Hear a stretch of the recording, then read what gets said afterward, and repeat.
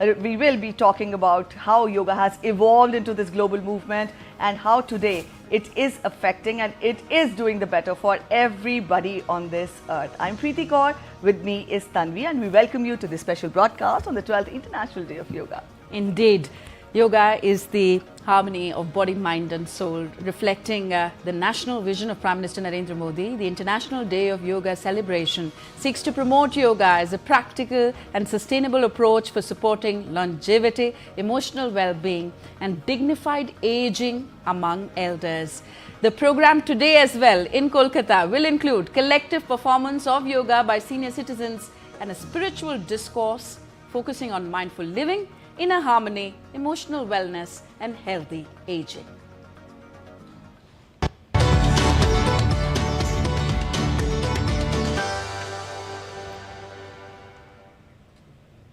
The 12th International Day of Yoga is being celebrated on Sunday, that is today, across the world with the global theme Yoga for Healthy Aging.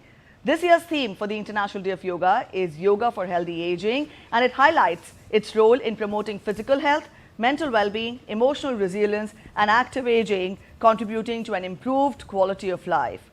Prime Minister Narendra Modi will lead the main national celebration of the International Day of Yoga in the city of joy, that is Kolkata in West Bengal. Around 10 lakh people are expected to participate in synchronized yoga sessions across Kolkata alone. Apart from Kolkata, more than 210 Indian missions abroad will organize Yoga Day celebrations at nearly 2,500 locations worldwide. This year's focus highlights the ancient practice's role in promoting longevity, active lifestyles, and overall physical and mental vitality across all generations. The theme is particularly relevant in an era of increasing life expectancy and growing emphasis on healthy, active, and dignified aging. Since its inception in 2015, when the United Nations General Assembly adopted India's proposal to observe June 21st as the International Day of Yoga, Prime Minister Modi has led the celebrations from various locations including New Delhi, Chandigarh, Lucknow, Mysuru, New York, Srinagar and Visakhapatnam.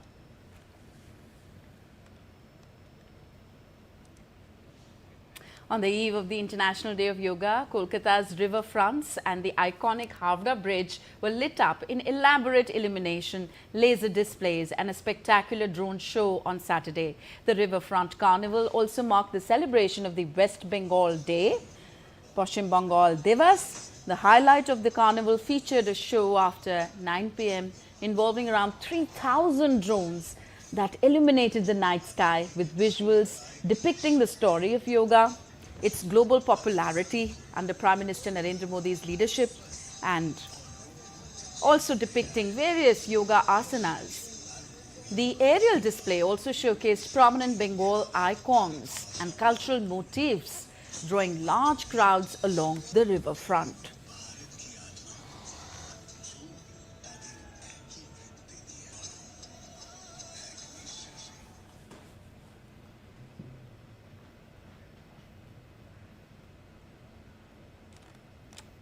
The 12th International Day of Yoga is being celebrated across the world with global theme Yoga for Healthy Aging. The history of yoga dates back thousands of years, originating in ancient India as a spiritual practice that is aimed to unite mind and body. Up next, we take you back and see how it evolved over the centuries. Tripti Tripathi files us this report.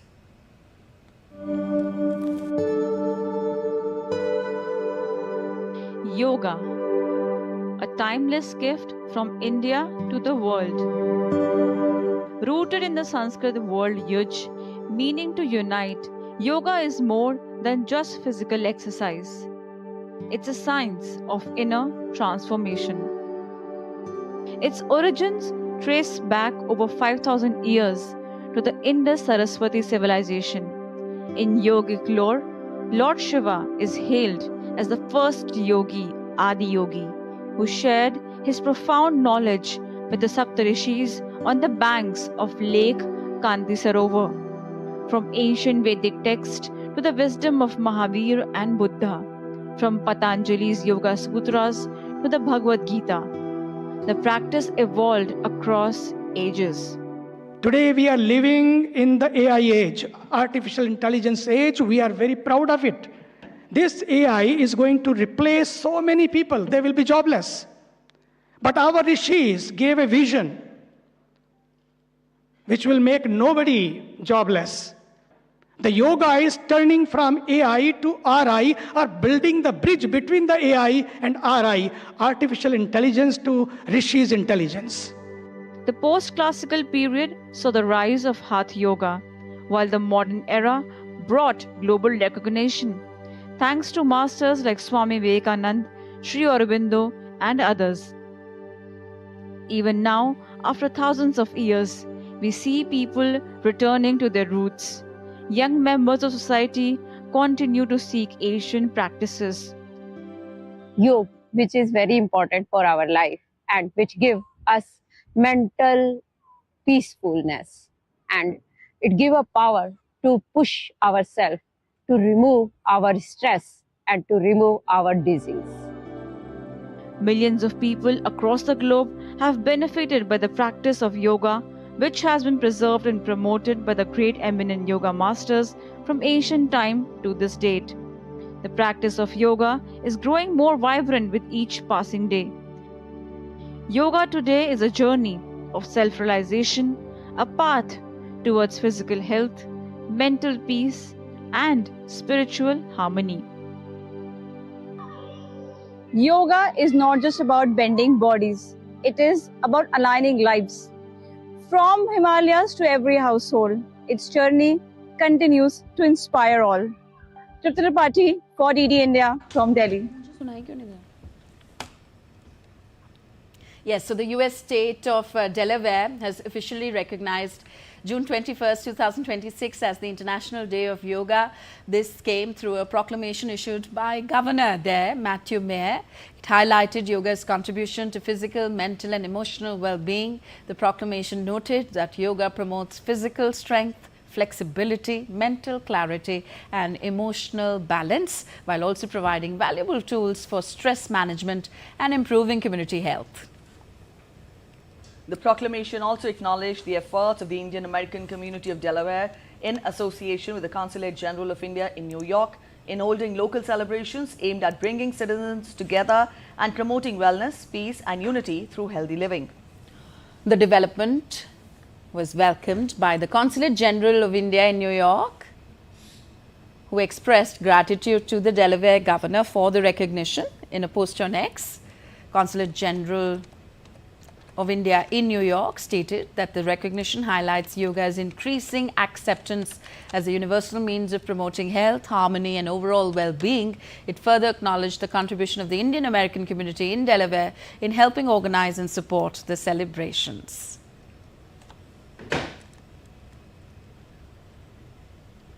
In Canada, yoga continues to gain recognition as a practice that promotes physical, mental and emotional well-being. Holistic fitness coach and yoga instructor Arshia Pailbhan is helping individuals embrace a more balanced lifestyle through movement, mindfulness and wellness. DD India's Tarun Pal Singh reports from Canada. 1, 2, 3, 4 and hold for 4, 3, 2, 1 and exhale that anxiety. 4, 3, 2, 1. From studios and community centers to outdoor gatherings, yoga has become an increasingly visible part of Canada's wellness landscape. Practitioners say its appeals lies in its ability to support not only physical fitness but also emotional and mental well-being. As conversations around stress, mindfulness and self-care continue to grow, many Canadians are turning to yoga as a way to find balance in their daily lives. Among those promoting this approach is Arshia, a performer, educator and wellness facilitator in Canada. After immigrating to Canada with her family at a young age, she says yoga became an important part of her personal journey and understanding of wellness. Today, through yoga, movement and holistic practices, she works to create spaces where people can reconnect with themselves through awareness and mindful living. So initially, my foundation was dance. Dance was a way for me to heal people, but also heal myself. And then I guess destiny and life just took me in the direction of wellness, where I got into fitness, and then fitness got into the wellness, spirituality, and then yoga just kind of came in my life. So it happened very organically, and destiny played its part, and I just followed the route of destiny. So it has been a very amazing way for me to learn more about myself, my roots, where I come from, about myself, the things that I need to work on. So it really bleeds into my entire life, more than just taking care of my body. Union. It's a union between yourself, a union between Shiv and Shakti, your masculine, feminine energy. I've learned that if you want to make a change in the world, that's not the first step. The first step is to make the change internally, and then you're going to notice the changes outside of you. We can't save Mother Earth because Mother Earth is trying to take care of us. So it's good to take care of your inner being first and nurture yourself first to be able to then, put yourself out there and be the best version of yourself for yourself and others. One more time, deep breath in, 4 counts. Experts says yoga's growing popularity reflects its universal value of mindfulness, self-awareness, and overall well-being. While rooted in India's ancient traditions, the practice continues to resonate with people across cultures and generations. For many, yoga serves as a bridge between physical health and emotional resilience, helping individuals navigating the demand of modern life. I think yoga is going far beyond where it came from. I mean, it's a global movement, right? So you see everybody from all cultures of life coming together and doing yoga. So when you see International Yoga Day, you don't just see Indians, you see people from different cultures. And I think that's a beauty, right? Like movement and yoga is bringing so many people together because we're all working towards coming back into our spiritual self and connecting back with our soul. So it just feels so good and you realize the world is so small. It's not as big as we think it is, and life just brings you back into unity with yourself and others. As yoga continues to expand its reach around the world, practitioners says its enduring relevance lies in its ability to adapt to modern lifestyles while preserving its core principles of balance, mindfulness, and inner well-being. For many Canadians, it remains a practice that supports both personal wellness and the deeper appreciation of one of India's most influential cultural traditions. From Canada, this is Tarun Paul Singh. And we are privileged to have two senior experts on yoga to talk about yoga and the International Day of Yoga. We have with us Atul Vyas, yoga scientist. We also have the pleasure to have with us Dr. Rajkumar Yadav, Professor of Physiology, All India Institute of Medical Sciences, AIMS. Welcome, gentlemen, to the studio. Well, let me come to you, Atulji, first.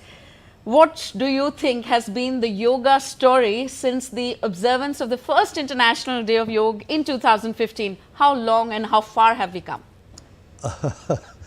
I think it's amazing progress and it's amazing, unbelievable spread of yoga, which was already undercurrent, was already there.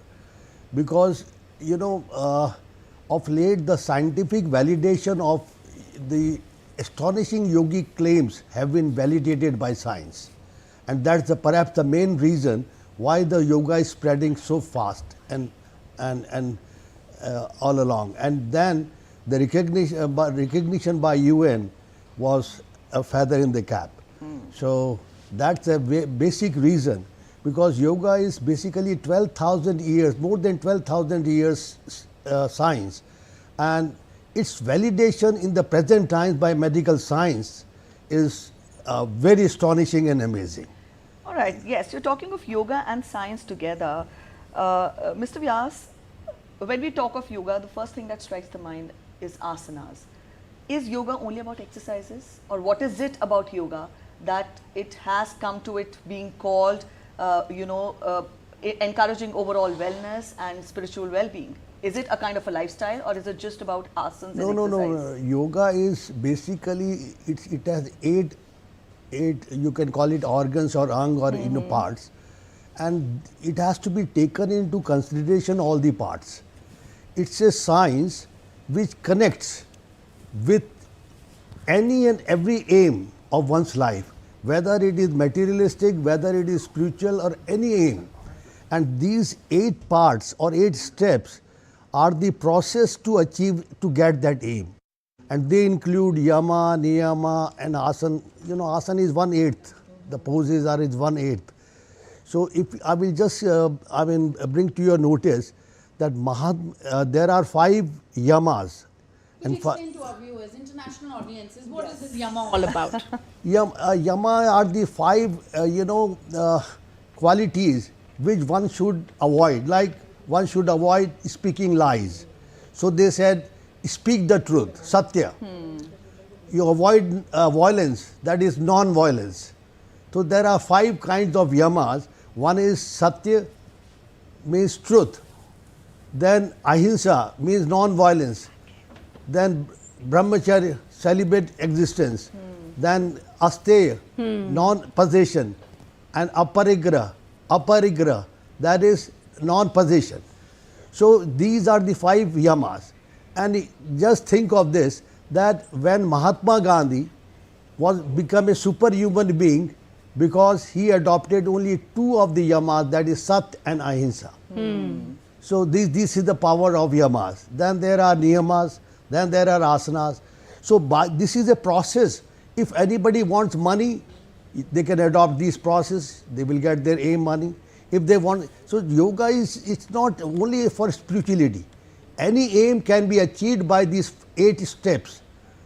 So that is why it is called a way of life. Yes. And it is called a wholesome lifestyle. Yes. Indeed. So let's go back to understand the history of yoga a little bit now, because today is the day to understand yoga, the science behind it as well. From Harappan meditating figures and Upashadanic roots to Patanjali's Yoga Sutras, Buddha's early training and modern yoga gurus who have globalized this practice as it stands today.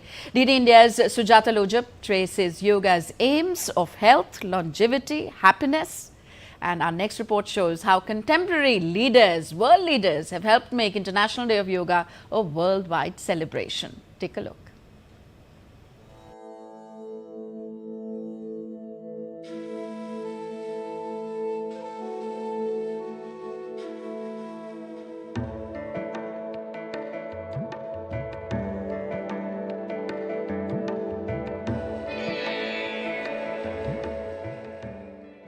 History of yoga is as old as human civilization, certainly much older than archaeological records.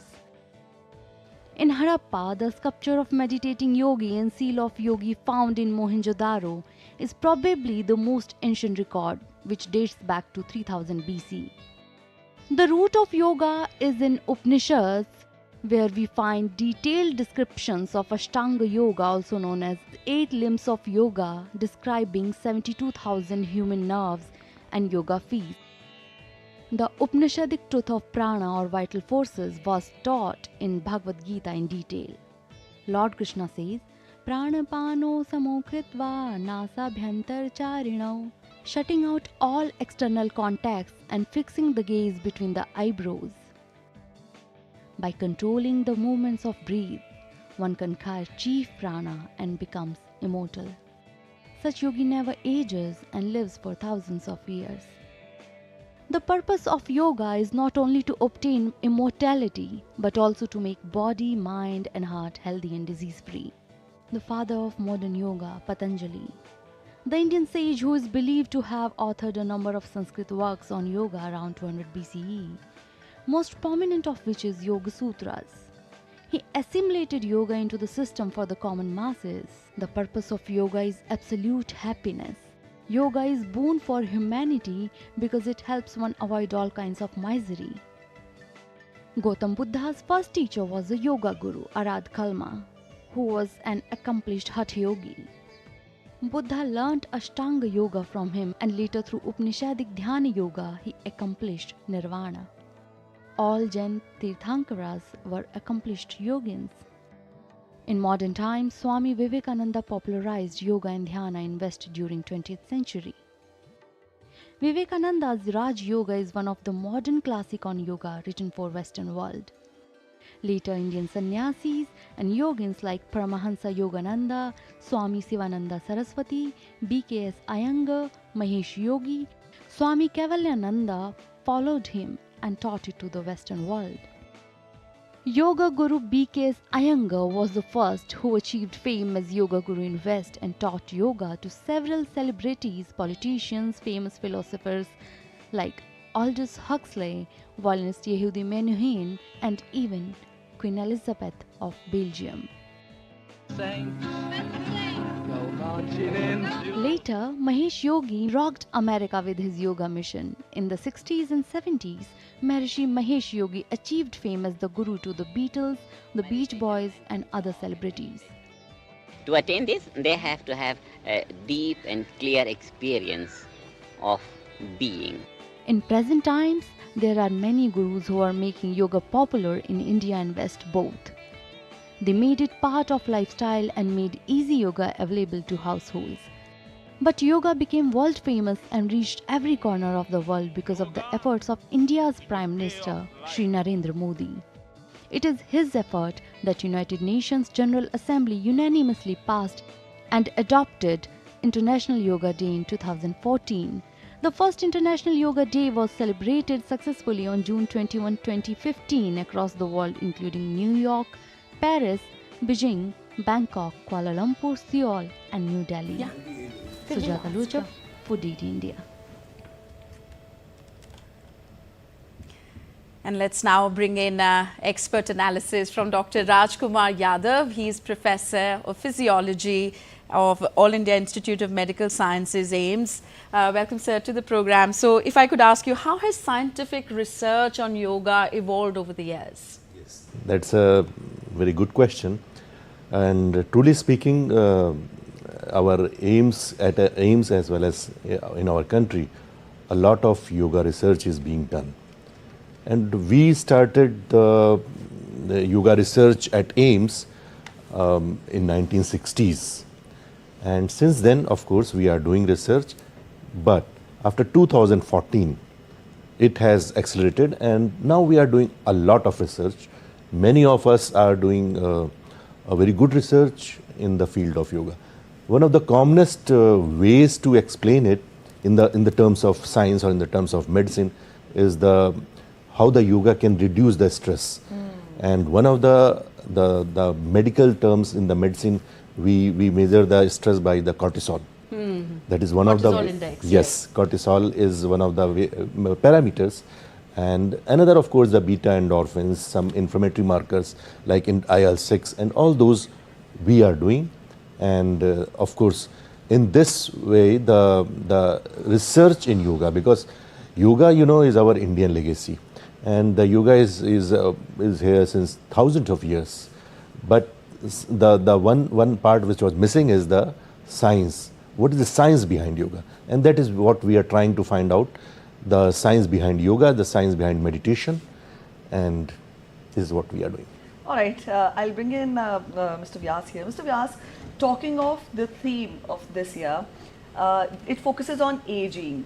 Yoga for healthy aging. Yoga for healthy aging. And when we talk of yoga for healthy aging, this is the theme this year. But then over the last decade, how have different themes touched upon yoga's principle, and how has it helped evolve yoga more? Because we've seen the different themes that have worked, that have been introduced in the past years, have been on climate, have been on yoga for all, bringing nations together, encouraging peace. So put all this together to this day when yoga is all about healthy aging. How has choosing the theme for each yoga day, how has it helped evolve yoga more? Yes, basically this year's theme is extremely wonderful, because it is not just the claim of yoga that it's not only healthy aging, but yoga has been proved to reverse the aging, slowing the biological clock. Yes. And this is the scientific fact which I am discussing with you. Scientifically speaking, there is on the tip of the chromosome, the genetic material which carries the genetic material in the human beings, there is a tip of the DNA is called telomere. And it was found, it was a question before the science that why cell dies, why cell becomes sick, why some cells live longer, why some cells live shorter. So to that answer, a research was done in 2009, and it won the Nobel Prize in that year, and that was about the telomere. It answered why cells die and why cells remain healthy. The reason was the telomere. With every division of the cell, this telomere was shortened, and the life of a cell was dependent on the length of the telomere, and that decided the biological clock of that cell. And we are made up of all the cells, I mean, we are a colony of one-celled organisms, So it was decided that this telomere decides a person, how long person will live, and how healthy he will be, and how sick he will be. This the health of the telomere was decided, and amazingly, it was also discovered by the science that why the health of telomere, what decides the health of a telomere, and they found out that there is an enzyme called telomerase, and this enzyme was responsible for the health of a telomere. And why the telomere health eroded, or telomere length eroded, was because of the chronic psychological stress, diet, and your lifestyle.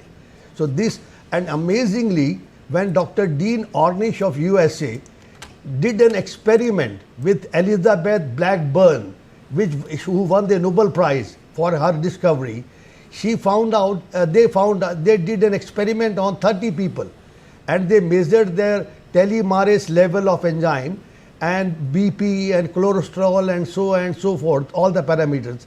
And this group, the control group was given 3 months yoga training, and after that again their parameters were measured, and astonishingly and decisively it was found out that the BP was lower, the cholesterol were lower, and other parameters which were health determining were lower, but the telomerase increased by 30%, and that decided that yoga not only can add to your years but also decides about the tissue viability, health, and vitality, and renewal, and longevity also. Indeed, that explains really well how scientific is the practice of yoga, and how it will actually, according to Mr. Vyas, reverse aging. So if you haven't been practicing yoga, well, that's the perfect reason to start it today. Yeah. Yes. So let's now give you the global yoga story as well. Yoga Day celebrations are being organized across nearly 2,500 locations worldwide, with participation from more than 210 Indian missions and posts, reaffirming yoga's status as a global movement for health, harmony, and collective well-being. In Saudi Arabia, in fact, we are getting you the global observance of the International Day of Yoga. The Embassy of India celebrated International Day of Yoga 2026 at the Lincoln Memorial, Washington, D.C., bringing together hundreds of people under the theme Yoga for Healthy Aging. A yoga session organized by the Consulate General of India in New York, Central Park, brought participants together to celebrate wellness and harmony ahead of the International Day of Yoga. Well, these are the initiatives undertaken by our missions, our embassies throughout the world in the run-up to the 12th International Day of Yoga.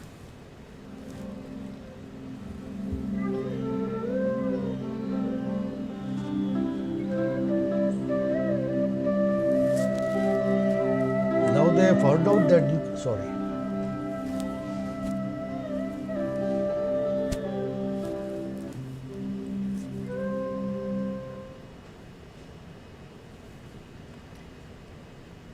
Consulate General of India, Toronto, marked the 12th International Day of Yoga with an enthusiastic gathering of government representatives, diplomatic corps, yoga practitioners, wellness organizations, community leaders, and friends of India against the historic backdrop of the Legislative Assembly of Ontario.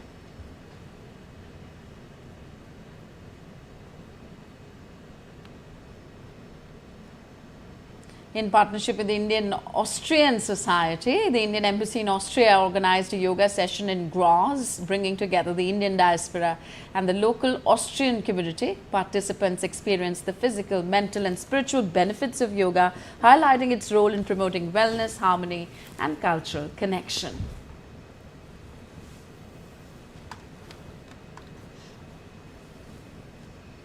The Consulate General of India celebrated International Day of Yoga amidst the scenic alpine backdrop of Alps, Barn, Osterfelder, Birchflex, Granau, bringing together yoga enthusiasts to promote mindfulness, wellness and harmony with nature. In Saudi Arabia, more than 500 participants gathered in the capital Riyadh on Saturday to celebrate the International Day of Yoga, highlighting the growing popularity of yoga in Saudi Arabia and its role in promoting health and well-being. The event, organized by the Embassy of India in Riyadh in collaboration with the Saudi Yoga Committee and local partners, was held at the Prince Faisal bin Fahd Olympic Complex.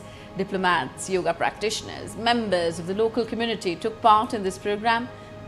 Addressing the gathering, India's ambassador to Saudi Arabia, Dr. Suhail Ejaz Khan, highlighted yoga's universal appeal and its positive impact on physical, mental and emotional well-being.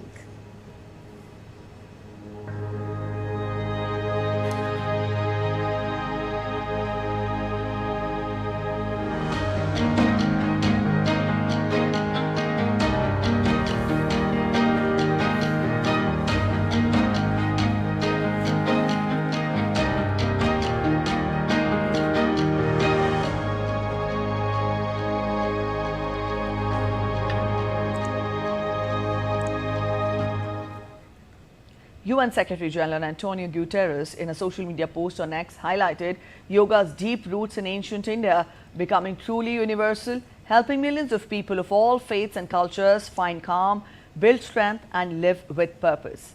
Guterres added that yoga teaches us mindfulness, respect and care for ourselves, for our planet and for one another. He also called everyone to extend that care to the older members of our human family and build a world where every generation can lead a healthy life on Yoga Day.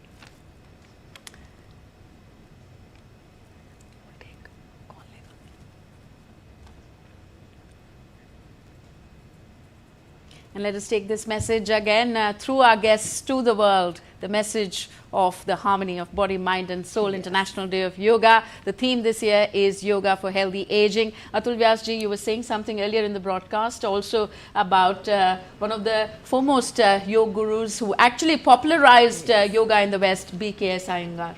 Yes. I had an opportunity. My mother was the first lady yoga guru of India, and she had made a point to send me to the top yoga gurus of the India at that time when I was a student. And in that process, I went to Mr. B.K.S. Iyengar, who knew my mother well, and he taught me, at that time. But in the last year of his life, just a year before his passing away, I had the opportunity to visit him and meet him and interview him on the tape. And in that tape, he revealed something very astonishing to me in front of so many people at that time. It is recorded on the tape that he told me that his lungs are only working 5%. 95% of his lungs are not working at all. They have been finished when he was 14 years old. And then he showed me pranayam. In that pranayam, I closed his nostril, I plugged his ears, I checked his mouth, and whatever I could do, I did it.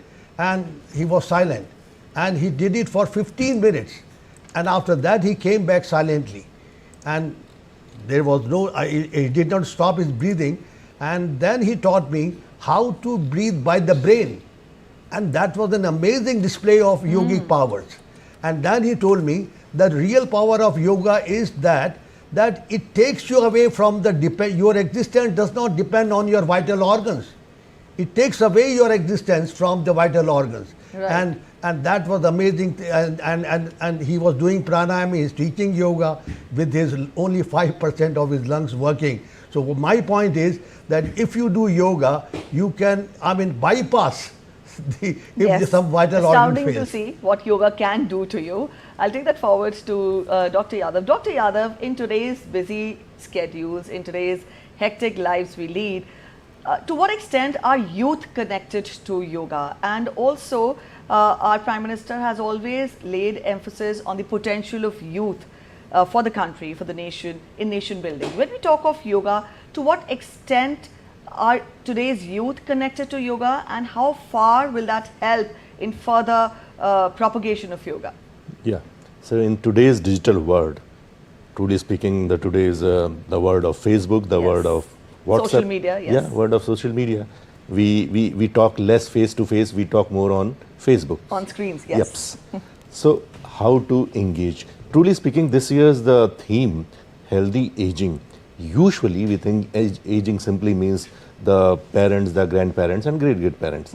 But the aging means healthy aging, which involves each and every person of the society, including the youths, including the kids.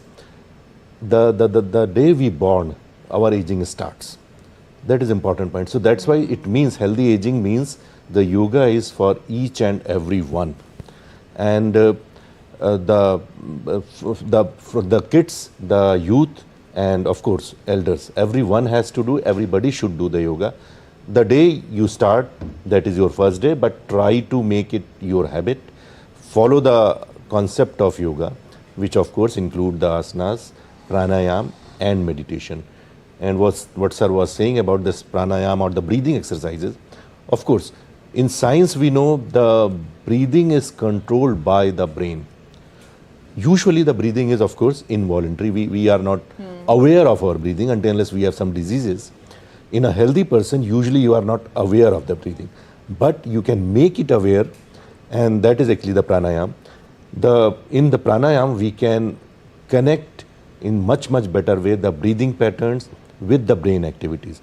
So it is the controlling of the mind, controlling of the body, and mindfulness, the healthy body, and that will ultimately leading to the healthy aging for each and everyone, including the youth. Yes. Dr. Yadav, you brought a very important point to the fore here, is to first be aware of the breathing and then of course control it and practice it, slow breathing, fast breathing, and then employ yourselves in different forms of pranayam. Let me just very quickly ask you, can just 15 to 20 minutes of practicing yoga make a difference to one's world? Yes, it can, but of course it is usually said that follow the whole process, which approximately takes 45 minutes to 60 minutes. But because as I said earlier, in today's digital world, we have very less time. Everybody says, I am busy, I am busy, I am busy. Okay, let's start with 5 minutes, with 10 minutes, with 15 minutes, and increase slowly. And probably we can let go of our phones for those 15, 20 minutes and then increase the intensity of yoga. All right, I'll bring in, before we get you more insights by our special guest, let's turn focus to more updates on the celebrations. The Consulate General of India in Munich successfully organized a unique and memorable celebration of the International Day of Yoga on 19th of June 2026 at the altitude of 2,962 meters in the Bavarian Alps. Here's the report. Take a look.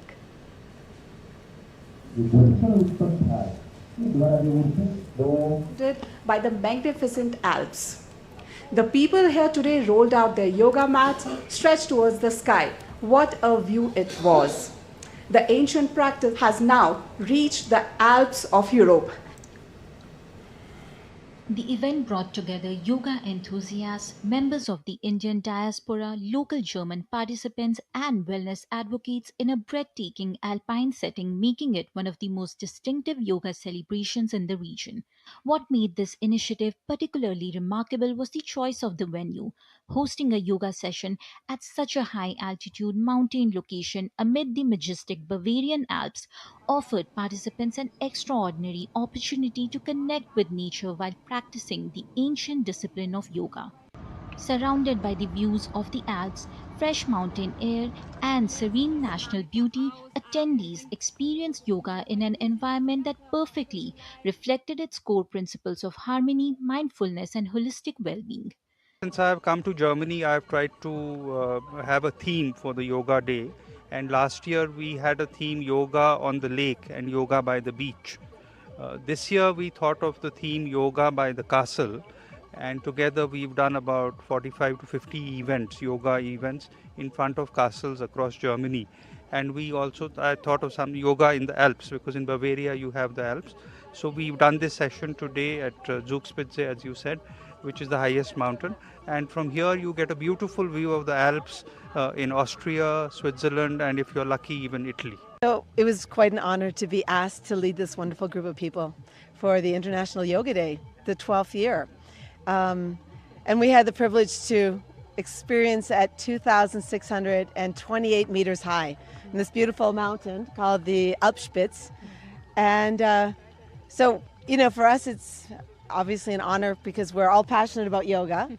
And to unite people, bringing people together, share our values, our like values of peace and harmony and connection. My daughter was one of the yoga teacher today. Oh, nice. And she invited my mother and me. So we are 3 generations here now. I know a few yoga teachers and well, because of my daughter, and so I follow them on Instagram, and so I'm making practice at home sometimes, but especially with my daughter in the fitness studio. The event was organized under the theme Yoga by the Castle. In the last 1 month, various yoga events have been organized across Germany in the castles to promote yoga with breathing exercises and meditation practices, demonstrating the universal appeal of yoga as a means of achieving balance in life. Standing here at the highest peak in Germany, I'm experiencing something unexpected. People from different nationalities, different cultures, and different walks of life have come together for yoga. This has again proven yoga has no boundaries and is spreading across the globe. This is Sonika Rana for DD India in Germany. From Europe, let's go to Oceania region now. Most people think of yoga as a way to stay fit. For Canberra educator and author Katie Durga, yoga has become a source of strength through one of her life's toughest challenges. A breast cancer survivor, Katie now uses the lessons she learned through yoga and meditation to support other women facing illness, recovery and change. DD India correspondent Nazia Alvi filed this report. Most people think of yoga as a way to stay fit. For Canberra educator and author Katie Durga, it became a source of strength through one of life's toughest challenges. A breast cancer survivor, Katie now uses the lessons she learned through yoga and meditation to support other women facing illness, recovery and change. In a Canberra studio, Katie Durga guides students through yoga and mindfulness, but her journey stretches far beyond the classrooms. For more than 2 decades, she has studied yoga philosophy, meditation, and the spiritual traditions of India. The teachings resonated so deeply that Katie Walsh eventually became Katie Durga, taking inspiration from the Hindu goddess Durga.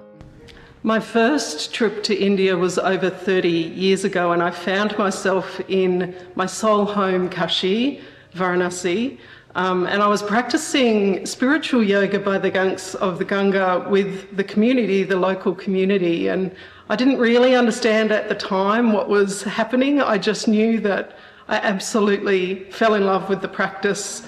That journey eventually led her into a different kind of challenge. When Katie was diagnosed with breast cancer, the philosophy she had spent years studying became something she relied on every day. Yoga and meditation helped her navigate treatment, uncertainty, and recovery. I was diagnosed with breast cancer in 2020 during the COVID period, and I was lucky that I had been immersed in yoga history and philosophy before this happened. So very quickly I was able to really call on that yogic wisdom that I'd been immersed in to help support me on what was the most difficult period of my life. The experience inspired her book, Soul Radiance, Walking the Path of Breast Cancer with Yoga and Meditation.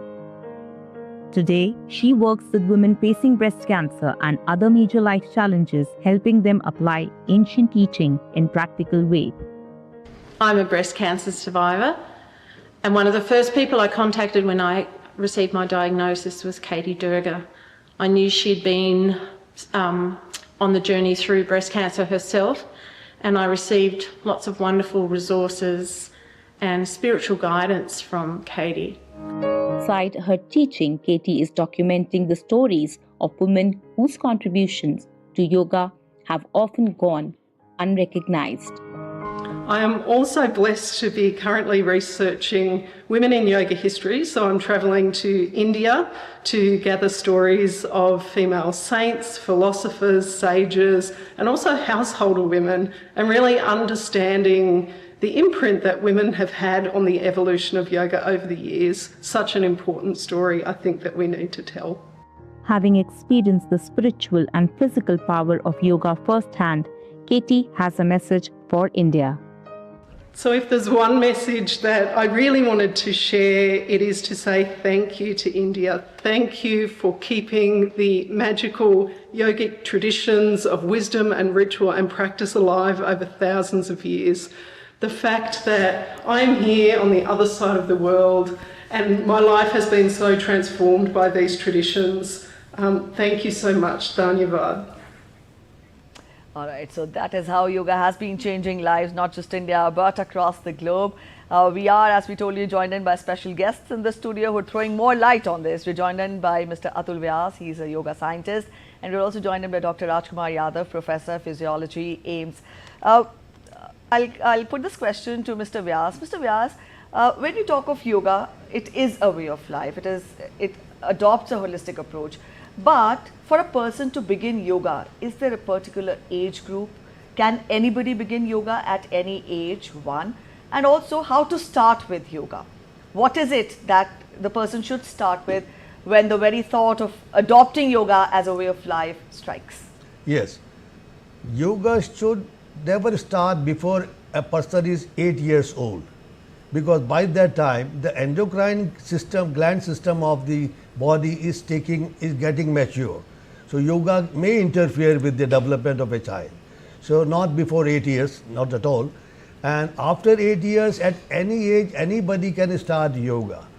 And there are any asana this is a wrong classification. This is a beginner's asana. This is a middle asana. No. There is no such classification exists in the traditional yoga. Any yoga asana, even the simplest asana, could have the maximum benefits to the body. This is, and I can explain it scientifically as what happens in the body. And a most complicated yoga pose could be just for may have an acrobatic value, nothing more than that. So any age, anybody can start yoga, and yoga is not only bending your body, and there is no fixed limit for yoga. You can start within your limits and try to push little bit more than your limits. There is no such fixed. So it is not like that yoga is only for flexible people. Oh, no. If that was so true, then the gymnasts would have been the best yoga teachers in the world. Indeed. So on your screens, you are seeing some water yoga there, participants practicing a range of yoga asanas deep inside water. Yes. Okay, let me go to Dr. Raj now. Dr. Raj, how well do you think we have integrated yoga in our public healthcare systems? Yes. We have integrated this yoga in the public system, and very important role which is being performed by our Ayush Ministry and Morarji Desai Institute of Yoga, because the yoga is our Indian legacy. So there are many schools of yoga in India, in our country, and of course across the globe. So to make something standardized, one of the very good ways what Ministry of Ayush and the Morarji Desai Institute has done, they have created one important concept or one important set of asanas that is known as CYP, Common Yoga Program. Yes. And this is, I think, one of the very good approaches to make yoga standardized, because usually it is said, okay, how you will compare the school of yoga A, school of yoga B, what they are telling and what they are telling, not telling. So how you can compare? Because in science, we always want to compare. For example, drug A is being compared with drug B. So there should be something standardization. So this is one of the best approaches or best initiative, this CYP. And Dr. Vyas, would you like to add to this CYP Common Yoga Protocol? As I know, it is a 45-minute exercise, a combination of few asanas. Would you like to correct me if I'm wrong? It depends. You know, I mean, this is Common Yoga Protocol. Yoga is very subjective science, and it was never taught to the masses. Number one, the first person to teach to the masses was Yajnavalkya Rishi. First time he taught to the, he was a powerful saint, so he could do it. But it's a very subjective science. Every individual is different. Your mental constitution, your emotional constitution, your Ayurvedic constitution is different. Some people may be Pitta, some people may be Kapha dominant. And suppose if you, I mean, in yoga asanas, some asanas increase Pitta, fire in the body. Some asanas diffuse fire in the body. So teaching a yogic protocol could be dangerous, to be honest, because you know, if you are a Pitta person and I teach something which increases fire in the body, then you get sick, you get hurt. There was an article in the New York Times that yoga can wreck your body, very damaging article against India and yoga. And then perhaps government of India invited a team of US journalists to mandate, and I was the one who conducted a session in Agra, and there I asked the government that we should hold a question answer session for 1 hour. They said they are American journalists, they will fire you. I said, let's see, the damage is already done. And then I explained to them that if yoga hurts, it is because they don't know the real subjective power of an individual. Yes, the composition, Ayurvedic composition. So if you could, sir, elaborate, how do I know that I am Vata dominant, Kapha dominant, Pitta dominant? You can get it checked up from any Ayurveda doctor. And there are many signs that suppose if you are, aggressive by nature, very short-tempered, you are Pitta dominant. If you are very lazy, easygoing, you are fat, little bulky, you are Kapha dominant. If you are a very thin and active and tall, you are Vata dominant. Right. Restless.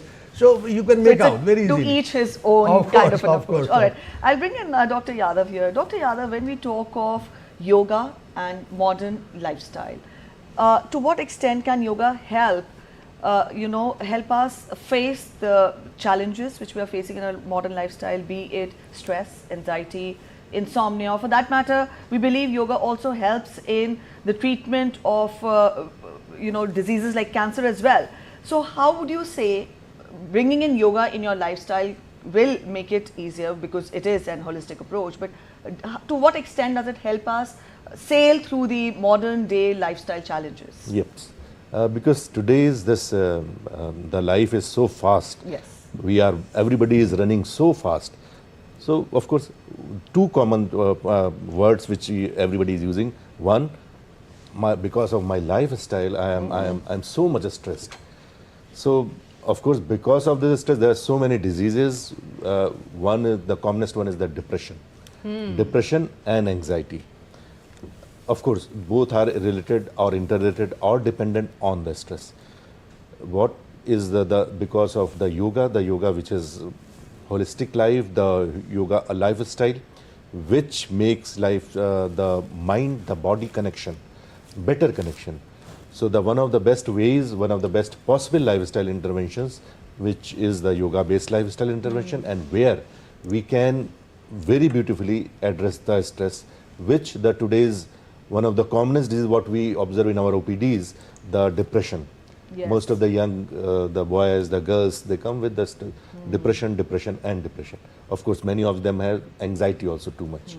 So these are the diseases which, because of this today's this digital era life, we are facing. So one of the best ways, one of the simplest ways to deal with those is the yoga-based lifestyle intervention. Right. And the important core theme here is also to go within to be able to understand ourselves, our personalities better. And we are just now standing by a few minutes away from the main ceremony that will be happening in Kolkata in a few moments from now, where Prime Minister Narendra Modi will lead the 12th International Yoga Day celebrations from the City of Joy. International sand artist Manas Kumar Sahu created a sand animation on the occasion of the International Yoga Day. It depicts Prime Minister Narendra Modi practicing yoga. Well, this artwork of his took approximately 30 minutes to complete and highlights this year's International Yoga Day theme, Yoga for Healthy Aging.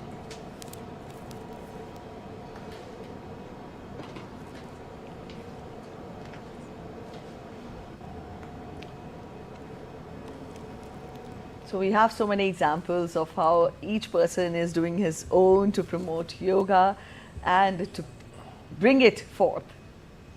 Bring the message. Bring the message forth, yes. Yes, and do you think, to both of you gentlemen, do you think the cultural ambassadors of the International Day of Yoga are actually every practitioner who goes in the morning in the park to practice yoga? Of course, of course. I mean, yoga is not something very specialized. Anybody doing yoga, I mean, enjoying the benefit is a great ambassador, in my opinion. Yes, because the message yes. can be only passed by somebody who has actually witnessed and experienced It's about the charm of yoga. Yes, yes. And also, when we're talking of the charm of yoga and propagating yoga, then a lot has to be also said the way, you know, yoga has been taken forward to the world. Through the UN. It was the Prime Minister's call at the UN to observe yoga as an international day, which was in fact adopted. Mr. Vyas, to what extent has this helped in further evolution of yoga, for that matter, further popularization of yoga to this day when the entire world is united by yoga as a holistic way of living? Of course. Now I will add one more thing to this, that if I want to show the power of yoga, look, we have got three very charismatic Prime Ministers of India, to be honest. One was Jawaharlal Nehru, the second was Indira Gandhi, and third is Narendra Modi ji. Yes. What is common between all the three? That they were all practicing yoga. So yoga is very, very important for your charisma. That is now established, and for your popularity. Trust me, if you a politician who does yoga daily will become very charismatic and very popular, without effort.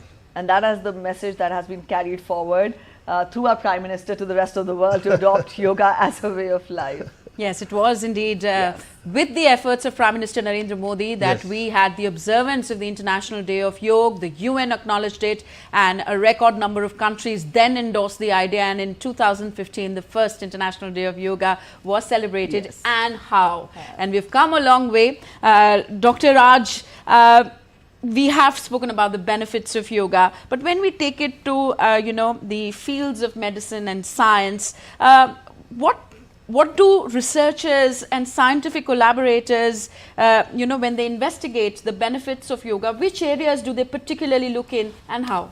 Yes. You know, in today's world, one of the commonest diseases is the type 2 diabetes. Simply we say diabetes.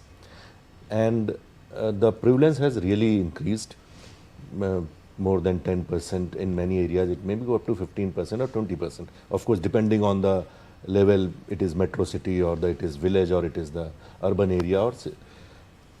And in general, what we have understood, that type 2 diabetes, the commonest symptom is of course increased blood sugar level. If we can change our lifestyle, and this we have shown in many of our studies, many of our research studies, that the yoga-based lifestyle intervention can modify the blood sugar level, the blood pressure level, and type 2 diabetes can be controlled up to certain extent by this yoga-based lifestyle intervention. Of course, if anyone has diabetes, he or she should contact the experts, the endocrinologist or simply any doctor, and try to follow the medical advices with the yoga-based lifestyle intervention. Mr. Yadav, when we talk of yogasanas, very quickly for the benefit of your viewers, I would want you to enumerate for us the asanas which can be adopted in our basic day-to-day lives for us to, again, bear the pressures of the life and the everyday challenges. What is it that if a person wants to start with? Yoga has enumerated close to 84,000 asanas, that comes down to 84. Shortlist for us very prominent asanas which a person can start with in our busy day-to-day lives to get the benefits. Yes, traditionally yoga simply means the yogasanas, pranayam and meditation. So we'll interrupt you here. Yes. Kolkata, where Prime Minister is leading the celebrations. Yoga for Healthy Aging beautifully reflects the Honourable Prime Minister's larger vision of building the healthier, stronger and more resilient India. His own life reflects the discipline, commitment and self-mastery that yoga represents. In many ways, ladies and gentlemen, he personifies the spirit of a true karma yogi, one who inspires through action, discipline and unwavering service to the nation. It is our privilege on behalf of all Kolkatans to welcome the arrival of our Yashasvi Pradhan Mantri, the Honourable Shri Narendra Modi ji. Along with him, we are deeply honoured and we welcome them. We are very honoured by the presence of Shri R.N. Ravi ji, Honourable Governor of West Bengal, Shri Shubhendu Adhikari ji, Honourable Chief Minister of West Bengal, Shri Pratap Rao Jadhav ji, Honourable Minister of State, Independent Charge, Ministry of Ayush, Government of India. Amader Manoniyo প্রধানমন্ত্রী নিজের জীবনশৈলীতেই সেই শৃঙ্খলা, নিষ্ঠা ও সংযমের প্রতিফলন, যার প্রতীক হলো যোগ ব্যায়াম। স্বাস্থ্যকর, শক্তিশালী ও আয়ুষ্মান ভারত গড়ে তোলার ক্ষেত্রে মাননীয় প্রধানমন্ত্রীর সুদূর প্রসারী দৃষ্টিভঙ্গিকে যা চমৎকারভাবে প্রতিফলিত করে।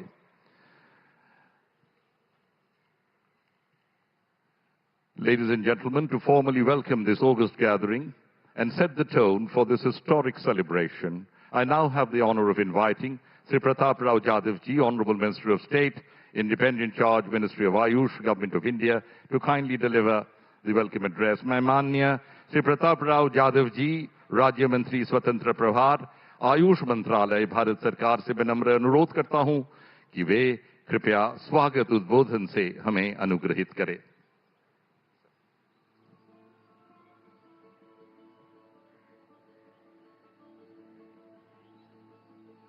आज अंतर्राष्ट्रीय योग दिवस के इस गौरवशाली पर्व पर मंच को सुशोभित कर रहे विश्व के सबसे लोकप्रिय राजनेता, जिन्होंने योग को पूरे विश्व में लोकप्रिय बनाया, ऐसे हमारे परम आदरणीय प्रधानमंत्री श्री नरेंद्र मोदी जी, पश्चिम बंगाल के महामहिम राज्यपाल श्री आर.एन. रवि जी, पश्चिम बंगाल के ओजस्वी एवं लोकप्रिय मुख्यमंत्री श्री शुभेंदु अधिकारी जी, आदरणीय सम्मानित अतिथिगण, उपस्थित गणमान्य जन, योग प्रेमियों, मीडिया के मित्रों एवं लाइव टेलीकास्ट के द्वारा हमारे साथ पूरे दुनिया से जुड़े हुए करोड़ों देवियों और सज्जनों, आप सभी को मेरा नमस्कार। आप सभी को 12वें अंतर्राष्ट्रीय योग दिवस की बहुत बहुत हार्दिक शुभकामनाएं। हमारे आदरणीय प्रधानमंत्री श्री नरेंद्र मोदी जी ने 2014 में संयुक्त राष्ट्र महासभा में प्रस्ताव पारित करवाकर अंतर्राष्ट्रीय योग दिवस मनाने का जो अभूतपूर्व कार्य शुरू किया, वह अब 180 से अधिक देशों में मनाए जाने वाला एक वैश्विक स्वास्थ्य जन आंदोलन बन गया है। इस वर्ष के अंतर्राष्ट्रीय योग दिवस के संस्करण की थीम योग फॉर हेल्दी एजिंग है, जिसमें हमने योग 365 जैसा एक अनोखा अभियान शुरू किया है, जिसमें नागरिकों के लिए योग केवल एक दिन का उत्सव न रहकर योग को पूरे वर्ष अपने दिनचर्या का हिस्सा बनाने को प्रेरित करता है। इस वर्ष के योग दिवस के सेलिब्रेशन के लिए आयुष मंत्रालय ने काफी नए इनिशिएटिव लिए हैं, जिसमें हमने YouTube पर योग लाइव स्ट्रीम करके सबसे अधिक लोगों की सहभागिता का Guinness book of world record हासिल किया। हवाई यात्रा में योग के लिए एक नया प्रोटोकॉल विकसित किया गया। 13 जून से 20 जून तक मां गंगा के तट पर गंगोत्री से गंगा सागर तक 8 अलग अलग घाटों पर योगाभ्यास करके योग श्रृंखला का आयोजन किया गया। कोलकाता में दौड़ से ध्यान का कार्यक्रम आयोजित किया गया और कोलकाता में ही ड्रोन और लाइट शो का भी भव्य आयोजन किया गया। आज बहुत समय के बाद बंगाल की इस धरती से योग की गूंज पूरे विश्व भर में सुनाई दे रही है। आदरणीय प्रधानमंत्री जी के मार्गदर्शन में हमारा आयुष मंत्रालय भारत की प्राचीन विरासत वाली पारंपरिक चिकित्सा पद्धतियों का विस्तार करने के लिए कटिबद्ध है। इसके लिए इस वर्ष के केंद्रीय बजट में आयुष मंत्रालय को लेकर कई महत्वपूर्ण घोषणाएं की है, जिसमें 3 नए अखिल भारतीय आयुर्वेद संस्थानों की घोषणा भी शामिल है, जिसके लिए मैं आदरणीय प्रधानमंत्री जी का हृदय से आभार प्रकट करता हूं। मैं विशेष रूप से पश्चिम बंगाल के लोकप्रिय मुख्यमंत्री जी को धन्यवाद देना चाहूंगा कि जिन्होंने इस वर्ष के योग दिवस के अभूतपूर्व आयोजन के लिए अपने नेतृत्व में प्रशासन के साथ अपना पूरा योगदान दिया। अंत में मैं यह विश्वास व्यक्त करता हूं कि माननीय प्रधानमंत्री जी के ओजस्वी व्यक्तित्व और उनके गतिशील नेतृत्व में योग और आयुष की पताका पूरी दुनिया में लहराएगा तथा भारत को विश्व गुरु बनाने में योग और आयुष की महत्वपूर्ण भूमिका भी सिद्ध हो सकेंगी। आप सभी को बहुत बहुत धन्यवाद, आपका बहुत बहुत आभार, बहुत बहुत बधाई। वंदे मातरम, जय हिंद, वंदे योग।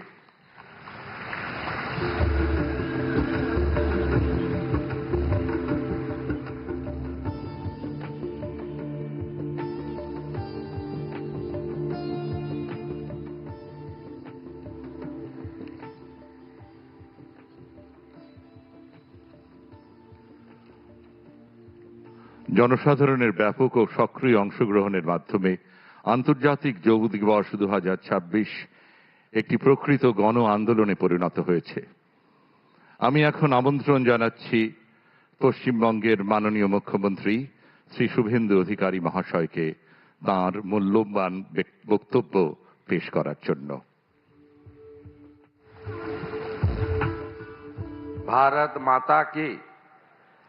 भारत माता की वंदे। সমবেত সুনাগরিক ভদ্রমণ্ডলী, আমাদের মধ্যে উপবিষ্ট হয়েছেন বিশ্বের সবচেয়ে জনপ্রিয় নেতা, ভারতবর্ষের যশস্বী প্রধানমন্ত্রী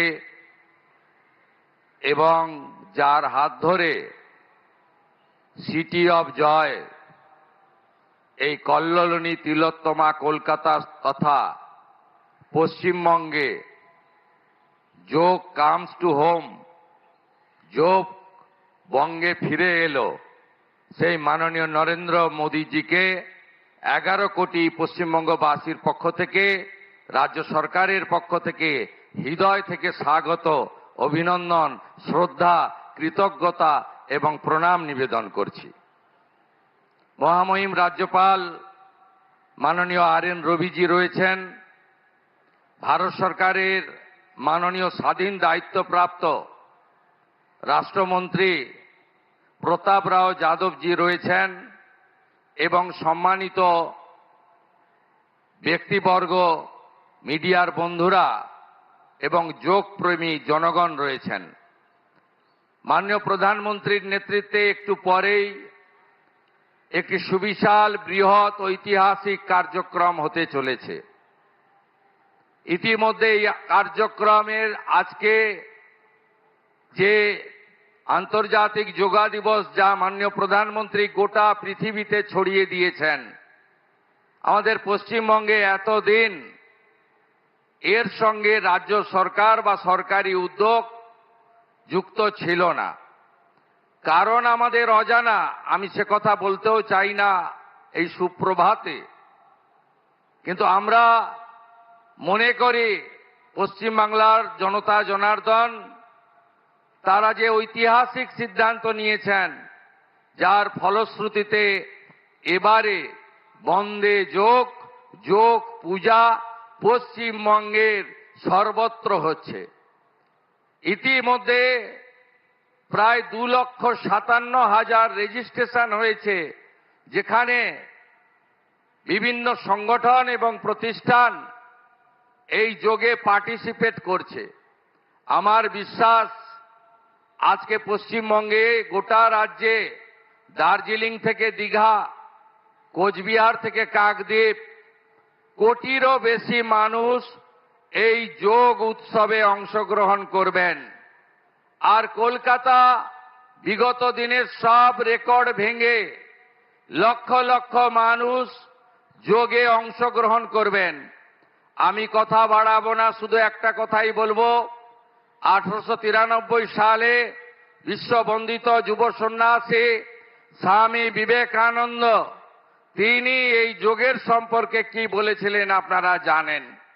যোগই একমাত্র মুক্তির উপায়, যোগই আনন্দ, যোগই প্রেম এবং যোগের মধ্য দিয়ে মন এবং শরীরের বিকাশ তিনি অনেক আগে বলে গেছেন।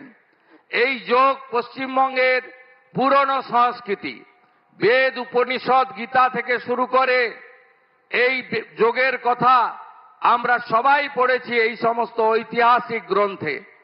1920 সালে যোগানন্দ পরমহংসের হাত ধরে এখানে যোগের প্রতিষ্ঠান গড়ে ওঠে। তার ভাই বিষ্ণুচরণ ঘোষ 1923 সালে এখানে যোগ প্রতিষ্ঠান গড়ে তুলেছিলেন। আমি আর কথা বাড়াবো না, এই ইতিহাস আমরা জানি। আমি শুধু প্রণাম আর কৃতজ্ঞতা জানাবো বাংলার গণদেবতা জনতা জনার্দনকে, আর ধন্যবাদ জানাবো মাননীয় প্রধানমন্ত্রীকে, যিনি পশ্চিম বাংলায় এই হারিয়ে যাওয়া, ভুলিয়ে দেওয়া যোগকে 2026-এ আন্তর্জাতিক যোগ দিবস 12তমতে আমাদের মধ্যে ফিরিয়ে দিলেন। ধন্যবাদ প্রধানমন্ত্রী, ধন্যবাদ প্রধানমন্ত্রী। শত কোটি প্রণাম জানিয়ে আমার কথা শেষ করলাম। ভারত মাতা কি।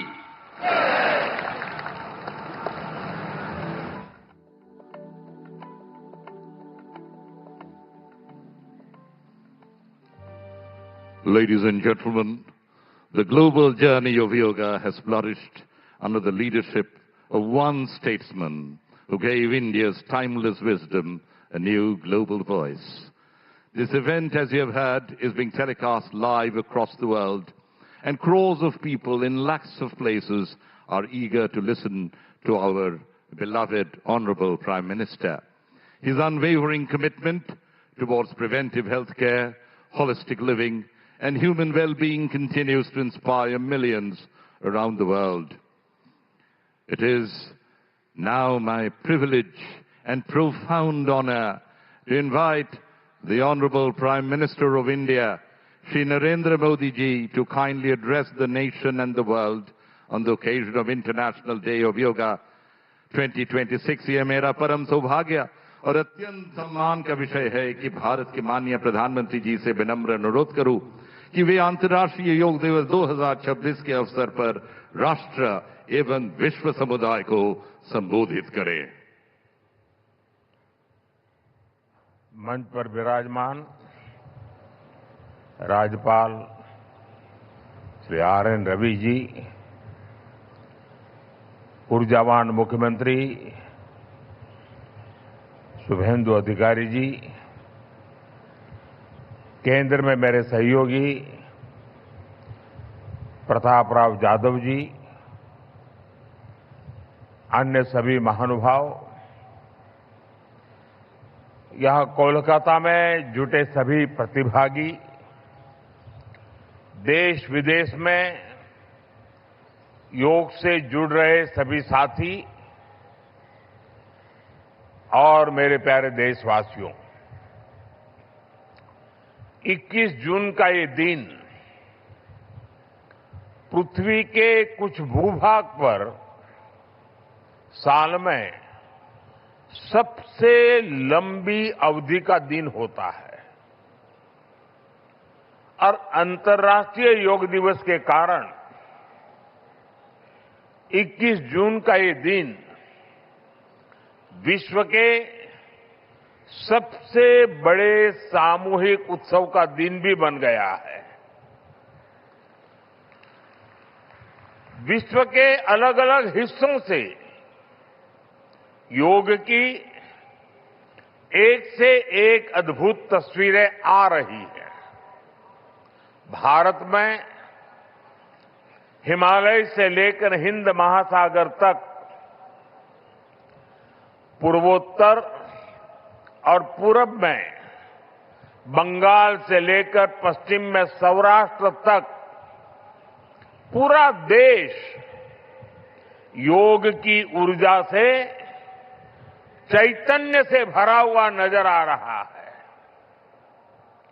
पूरा देश, पूरा विश्व एक दूसरे से जुड़ा हुआ नजर आ रहा है और यही तो योग की ताकत है। योग सबको जोड़ता है, योग सबको साथ लाता है। मैं इस अवसर पर पूरे विश्व को, संपूर्ण मानव समुदाय को अंतर्राष्ट्रीय योग दिवस की बहुत बहुत शुभकामनाएं देता हूं। साथियों, आज योग दिवस पर मैं खास करके पूरे बंगाल में, कोलकाता में यहां बने स्वच्छता के योग के लिए भी कोलकाता वासियों की सराहना करूंगा। ये अद्भुत पहल है, स्वच्छता से स्वागत। स्वच्छता से स्वागत पहल के लिए जिस तरह यहां लगातार श्रम किया गया है, नागरिक कर्तव्य निभाया गया है, वो सभी देशवासियों के लिए आज एक बहुत बड़ी प्रेरणा बन गया है। साथियों, योग दिवस के अवसर पर आज बंगाल में होना बहुत ही विशेष है। बंगाल की ये पवित्र भूमि, जहां भगवान रामकृष्ण परमहंस जैसे सिद्ध संतों ने अवतार लिया, जहां से निकलकर स्वामी विवेकानंद ने पूरे विश्व को योग से परिचय कराया, जहां महर्षि अरविंद जैसे महान योगी ने जन्म लिया, लाहिड़ी महाशय जैसे महान योगियों ने जहां योग परंपरा को नई ऊंचाइयों तक पहुंचाया, आज उसी धरती पर सामूहिक योग का अनुभव एक अलग आध्यात्मिक अनुभूति दे रहा है। इसी बंगाल की धरती पर जन्मे गुरुदेव रविन्द्रनाथ ठाकुर का मानना था कि मनुष्य की पहचान अलग अलग रहने में नहीं, बल्कि अपने आसपास की दुनिया से जुड़ने में है। यही जुड़ाव योग का मूल भाव है। महर्षि अरविंद भी कहते थे, हमारा पूरा जीवन योग है, चाहे हमें इसका बोध हो या न हो। योग जब स्वभाव में आता है तो वो मानवीय एकता का आधार बन जाता है। साथियों, योग केवल शारीरिक श्रम का साधन नहीं है। योग किसी एक आयु वर्ग के लिए सीमित भी नहीं है। भारत में हम जानते हैं और देखते आए हैं, योग मानव के जीवन का चेतना के साथ, ऊर्जा के साथ एक प्रकाश भी है। इसलिए इस वर्ष अंतर्राष्ट्रीय योग दिवस की थीम रखी गई है, योगा फॉर हेल्दी एजिंग। उम्र बढ़ने पर भी हम स्वस्थ रह सकते हैं, हम ऊर्जावान और सक्रिय रह सकते हैं। योग हमें इसके लिए मार्ग दिखाता है। Friends, when we speak of yoga for healthy aging, it means that we can work to ensure that age does not reduce human potential. Yoga can help human life to aspire for constant growth. Our target must be to be more flexible at 40 than we were at 20. Our target must be to be more energetic at 50 than we were at 30. Our target must be to be more resistant to lifestyle disease at 70 than we were at 50. This is where yoga can help us. It helps us tune our bodies to be flexible. It keeps our energy level high. It also helps us maintain a calm, stress-free life and help to keep lifestyle disease away. Moreover, with regular practice, yoga teaches us to remain lifelong learners of our own bodies and minds. The more we know about ourselves, the better we can manage ourselves.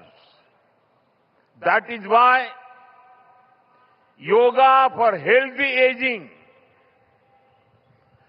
this theme must be seen as one for people of all ages, not just for the elderly. साथियों, गीता में भगवान कृष्ण ने योग के विषय में कहा है, युक्त आहार विहारस्य युक्त चेष्टस्य कर्मसु युक्त स्वप्न अवबोधस्य योगो भवति दुःखः। अर्थात संतुलित आहार विहार से,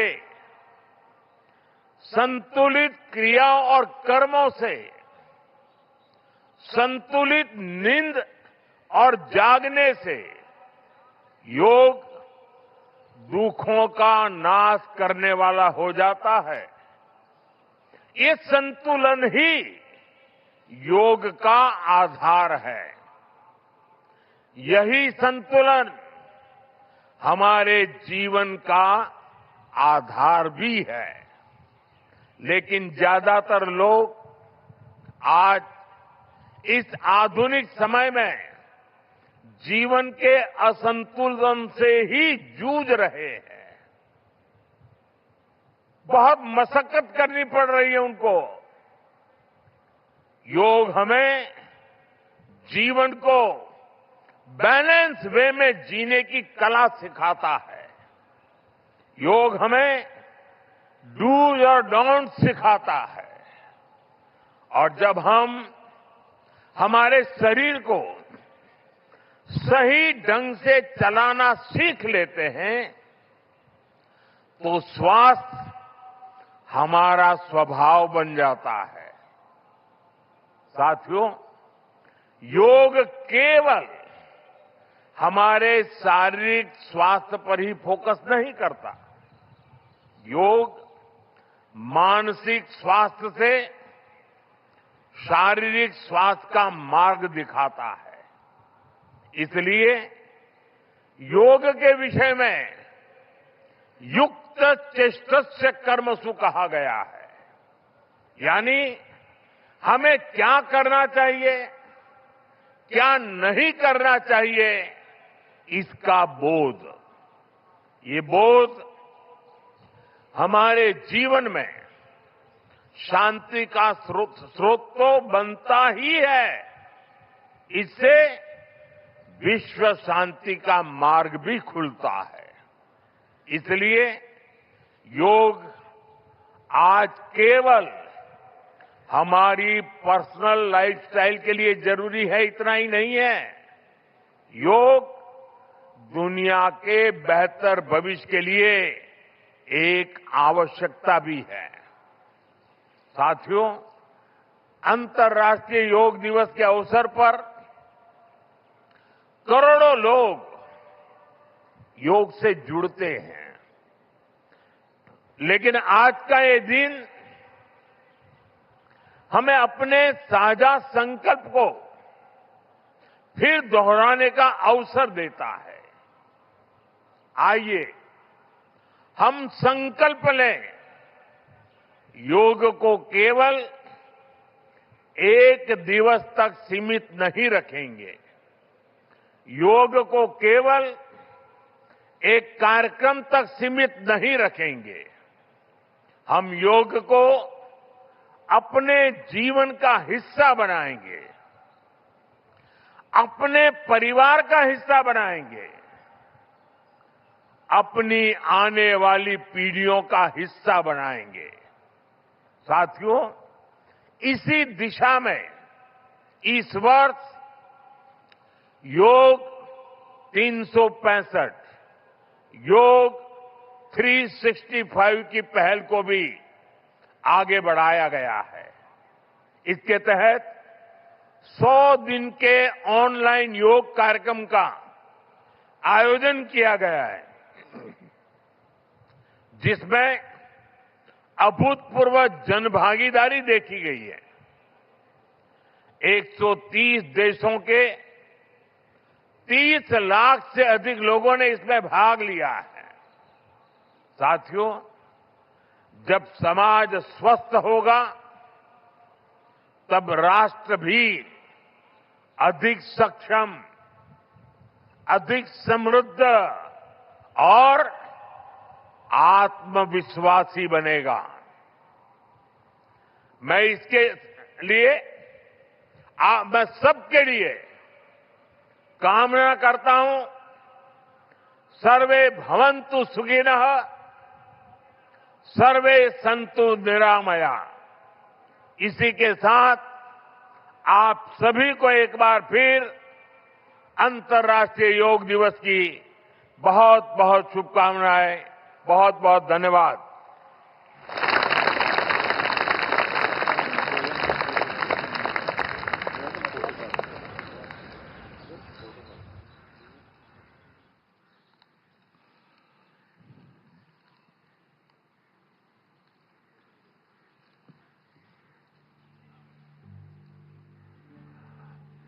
Thank you very much, Honorable Chief Prime Minister of India, Shri Narendra Modi ji. We are now arrived at that part where we will be having the yoga protocols. अनुरोध है इंस्ट्रक्टर जो है अभी योग का कार्यक्रम शुरुआत करे। ओम स्वस्ति प्रजाभ्यो परिपालयन्तं न्यायेन मार्गेण महिं महिषा गो ब्रह्मणभ्यं शुभमस्तु नित्यं लोका समस्ता सुखिनो भवन्तु लोका समस्ता सुखिनो भवन्तु लोका समस्ता सुखिनो भवन्तु। आप सभी को अंतर्राष्ट्रीय दिवस का 12वें संस्करण का शुभकामनाएं और बधाइयां। দ্বাদশতম আন্তর্জাতিক যোগা দিবসের আয়োজনে আপনাদের সবাইকে শুভেচ্ছা এবং অভিনন্দন। कोलकाता के सुंदर नगरी में आप सबका स्वागत है और अभिनंदन है। কলকাতার এই সুন্দর শহরে আপনাদের সকলকে উষ্ণ স্বাগত এবং শুভেচ্ছা।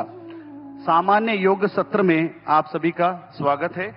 যোগাসনের এই অধিবেশনে আপনাদের সবাইকে উষ্ণ স্বাগত।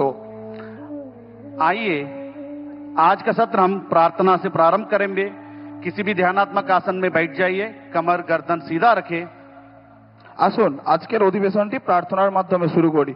যে কোনো ধ্যানাত্মক আসন में বসে যান। दोनों हाथों को मिलाकर नमस्कार मुद्रा धारण कीजिए। দুটো হাতের তালু নমস্কার মুদ্রায় নিয়ে আসুন। कोमलता से दोनों आंखों को बंद कीजिए। আলতো করে দুটো চোখ বন্ধ করুন। अब हम एक स्वर में ओमकार का उच्चारण 3 बार करेंगे। उसके पश्चात प्रार्थना का प्रारंभ करेंगे। এবার আমরা সমস্বরে 3 বার ওমকারের উচ্চারণ করব এবং তারপরে প্রার্থনা শুরু করব।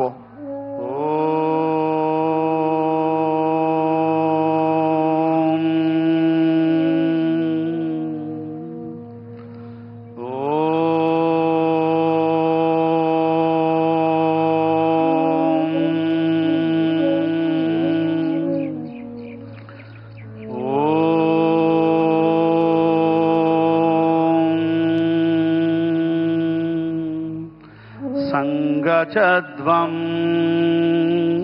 संवदध्वं संगचध्वं संवदध्वं संवो मनांसि जानतां देवाभागं यथा पूर्वे संजानाना उपासते संजानाना उपासते संजानाना उपासते। धीरे धीरे दोनों आंखों को खोलिए। আস্তে আস্তে দুটো চোখকে খুলুন। दोनों हाथों को सामान्य स्थिति में लेके आइए। দুটো হাতকে স্বাভাবিক অবস্থায় নিয়ে আসুন। जिस स्थान पर आप बैठे उस स्थान पे खड़े हो जाइए। নিজের জায়গায় দাঁড়িয়ে পড়ুন। हम सब आज का सत्र चालन क्रिया से शुरू करेंगे। আজকে আমরা চালন ক্রিয়ার মাধ্যমে অধিবেশনটি শুরু করব, जिसे सूक्ष्म व्यायाम शीतलीकरण व्यायाम का नाम से भी बोला जाता है। यहाँ चालन क्रिया अभ्यास शरीर में रक्त संचार को बढ़ाता है और शरीर में गर्माहट लेके आता है। उसके साथ साथ शरीर में लचीलापन उत्पन्न करता है। सर्वप्रथम हम चालन क्रिया से शुरू करेंगे। गर्दन की क्रियाओं का अभ्यास करेंगे। ঘাড় সামনে পিছনে করা। दोनों पैरों के बीच में 2 इंची का दूरी बना के रखें। দুটো পায়ের মাঝখানে 2 ইঞ্চির দূরত্ব বজায় রাখুন। दोनों हाथों को कमर पर रखिए। দুটো হাতকে কোমরের উপরে রাখুন। पहला अभ्यास गर्दन को आगे और पीछे झुकाने का अभ्यास। প্রথম অভ্যাস ঘাড় সামনে এবং পিছনে ঝোঁকানোর। श्वास छोड़ते हुए धीरे धीरे सिर और गर्दन को आगे की ओर झुकाइए। শ্বাস ছাড়তে ছাড়তে মাথা এবং ঘাড়কে সামনের দিকে ঝোঁকান। और धीरे धीरे श्वास भरते हुए सिर और गर्दन को पीछे की ओर झुकाइए। শ্বাস নিতে নিতে পিছনের দিকে মাথা ঝোঁকান। और धीरे धीरे श्वास छोड़ते हुए सिर और गर्दन को सामान्य स्थिति में लेके आइए। শ্বাস নিতে নিতে স্বাভাবিক অবস্থায় ফিরে আসুন। इस तरह एक और बार इसका अभ्यास करेंगे। এই অভ্যাসটির পুনরাবৃত্তি করুন। पूरा ध्यान श्वास प्रश्वास पर रहना है। गर्दन पे उत्पन्न होने वाले खिंचाव को महसूस करने का प्रयास और धीरे धीरे श्वास छोड़ते हुए सिर को सामान्य स्थिति में लेके आइए। স্বাভাবিক অবস্থায় ফিরে আসুন। अगला अभ्यास गर्दन को दाएं और बाएं झुकाने के अभ्यास, राइट एंड लेफ्ट झुकाने का अभ्यास। পরবর্তী অভ্যাস ডানে এবং বামে কাত করার। श्वास छोड़ते हुए सिर और गर्दन को राइट साइड दाएं की ओर झुकाइए। শ্বাস ছাড়তে ছাড়তে মাথা ডান দিকে কাত করান और धीरे धीरे श्वास भरते हुए गर्दन को वापस सामान्य स्थिति में लेके आइए। সামান্য অবস্থায় ফিরে আসুন। इस तरह हम बाएं तरफ भी अभ्यास करेंगे। বাম দিক থেকেও এই অনুশীলনটি অভ্যাস করুন। पूरा ध्यान श्वास प्रश्वास पर रहना है और पूरा ध्यान गर्दन पे रहना है और धीरे धीरे धीरे श्वास भरते हुए सिर को सामान्य स्थिति में लेके आइए। স্বাভাবিক অবস্থায় ফিরে আসুন। अगला क्रिया गर्दन को दाएं और बाएं मोड़ने का अभ्यास। ঘাড় ডানে এবং বামে ঘোরানোর অভ্যাস। धीरे धीरे श्वास छोड़ते हुए सिर और गर्दन को दाएं तरफ मोड़िए, राइट साइड मोड़िए। শ্বাস ছাড়তে ছাড়তে আপনার ঘাড় ডান দিকে ঘোরান और श्वास भरते हुए सामान्य स्थिति में आइए। সামান্য অবস্থায় ফিরে আসুন। पुनः इसका अभ्यास लेफ्ट साइड से करेंगे। এই অভ্যাসটি श्वास भरते हुए सिर और गर्दन को सामान्य स्थिति में लेके आइए और श्वास भरते हुए इस प्रक्रिया को कीजिए। इसका अभ्यास एक और बार करेंगे। पूरा ध्यान श्वास प्रश्वास पर और धीरे धीरे श्वास छोड़ते हुए गर्दन को सामान्य स्थिति में आइए। স্বাভাবিক অবস্থায় ফিরে আসুন। अगला अभ्यास गर्दन को घुमाने का। পরবর্তী অভ্যাস ঘাড় ঘোরানোর। धीरे धीरे श्वास छोड़ते हुए सिर को आगे की ओर झुकाइए।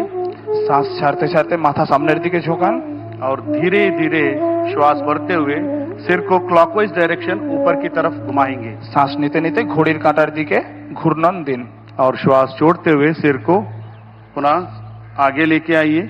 শ্বাস ছাড়তে ছাড়তে সামনের দিকে নিয়ে আসুন। एक और बार इसका अभ्यास करेंगे। इस प्रक्रिया में आंखें खुली रखना है और धीरे धीरे श्वास छोड़ते हुए सामान्य स्थिति में आइए। স্বাভাবিক অবস্থায় ফিরে আসুন। अब हम इसका विपरीत दिशा में एंटी क्लॉकवाइज डायरेक्शन करेंगे। धीरे धीरे श्वास छोड़ते हुए गर्दन को एंटी क्लॉकवाइज ऊपर लेके जाइए और धीरे धीरे श्वास छोड़ते हुए सिर और गर्दन को नीचे। एक और बार বিপরীত দিক থেকেও এই অনুশীলনটি অভ্যাস করুন और धीरे धीरे श्वास छोड़ते हुए नीचे आइए और गर्दन को सामान्य स्थिति में लेके आइए। अब दोनों हाथों को नीचे की ओर लेके जाइए और सामान्य स्थिति में खड़े हो जाइए। সামান্য অবস্থায় ফিরে আসুন। अब हम स्कंद चालन का अभ्यास करेंगे। কাঁধ এবং বাহুর আন্দোলন। जिसे भी कंधों में दर्द है, फ्रोजन शोल्डर है, सर्वाइकल स्पॉन्डिलाइटिस है, ऐसे व्यक्ति इसका अभ्यास सावधानी के साथ करना है। श्वास भरते हुए धीरे धीरे दोनों हाथों को साइड से, बगल से सिर के ऊपर लेके जाइए। শ্বাস নিতে নিতে দুটো হাতকে ওপরে নিয়ে আসুন। दोनों हाथों को हथेलियां बाहर की तरफ रहना है। দুটো হাতের তালু বাইরের দিকে। इस अवस्था में थोड़ी देर रहिए और धीरे धीरे श्वास छोड़ते दोनों हाथों को नीचे की तरफ लेके आइए। স্বাভাবিক অবস্থায় ফিরে আসুন। एक और बार इसका अभ्यास करेंगे। पूर्ण श्वास प्रश्वास पर धीरे धीरे श्वास लेते हुए दोनों हाथों को बगल में से ऊपर की ओर लेके जाइए। हथेलियों का और मुख बाहर की तरफ रहना है और धीरे धीरे श्वास छोड़ते हुए दोनों हाथों को नीचे की तरफ लेके आइए। শ্বাস ছাড়তে ছাড়তে সামান্য অবস্থায় ফিরে আসুন। अब हम स्कंद चक्र का अभ्यास करेंगे। धीरे धीरे दोनों हाथों को बगल में से कंधों के बराबर लेके आइए। আস্তে আস্তে দুটো কাঁধকে হাতের সামনে और নিয়ে আসুন। हथेलियों को मोड़कर कंधों पर रखिए। দুটো কনুইকে ভাঁজ করুন। दोनों कोनी को छाती के सामने लेके आइए। দুটো কনুইকে ছাতির সামনে নিয়ে আসুন और धीरे धीरे कोनी को ऊपर से नीचे की ओर गोलाकार डायरेक्शन में घुमाइए श्वास प्रश्वास के साथ। ধীরে ধীরে গোলাকার আকৃতিতে ঘোরান। पूरा ध्यान कंधों पे उत्पन्न होने वाले खिंचाव को महसूस कीजिए। एक और बार इसका अभ्यास करें। अब हम इसका अभ्यास विपरीत दिशा में भी करेंगे, एंटी क्लॉकवाइज डायरेक्शन। पूरा ध्यान श्वास प्रश्वास पर। श्वास लेते हुए कोनी को ऊपर और धीरे धीरे श्वास छोड़ते हुए नीचे, और दोनों हाथों को नीचे की तरफ लेके आइए और पुनः सामान्य स्थिति में विश्राम कीजिए। सामान्य अवस्थाয় ফিরে আসুন।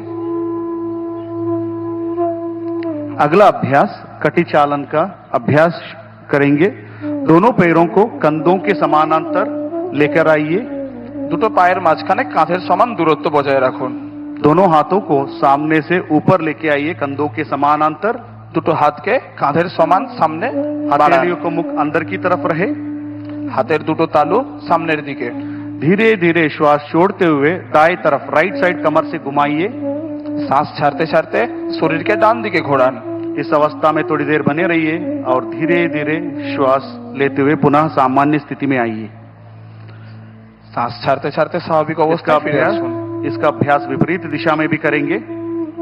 বিপরীত দিশা থেকেও আপনি এই অভ্যাসটা করুন। और धीरे धीरे श्वास छोड़ते हुए सामान्य स्थिति में आइए। एक और बार इसका अभ्यास, दाएं तरफ धीरे धीरे श्वास छोड़ते हुए और धीरे धीरे श्वास भरते हुए सामान्य स्थिति में, और धीरे धीरे श्वास लेते हुए लेफ्ट साइड घूमेंगे और धीरे धीरे श्वास भरते हुए सामान्य स्थिति में, और दोनों हाथों को सामान्य अवस्था में लेके आइए। সামান্য অবস্থায় ফিরে আসুন। अब हम घुटना चालन क्रिया का अभ्यास करेंगे। পরবর্তী অভ্যাস হাঁটুর সঞ্চালন। श्वास भरते हुए दोनों हाथों को सामने से कंधों के समानांतर लेके आइए। শ্বাস নিতে নিতে হাতকে ছাতির সামনে নিয়ে আসুন। हथेली का रुख नीचे की ओर रहना है, হাতের তালু নিচের দিকে। श्वास छोड़ते हुए घुटने से मोड़िए। শ্বাস ছাড়তে ছাড়তে দুটো হাঁটুকে ভাঁজ করুন। कुर्सी के ऊपर बैठे की स्थिति में आना है और इस अवस्था में थोड़ी देर बने रहिए और धीरे धीरे श्वास लेते हुए पुनः खड़े हो जाइए। एक और बार इसका अभ्यास करेंगे। श्वास छोड़ते हुए नीचे की ओर और धीरे धीरे श्वास भरते हुए खड़े हो जाइए। স্বাভাবিক অবস্থায় ফিরে আসুন और धीरे धीरे सामान्य स्थिति में आइए। अब हम योगासनों का अभ्यास शुरू करेंगे। এবার আমরা আসনের অভ্যাস শুরু করব। पहला अभ्यास ताड़ासन। প্রথম অভ্যাস তাড়াসন। दोनों पैरों के बीच में 2 इंची की दूरी बना के रखें। দুটো পায়ের মাঝখানে 2 ইঞ্চির দূরত্ব বজায় রাখুন। दोनों हाथों को कंधों के बराबर आगे से समानांतर लेके आइए। দুটো হাতকে ছাতির সামনে কাঁধের সমান নিয়ে আসুন। दोनों हाथों की उंगलियों को आपस में फंसाइए। দুটো হাতকে জড়ো করুন और हथेलियों को बाहर की तरफ घुमाइए। বাইরের দিকে ঘুরিয়ে দিন হাতের তালু। और धीरे धीरे श्वास भरते हुए दोनों हाथों को सिर के ऊपर लेके जाइए। শ্বাস নিতে নিতে হাত উপরের দিকে। हो सके तो एड़ियों को उठाने का प्रयास। সম্ভব হলে গোড়ালির ওপর संतुलन बनाने का प्रयास। और धीरे धीरे श्वास छोड़ते हुए दोनों हाथों को नीचे की तरफ लेके आइए। सांस ছাড়তে ছাড়তে हाथ नीचे और सामान्य स्थिति में आ जाइए और विश्राम कीजिए। आराम करुन। अगला अभ्यास पादहस्तासन का अभ्यास करेंगे। परवर्ती अभ्यास पादहस्तासन। जिसे भी हाइपर बीपी है, हर्निया है, हाइपर गैस्ट्राइटिस है, ऐसे व्यक्ति सावधानी के साथ इसका अभ्यास करना है। दोनों पैरों के बीच में 4 इंची का दूरी बना के रखिए। দুটো পায়ের মাঝখানে 4 ইঞ্চির দূরত্ব বজায় দিন। दोनों हाथों को श्वास भरते हुए सामने से सिर के ऊपर उठाइए। দুটো হাতকে সামনে থেকে মাথার উপর নিয়ে যান। और धीरे धीरे श्वास बाहर छोड़ते हुए कमर से आगे की ओर झुकाइए। सांस ছাড়তে ছাড়তে কোমর থেকে ঝোঁকান। दोनों हाथों को दोनों पैरों के पंजे के पास रखने का प्रयास। দুটো হাতকে পায়ের পাশে স্থাপিত করুন। और दोनों घुटने को सीधा रखने का प्रयास। দুটো হাঁটুকে সোজা করার প্রয়াস করুন। इस अवस्था में सामान्य श्वास प्रश्वास के साथ रहिए और धीरे धीरे श्वास भरते हुए हाथों को ऊपर की ओर लेके आइए। सांस নিতে নিতে ফিরে আসুন और श्वास छोड़ते हुए दोनों हाथों को नीचे की ओर लेके आइए और विश्राम कीजिए। आराम करुन। अगला अभ्यास अर्ध चक्रासन। পরবর্তী অভ্যাস অর্ধ চক্রাসন। दोनों हाथों को कमर पर रखिए। দুটো হাতকে কোমরের উপর রাখুন और धीरे धीरे श्वास भरते हुए सिर और गर्दन को पीछे की तरफ लेके जाइए। ধীরে ধীরে আপনার বডিকে পিছন দিকে ঝোঁকান। इसका अभ्यास करते समय आंखें खुली रखना है এই অনুশীলনের সময় চোখ দুটো খোলা থাকবে और धीरे धीरे श्वास छोड़ते हुए पुनः सामान्य स्थिति में आइए। শ্বাস ছাড়তে ছাড়তে স্বাভাবিক অবস্থায় ফিরে আসুন और दोनों हाथों को नीचे की तरफ लीजिए और विश्राम कीजिए। अगला अभ्यास त्रिकोणासन का करेंगे। পরবর্তী অভ্যাস ত্রিকোণাসন।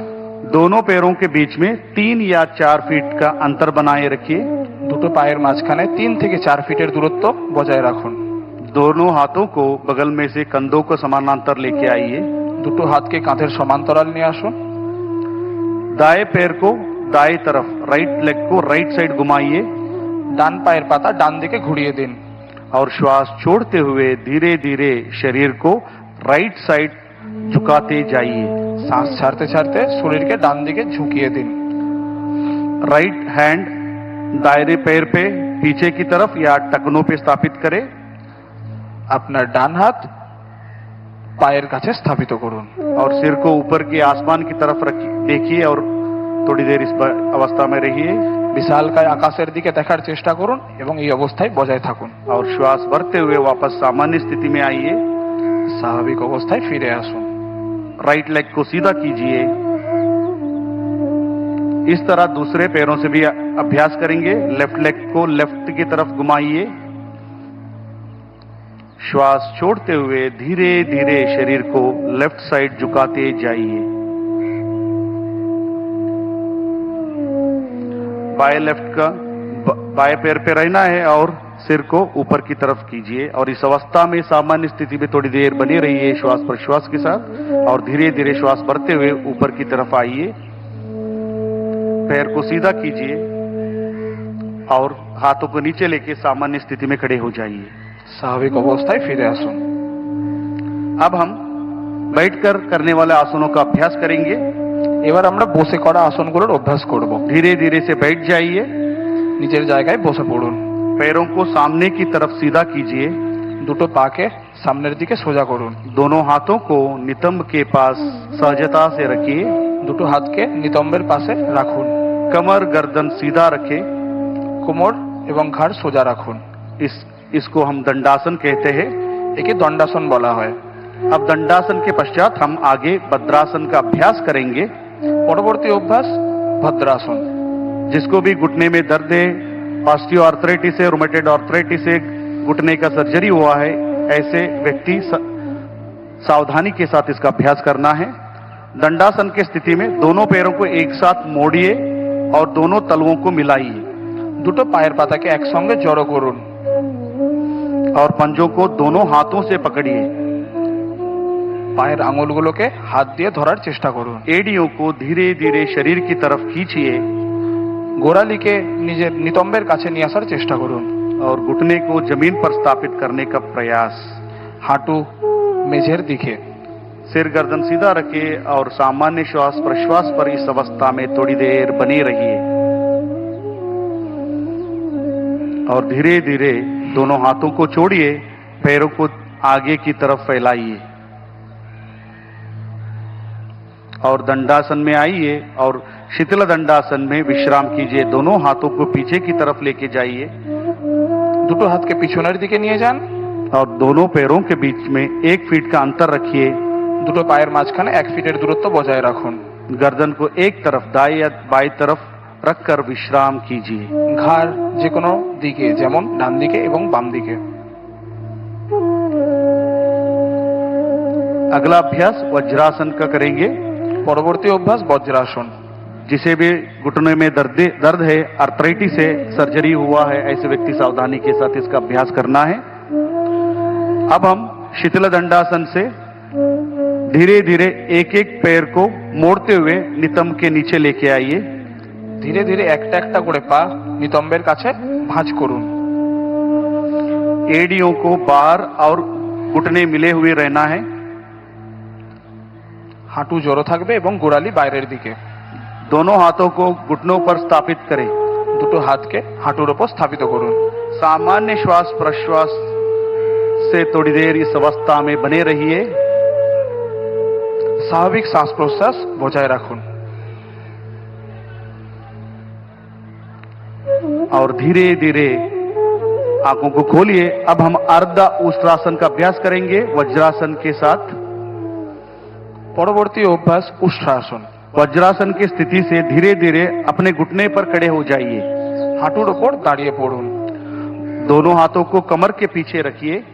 দুটো হাতকে কোমরের পিছনে স্থাপিত করুন। और धीरे धीरे श्वास भरते हुए सिर और गर्दन और छाती के ऊपरी भाग को पीछे की तरफ झुकाइए। শ্বাস নিতে নিতে শরীরকে পিছনের দিকে বাঁকান। और इस अवस्था में सामान्य श्वास प्रश्वास के साथ थोड़ी देर बने रहिए। স্বাভাবিক শ্বাস প্রশ্বাস বজায় রাখুন।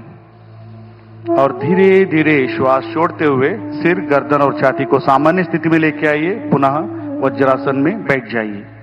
বজ্রাসনে বসে পড়ুন। अगला अभ्यास शशकासन का अभ्यास करेंगे। পরবর্তী অভ্যাস শশকাসন। वज्रासन की स्थिति से दोनों घुटनों को बाहर की तरफ खोलिए। বজ্রাসন থেকে দুটো হাঁটুকে বাইরের দিকে খুলুন।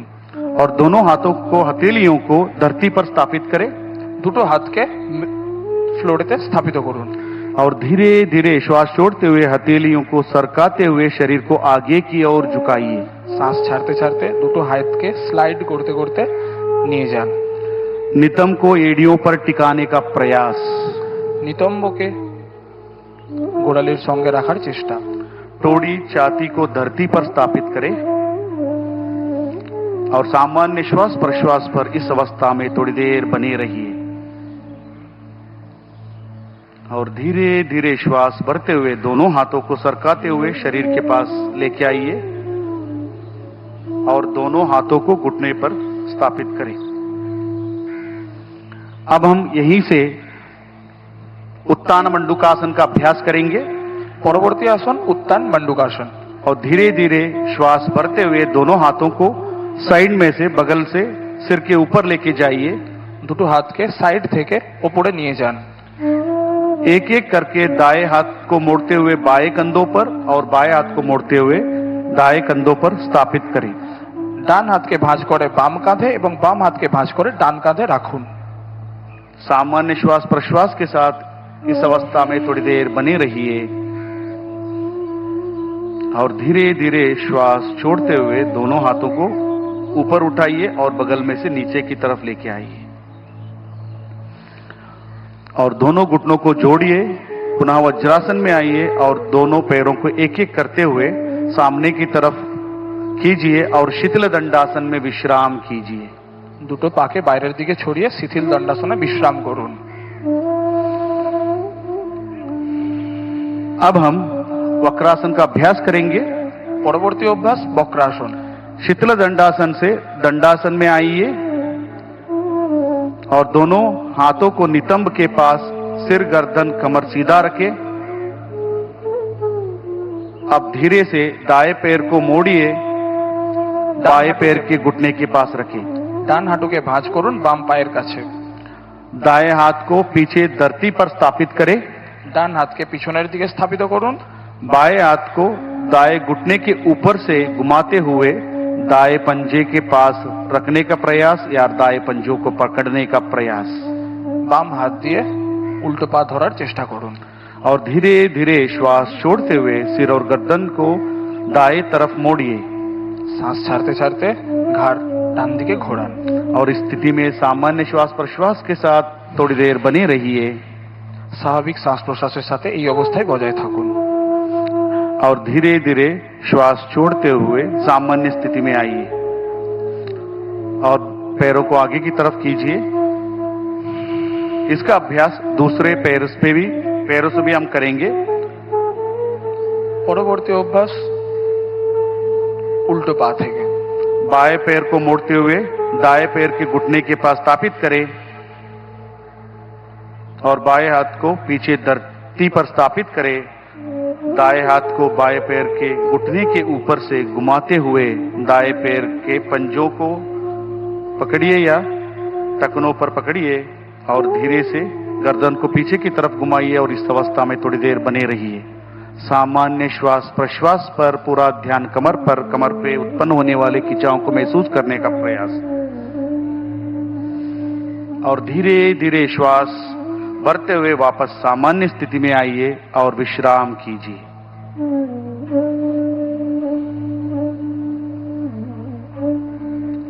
अब हम पेट के बल लेटकर करने वाला आसनों का अभ्यास करेंगे। এবার আমরা পেটের উপর ভর দিয়ে আসন শুরু করব। दंडासन की स्थिति से पेट के बल लेट जाइए। দণ্ডাসনের স্থিতি থেকে পেটের উপর শুয়ে পড়ুন। सिर आगे मंच की तरफ रहे, মাথা স্টেজের দিকে থাকবে। पैर पीछे की तरफ हो। दोनों पैरों के बीच में 1 फुट का अंतर रखे। দুটো পায়ের মাঝখানে 1 ফুটের দূরত্ব বজায় রাখুন।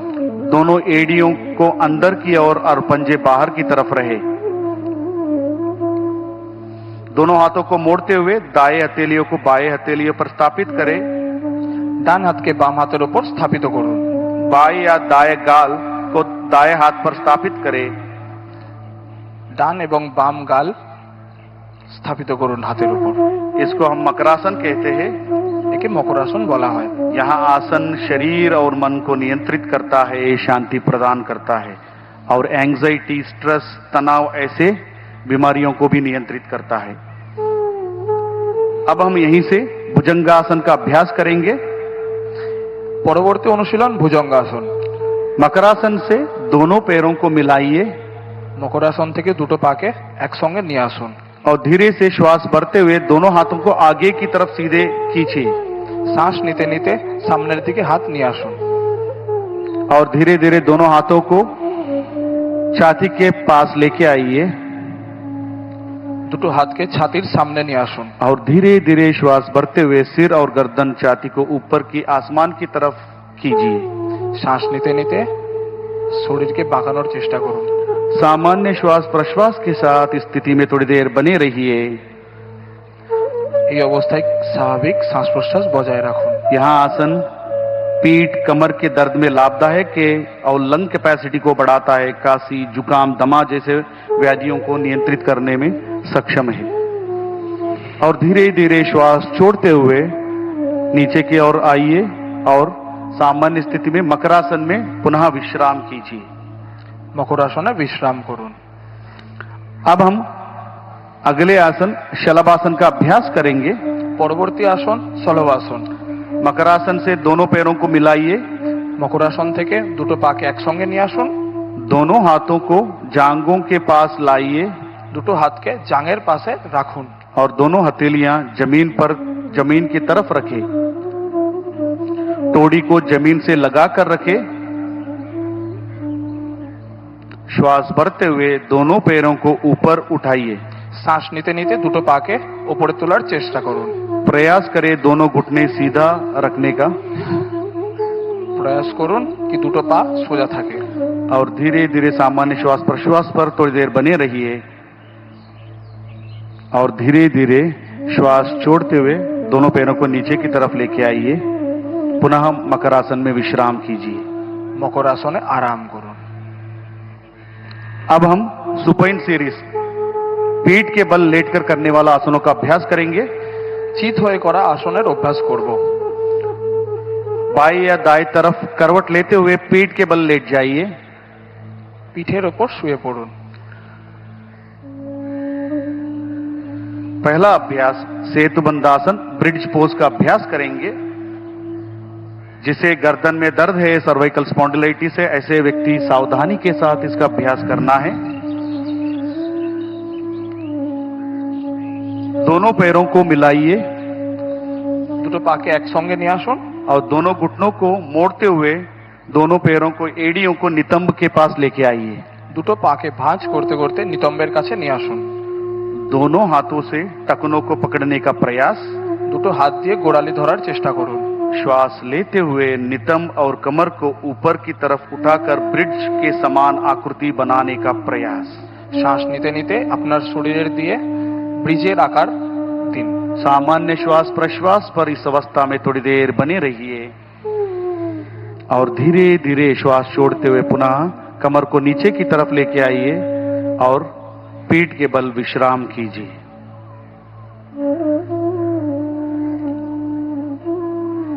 अगला अभ्यास उत्तान पादासन। পরবর্তী অভ্যাস উত্থান পাদাসন। दोनों पैरों को मिलाइए। দুটো পাকে একসঙ্গে নিয়ে আসুন। हाथों को शरीर के पास सीधा रखिए। हथेलियों को जमीन पर रखें। श्वास लेते हुए दोनों पैरों को एक साथ ऊपर 30 से 45 डिग्री कोण बनाइए, उठाकर कोण बनाइए। श्वास नीते नीते पायर द्वारा 45 डिग्री कोण दिन। इस अवस्था में सामान्य श्वास प्रश्वास के साथ थोड़ी देर बने रहिए। स्वाभाविक श्वास प्रश्वास बजाय रखुन और धीरे धीरे श्वास छोड़ते हुए दोनों पैरों को जमीन पर लेके आइए और पुनः विश्राम कीजिए। अगला अभ्यासन अर्ध हलासन। परवर्ती अभ्यास अर्ध हलासन। दोनों पैरों को मिलाइए और हाथों को शरीर के पास रखिए। श्वास भरते हुए धीरे धीरे दोनों पैरों को 90 डिग्री का कोण बनाइए। धीरे धीरे दोनों पैरों को उठा के 90 डिग्री का कोण बनाइए। श्वास नीते नीते पा 90 डिग्री कोणे निये आसुन। प्रयास करिए घुटने सीधा रहे। चेष्टा करुन आपनार दुटो हाटू सोजा थाके। और सामान्य श्वास प्रश्वास और इस अवस्था में थोड़ी देर बने रहिए। अब हम इसी अवस्था से पवन मुक्तासन की तरफ बढ़ेंगे। दोनों पैरों को मोड़ते हुए घुटने को सीने के पास लेके आइए। दोनों पैरों को मोड़ते हुए घुटने को सीने के पास लेके आइए। दोनों हाथों से पैरों को पकड़िए। दुटो हाथ के আমরা লক করব দুটো পায়ের মাঝখানে। श्वास छोड़ते हुए सिर को ऊपर उठाने का प्रयास और टोड़ी को घुटने के बीच में रखने का प्रयास। सांस ছাড়তে ছাড়তে চিবুক টেকানোর চেষ্টা করব। और इस अवस्था में थोड़ी देर बने रहिए सामान्य श्वास प्रश्वास पर। और धीरे धीरे श्वास छोड़ते हुए पैरों को आगे की तरफ फैलाइए और हाथों को बगल में रखिए और थोड़ी देर विश्राम कीजिए। पवन मुक्तासन यहाँ अजीर्ण कब्जी जैसी अवस्था को निवारण करता है और पीठ और पेट की चर्बी को भी घटाने में सक्षम है। अब हम पूरे विश्व का सभी जीव जंतुओं का मनपसंद आसन शवासन का अभ्यास करेंगे। दोनों पैरों को दूर रखिए। दोनों पैरों को दूर रखिए और हाथों को शरीर से बाहर रखिए। দুটো পায়ের মধ্যে দূরত্ব বজায় রাখুন এবং দুটো হাতের মধ্যেও দূরত্ব বজায় রাখুন। हथेलियों को आसमान की ओर खुले रखें। হাতের তালু আকাশের দিকে। और आंखों को सहजता से बंद कीजिए। गहरा लंबा श्वास लीजिए और धीरे धीरे गहरा लंबा श्वास बाहर छोड़िए। शरीर के प्रत्येक अंग प्रत्यंग पर ध्यान दीजिए। चंचल मन को निश्चल करने का प्रयास और पूरे शरीर को शिथिल करने का प्रयास। पूरा ध्यान श्वास प्रश्वास पर रखें। शरीर में उत्पन्न होने वाले सकारात्मक ऊर्जा को महसूस करने का प्रयास। शरीर और मन में उत्पन्न हुए चिंता को दूर करने का प्रयास। अपने आप को धरती को समर्पण करने का प्रयास। पूरा ध्यान श्वास प्रश्वास पर।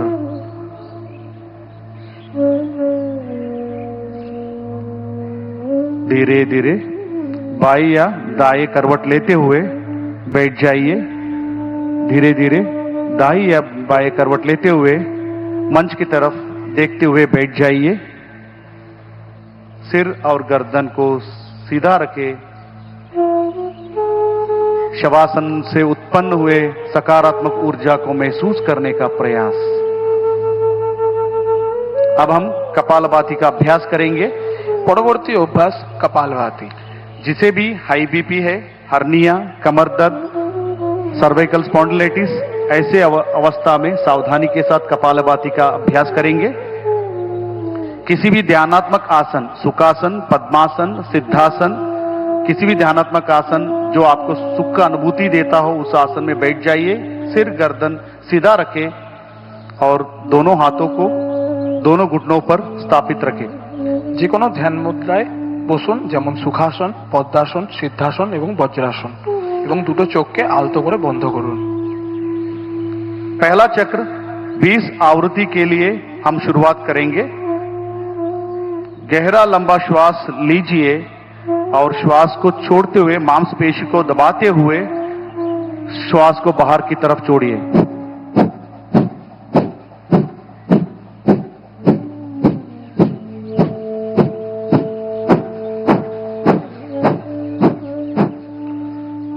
गहरा श्वास छोड़िए और शांति का अनुभव कीजिए। कपालभाति का दूसरा चक्र हम शुरू करेंगे 20 आवृत्ति के लिए। गहरा लंबा श्वास अंदर लीजिए, श्वास छोड़ते हुए पेट की मांसपेशियों को संकुचित कीजिए।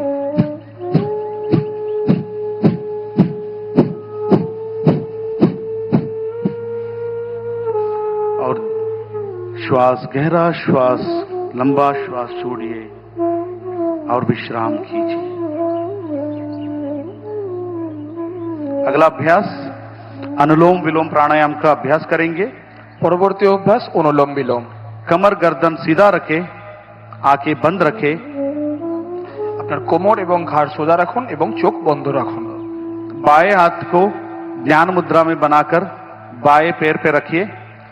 বাম হাত দিয়ে জ্ঞান মুদ্রা বানিয়ে বাম হাঁটুর উপর রাখুন। और दाएं हाथ से प्राणायाम मुद्रा करके ডান হাত দিয়ে প্রাণায়াম মুদ্রা বানানোর চেষ্টা করুন। धीरे से लेफ्ट नॉस्ट्रिल से, दाएं नासिका रंध्र से धीरे धीरे श्वास को अंदर की तरफ लीजिए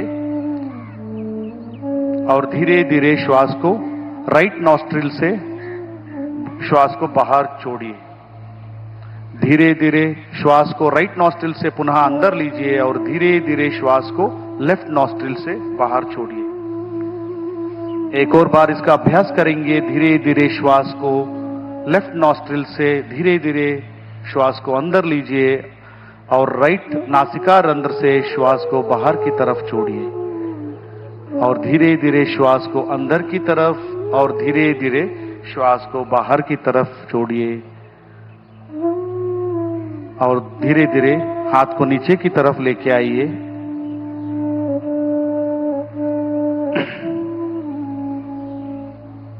और अब हम अगले अभ्यास शीतली प्राणायाम का अभ्यास करेंगे। পরবর্তী অভ্যাস শীতলী প্রাণায়াম। दोनों हाथों से ज्ञान मुद्रा धारण करके घुटने पर स्थापित करें। দুটো হাত দিয়ে জ্ঞান মুদ্রা বানিয়ে হাঁটুর উপর রাখুন। जीभ को बाहर निकालिए और जीभ को दोनों तरफ मोड़ते हुए पक्षी के चोंच के आकार जीभ को बनाइए। জিভ বাইরে বের করে দুপাশ দিয়ে পাখির ঠোঁটের মতো আকৃতি দিন।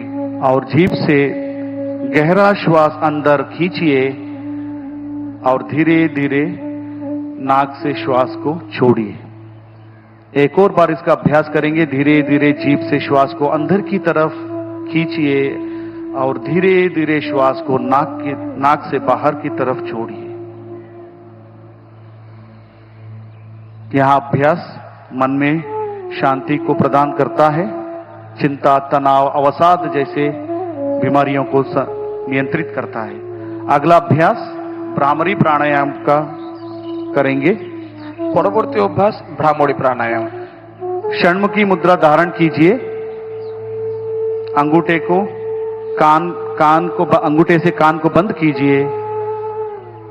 सभी उंगलियों को चेहरे पर स्थापित करें। বৃদ্ধাঙ্গুলি দিয়ে কান এবং বাকি আঙ্গুল দিয়ে नाक से श्वास अंदर लीजिए और धीरे धीरे श्वास बाहर छोड़ते हुए कंठ से भ्रमर जैसे ध्वनि को उत्पन्न कीजिए।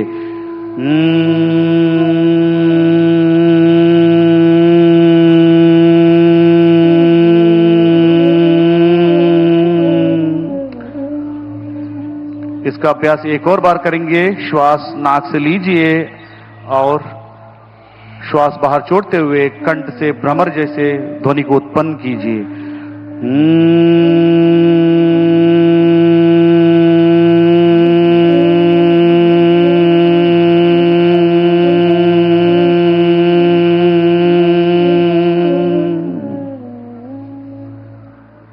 एक और बार इसका अभ्यास करेंगे। धीरे धीरे श्वास को अंदर लीजिए और श्वास को बाहर छोड़ते हुए भ्रमर जैसे ध्वनि को उत्पन्न करते हुए बाहर की तरफ छोड़िए।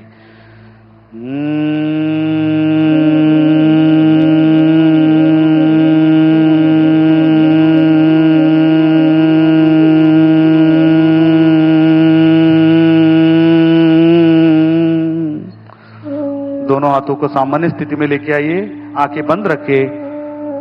इस भ्रामरी प्राणायाम से उत्पन्न हुए तरंगों को महसूस करने का प्रयास।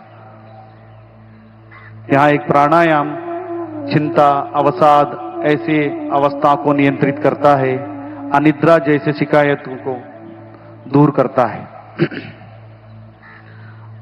अब हम ध्यान का अभ्यास करेंगे।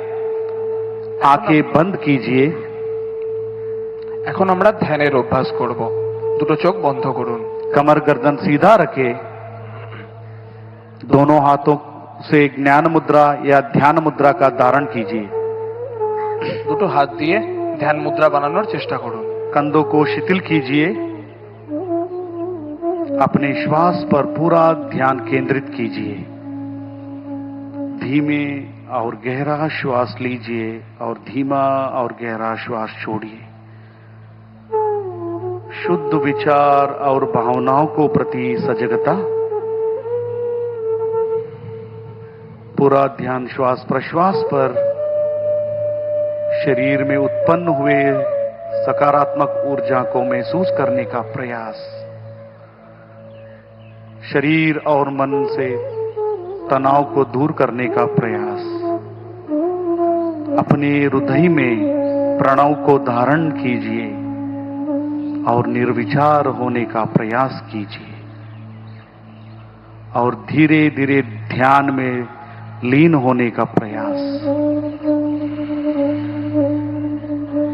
मन ही मन में शांति का अनुभूति करने का प्रयास। अब हम अपने मन में मन संकल्प का धारण करेंगे। हमें अपने मन को प्रतिक्षण संतुलन रखने का प्रयास और संकल्प का धारण करने का प्रयास। मैं स्वयं के प्रति, कुटुंब के प्रति, समाज और विश्वास के प्रति शांति, आनंद और स्वास्थ्य के प्रचार के लिए संकल्पबद्ध हूं और देश के विकास के लिए समर्पित हूं।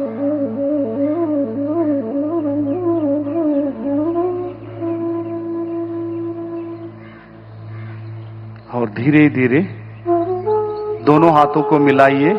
अब हम शांति पाठ करके इस सत्र का समाप्त करेंगे। सिर गर्दन सीधा रखे, दोनों हाथों को मिलाइए नमस्कार मुद्रा में। ओम सर्वे भवन्तु सुखिनः,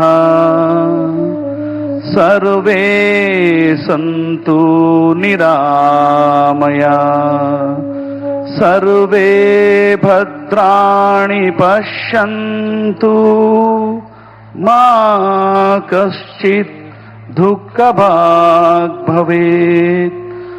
ओम शांति शांति शांति। दोनों हथेलियों को घर्षण कीजिए। कोमलता से दोनों हथेलियों को चेहरे और आंखों पर स्पर्श कीजिए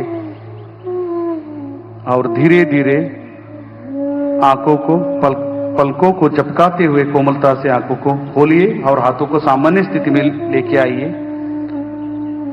आप सभी का बहुत बहुत धन्यवाद। आपका दिन मंगलमय हो। धन्यवाद। आप सभी से अनुरोध है, सभी लोग बैठे रहना है जब तक माननीय प्रधानमंत्री जी यहां से प्रस्थान नहीं करेंगे। कोई उठना नहीं है। आप सभी से अनुरोध करता हूं कि सभी लोग अपने अपने मैट पर बैठे रहे।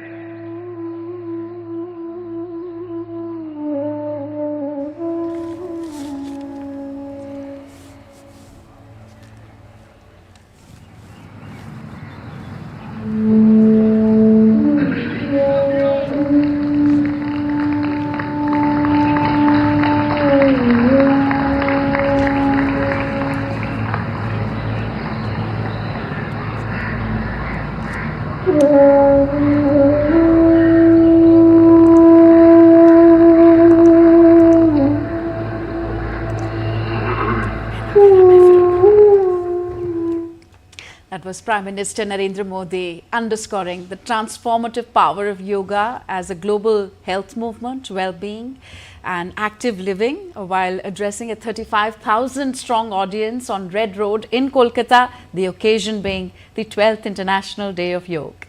Yes, highlighting the significance of this year's International Day of Yoga theme, Prime Minister Modi observed that people everywhere are seeking sustainable ways to remain healthy, active and productive throughout their lives. He described yoga as one of the most effective and accessible means to achieve this objective, emphasizing its role in promoting preventive healthcare and enhancing quality of life across all the age groups. Yes, Prime Minister Modi endorsed the idea of yoga at 365 to practice yoga every day. He said that this idea has been endorsed by many across continents. The Prime Minister reiterated that yoga is a powerful tool for achieving holistic health, well-being, requiring minimal resources while delivering lifelong benefits. Also urging people to embrace yoga as a daily practice, he emphasized that regular yoga can play a significant role in preventing diseases and fostering healthier societies. Yes, so what we saw was a peaceful demonstration of the yoga asanas, 45-minute common yoga protocol being exercised in Kolkata's Red Road. It was organized by both Ministry of Ayush and Ministry of Culture, also across the country. Let us bring back our very renowned yoga scientist who is with us in the studio, Atul Vyas. Atul Vyas ji, a word on what we just saw, a peaceful congregation spreading the message of yoga to the entire world. Amazing. There is no other word, just amazing and thrilling. I mean, I had a goosebumps to see this, because that is so good for everyone who is doing yoga. They are saving themselves and protecting them and their families. I'm very sure about it. So important messages there by Modi ji that, you know, our target must be to be most productive at 40 than 20, more energetic at 50 than 30, more resistant to lifestyle diseases at 70 than at 50. Yes, so it is possible. It is absolutely possible. As I was mentioning you about oxidative stress and free radicals, this is the latest theory. Why we age? According what happens when our oxidation takes place, metabolism takes place in the body, there are few oxygen molecules.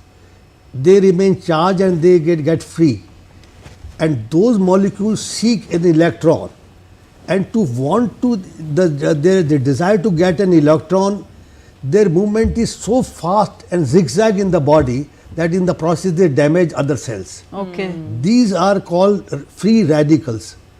So what happens, due to pollution, due to over exercise, aerobics, over aerobic exercise, due to wrong diet, these free radicals are produced. I mean, there are many reasons for them, 5-6 reasons. Medicines, even taking wrong medicines. For example, we have got a glass and we want to pour water. If you keep on pouring the water will drift down. Yes. So oxygen, when you are doing aerobics, you are taking oxygen. So you are getting more oxygen than you are desired. In yoga, as Modi ji said, yukta ahar viharasya. Yuk means appropriate. There has to be a balance. If you do yoga, your oxygen intake will be appropriate according to your needs. Right. It won't be excess. Okay. So you will not produce free radicals, less free radicals. So these free radicals are the real cause of all the inflammation in the body, and all diseases are nothing but inflammation. Even heart diseases is called inflammation of heart. Even the bloating is because of the inflammation of the intestine or your gut organs. So this inflammation is caused by radicals. This is research is now done, and now latest research is being done whether yoga is able to reduce the free radicals, and the answer is very big yes. Not one research, 1,000 research. Latest research in the 5th February 2026, in which they said that yoga produces SOS, enzyme, sulfodiamutase, and calamutase. They produce antioxidants, and these antioxidants kill these free radicals or capture them. All right, we'll take that discussion forward, but We did show you the observance of the 12th International Day of Yoga from Kolkata, but leaders and prominent people celebrated the 12th edition of International Day of Yoga across the country as well. External Affairs Minister Dr. S. Jaishankar celebrated the International Day of Yoga by performing yogasanas in New Delhi. So, Information and Broadcasting Minister Ashwini Vaishnav performed yogasanas in northwestern Indian city of Bikaner, Rajasthan on the occasion of International Day of Yoga. Commerce and Industry Minister Piyush Goyal celebrated International Day of Yoga by practicing yogasana in Mumbai. Sports and Youth Affairs Minister Mansukh Mandavia also performed yogasanas in the national capital on the International Day of Yoga. We also see Hindi film star Akshay Kumar also practicing yogasanas in New Delhi. एक अलग आध्यात्मिक अनुभूति दे रहा। Speaker of the lower house of Indian Parliament Om Birla performed yoga in New Delhi. एक आवश्यकता भी है। Bharatiya Janata Party National President performed yogasana in Punjab on the occasion of International Yoga Day. Important asanas being performed by a large crowd there in different parts of the country. Ministry of Ayush organizing these activities and initiatives in the length and breadth of the country. Chief Ministers of the North Indian states, including Uttar Pradesh and Uttarakhand, also performed yogasanas to celebrate the International Day of Yoga in their respective states.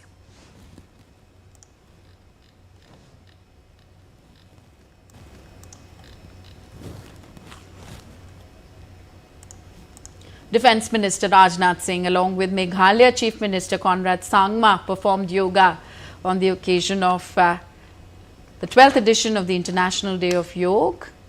Here we see Indian Air Force officers joining Defence Minister Rajnath Singh in performing yoga asanas. Eastern Air Command, Indian Air Force practicing yoga asana with Meghalaya Chief Minister and Defence Minister in the northeastern state capital city Shillong.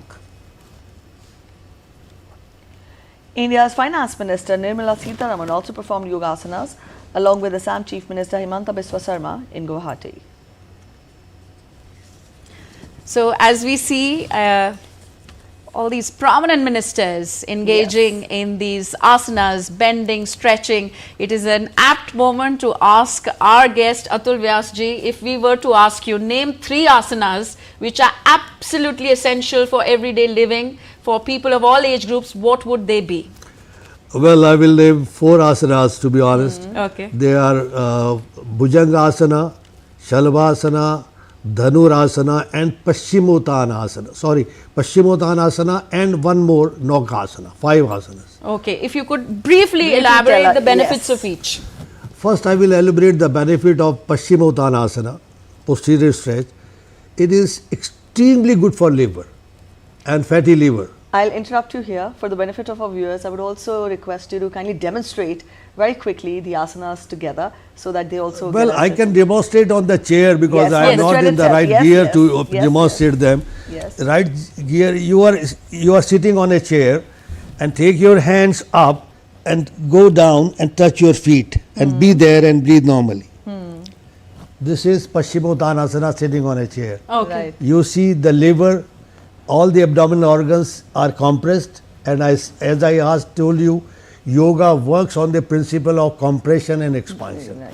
So this is very good Paschimottanasana. Naukasana is like lying down on the bed and you're raising your legs and torso little up and be on your hips as much as you can. This is, you should do it. Everyone should do it before they get up from the bed. Yeah. Your body resembles a boat, so to say. Boat. Yeah. Bhujangasana. Bhujangasana is cobra pose. Lie down on your belly and just raise your upper body till navel, not beyond the navel. It becomes, dog pose, but upper dog pose, no. But just raise up till navel. That is very, very important. And neck back as much as is possible. There are 3 things I will recommend for every yoga practitioner to watch out. Number 1, see, always there will be 3 conditions when you do any yoga pose. Either there will be no stretch. Second, there will be painful stretch. Okay. Avoid these 2 conditions, but go for the third condition, that is called pleasant stretch. Mild stretch. Pleasant. The stretch should be there, but it should Till be the body, pleasant. body is not uncomfortable. Yes, pleasant. You are enjoying that stretch, but not painful stretch, and no stretch condition is avoided. Now, second condition is don't follow any guru. Okay. Follow yourself and breathe your guru. Okay. If you in a asana, if you are doing and if you are breathing deep, steady and long and relaxed breathe, you must know you are doing right. Okay. If the breath is shallow, and hesitated and fast or slow or uncomfortable breath, you must know the asana you are doing wrong. Okay. Then correct yourself till your breath, your guru is long, deep and steady. These are very important 2 conditions for doing any asana. You don't need any guru. Don't look here and there. And thirdly, there is no fixed limits in the asanas that this is the ultimate pose. Nowhere in the script there is written that this is correct and this is wrong. If I am doing like this is not wrong, but I should correct it. But if I am not able to do it, I should do little bit more than what I am doing. So there are no fixed things in yoga, no comparison. But if you are doing little more than your capacity, you are doing right yoga, and you will get more benefit. Suppose a person who is very flexible has done the ultimate pose, the benefit to that person will be less than the person who is not able to do it and doing a little more than the capacity. So comfort of the body is and then equally important. Bhujangasana, I have told you, the Shalbhasana. Lying down on your chest, lying down on your belly, and then not raising your upper torso, raising your legs only, little up, and holding them. You can use your hands to steady your thighs, support them. Yes. In this asana, if you hold your breath, your lungs will be like iron. They will be very strong. And for asthmatic, this is a very good pose, and it's very good because and the third one is Dhanurasana, bow pose. We have done upper raise of the body in Cobra. We have done the downward raise of the legs in the Shalabhasana. In Dhanurasana, we are combining the 2, raising the upper body as well as legs. And this is extremely good for diabetes. Okay. This Dhanurasana is extremely good for diabetic people. They should aim it, and suppose they are not able to do it on themselves, what they can do, put a pillow here. Okay. Put a pillow on your thighs. Beneath the thighs, yes. Let the tummy be on the ground. So important messages there coming from Atul Vyas ji. Be comfortable in your pose. There is nothing called the perfect posture.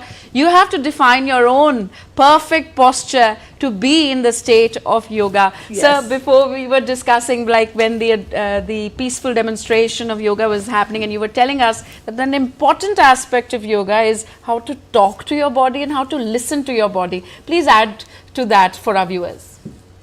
See, there are primary diseases, secondary diseases and tertiary diseases. In tertiary diseases, I will consider diabetes, cancer, which are secondary diseases pre-stage before that. You will get knock from the body about certain things. For example, suppose somebody is going to have an asthma. First, what will happen? They will have some very mild allergies, which you will ignore. Like eyes will be red, you will sneeze few times.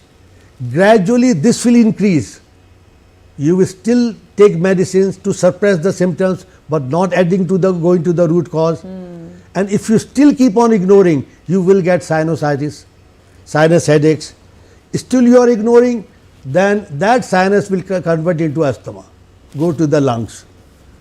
Okay. So every disease, before every disease, no overnight cancer can happen to a body. All right, you're talking of these symptoms, sir. For anybody to get hold of these symptoms, as you say, you have to listen to your body. As you know, if you start taking medicines, the results will show. Similarly, if we start doing yoga, the results will be shown by the body, we will feel it. But if due to some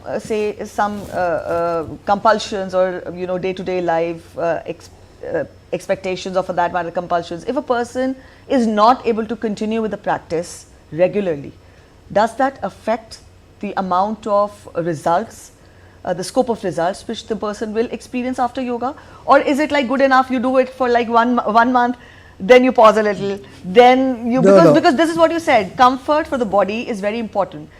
Do you have to be very rigorous with what you started and the scale with which you started, or you can pause a little according to your free will or according to your body, the comfort of your body, to be very precise? Latest research says even intense visualization of doing exercise will get you 33% benefit. Wow. What else you want? So I would like to imagine the intensest of posture that I am taking, but I am visualizing for 33%. This is the medical research. I mean, it's not my, 33% they have calculated, 33 to 40%.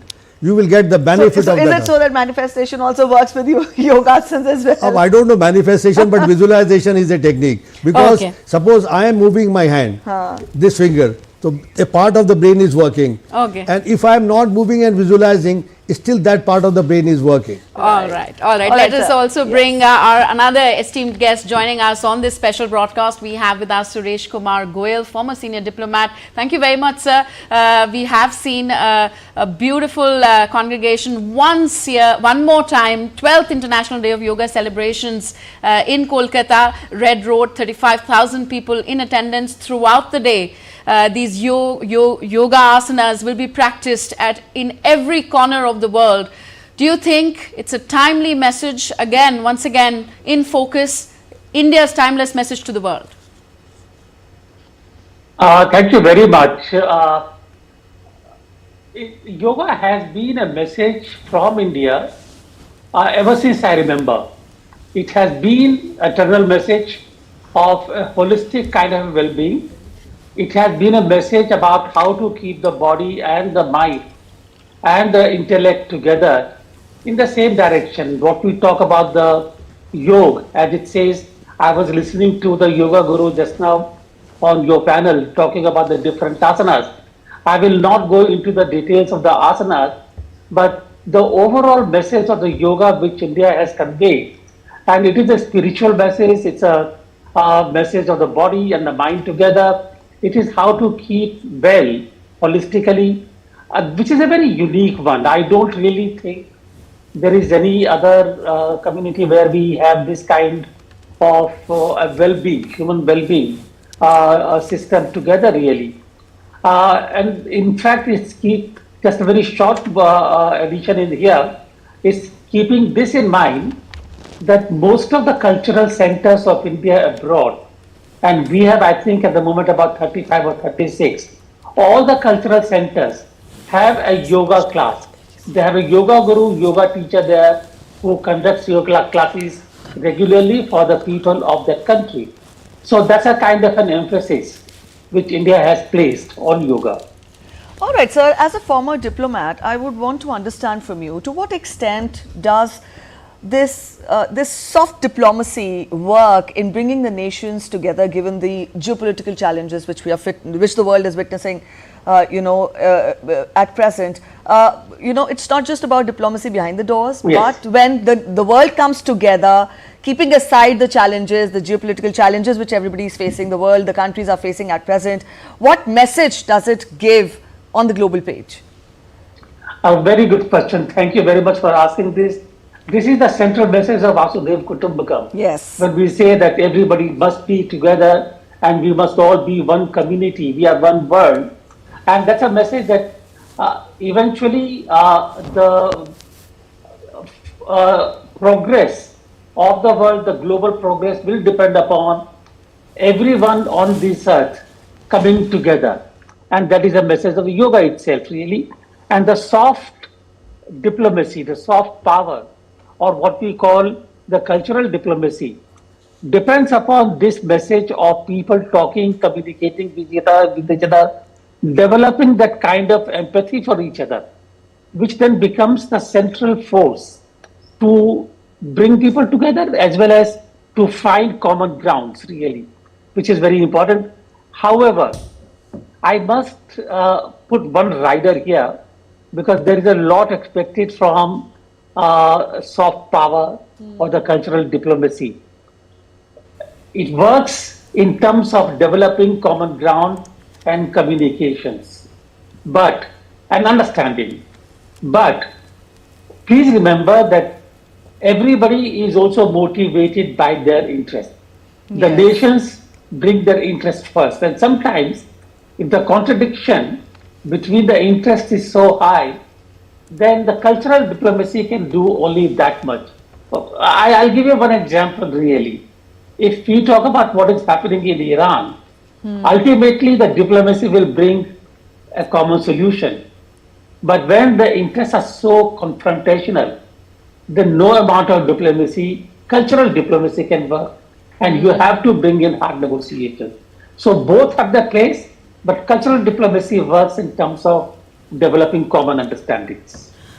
Okay, sir. Atulji, Prime Minister Narendra Modi has often said that India has given to the world Buddh, not Yudh, yoga, union, and of course the thought, the ancient philosophy of Vasudhaiva Kutumbakam, that the world is one family. When everybody around the world practices yoga and comes in union, not just with oneself, but with our communities, with our nations, what message does it send across? It is wonderful. As I mentioned to you while we were talking, that Bill Clinton, as US President, when he first visited India, he came to Jaipur. And his daughter wanted to learn, Chelsea was also with him, wanted to learn yoga from my mother. So before he came, 2-3 months before, we were getting calls without telling us who they are, inquiring about us. When he learned yoga from my mother, at that day Chelsea was having jet lag, so she was not available. So he said, I will try. So he told my mother that I will give you 10 minutes. My mother told him that in 10 minutes I can't teach you yoga, and she walked out on him. So that was very embarrassing. But then he said to every humor that he showed to everyone there is one woman on the earth who can walk out on the President of the United States of America.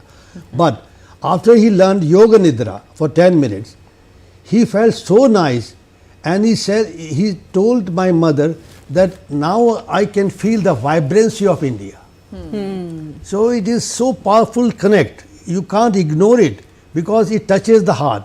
And because yoga is not only Chittavrati, Nirodha, etc., etc., but in short, in Hindi I can say, ये नर से नारायण बनाने की विद्या है. Wonderful, wonderful. It can make a man God, and I have seen my guru becoming real gods, real siddha through power of yoga. So, and the prayer of yoga is also very important. Take me from darkness to light. Take me from second is from take me from unreal to the real, take me from darkness to light, and take me from death to immortality. All right, I'll bring in Mr. Goyal here. Sir, you were talking of how it has brought the nations together, but I will specially focus on the themes which have been picked up for the International Day of Yoga since 2015. It's not just about yoga for a person, but it is about the world as a whole.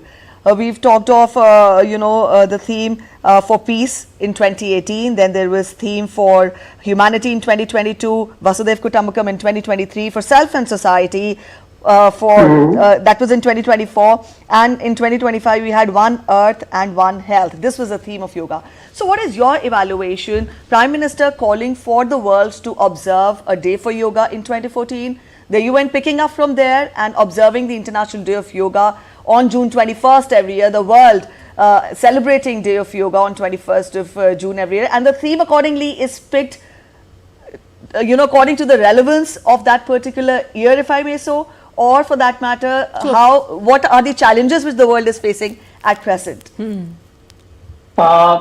Absolutely. Let me talk about the theme for this year, because every theme is important, peace and everything, it will take a long time. Now, the theme for 2026 is healthy aging. Aging, yes. Yeah, now have you ever thought about it that there are people, and one name comes to my mind really, Dr. Karan Singh, who used to be the president of ICCR when I was Director General. He's more than 90 now. And when you meet with him and when you talk to him, you realize that this is a person who, despite the age, intellectually, in terms of health, etc., is still there. He doesn't sound like 90 years. And there are people who are just 70, 75, and they begin to sound jaded, no energy, nothing at all. That is what the healthy aging is. That aging is a natural process. We begin to get old, the cells begin to die, the body begins to become weak.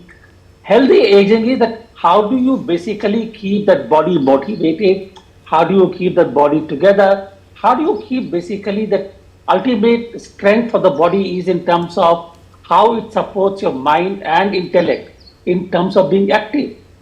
And that is where I think yoga is very, very important. Because yoga is manas, tamas and buddhi. Bring all the three together and make them work together for one common goal to become, you may call him guru, siddh, whatever it is, but to become one whole man, whole human being in interest of the humanity. And I think from that point of view, the message this year is very, very important. People do get old, they do get jaded. How do they maintain it? Look, leaders, our world leaders, there is no one leader who is less than 75 or 80. So how do you really make sure, if I can, in a lighter manner, President Trump, who turned 80, I think it's very, very necessary for him to learn yoga to continue to behave like one whole human being. Yes, and to be able to take better decisions, not just for the United Yes. States, but for the world. Yes, we understand what Absolutely. you're saying. Indeed, Suresh ji. Yes, as we celebrate the global legacy of this day, International Day of Yoga, we know that every person who wants to be more productive joins with this practice. So as the world is celebrating the International Day of Yoga, the practice remains a popular wellness trend in Indonesia. This year's theme, Yoga for Healthy Aging, resonated with yoga students at a center in Jakarta, where people of all ages were seen embracing yoga for its therapeutic benefits. Our correspondent Chandani Vasandani has more. Yoga took Indonesia by a storm when it first came on the scene in the late 90s, as thousands of people embraced it as a way to relieve stress and frustration. Today, that passion has only grown. At the Jakarta-based Indian Embassy's cultural wing, the reception has been more than expected. The JNICC Cultural Center holds yoga classes twice a day from Monday to Friday, and their regulars try to make it every day, driving a movement that aligns with this year's International Yoga Day theme of Yoga for Healthy Aging. So I found that the people love the yoga here too much. There is not only the trained yoga here, but also the people do the yoga to gain the maximum health benefits, as well as not only the physical health, but of course the mental health, the overall holistic health, we can say. Indonesians look at yoga not just as a fitness routine, but as a deep life philosophy that keeps evolving every single day. Not only in the Jakarta, but almost everywhere in the Indonesia, there are a lot of the yoga studios, and people are taking part into those yoga studios very, having with very much interest. So the people are not only using the yoga as their daily exercise, but some of them, not everyone of course, some of them, they do yoga as a philosophy in their life. They are keeping it the philosophy in their life. For the regulars who attend daily classes, the health and spiritual benefits are well beyond their expectations. Although the world knows India as the birthplace of yoga, there is now a surge of yoga communities and centers across Indonesia, proving that this ancient tradition has found a home in the country. It's not surprising to see how yoga has taken off in Indonesia.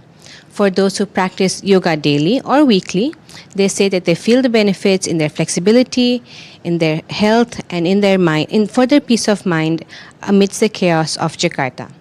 This is Chandni Vasandani for DD India. All right, now we take a look at the central Indian state of Madhya Pradesh, where athletes performed water malakhamb on floating stage. Water malakhamb performance was held in Jabalpur ahead of the International Day of Yoga. Take a look at this special report. The serene waters of the Narmada turned into a spectacular stage on Saturday as athletes showcased India's ancient traditions ahead of International Yoga Day. On a specially built floating platform in Jabalpur, performers demonstrated water malakhamb, blending balance and strength while performing on an ever-moving surface. From graceful yoga-inspired poses to daring jumps, the athletes captivated spectators gathered along the riverbank. Mallakhamb और योग दोनों ही एक ही हिस्सा है. Malkhamb and yoga are essentially part of the same tradition. Malkhamb is considered the mother of all sports as it is a blend of gymnastics, acrobatics, yoga, judo, and several other disciplines. The same postures that are performed on the ground in yoga are performed on the Malkhamb pole. To make Malkhamb more challenging, we introduced water Malkhamb. Malkhamb and water are natural opposites. If even a single drop of water falls on the Malkhamb pole during a performance, a person can slip and fall. To increase the difficulty level, we shifted the sport into the water. First, we taught the children how to swim, and only after that did they begin performing Malkhamb in water. Swimming के बाद फिर बच्चों ने mallakhamb perform किया है. But performing water malkhamb, the state sport of Madhya Pradesh, on water is far more challenging than on land. Athletes must maintain perfect balance and grip at all times, as even the slightest movement of the floating platform or a single drop of water can disrupt their performance. The event also featured enthusiastic participation from young malkhamb performers. A day ahead of International Yoga Day, the event offered a fitting tribute, showcasing courage, concentration, and India's rich sporting heritage. Some fine balance being witnessed there and portrayed to audiences. Let's also tell you the 24 Battalion of ITBP organized a yoga session on the banks of Pangong Lake. Himveers, army personnel, local villagers, members of the Mahabodhi Institute participated enthusiastically, promoting the message of health, harmony and well-being at an high altitude there, Pangong Lake.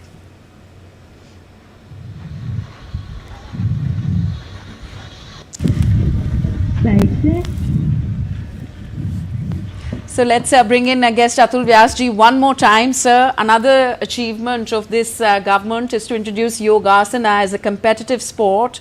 This was done in 2020, and over the years we've seen Yogasana being introduced as a competitive sport in Khelo India Games, University Games, National Games.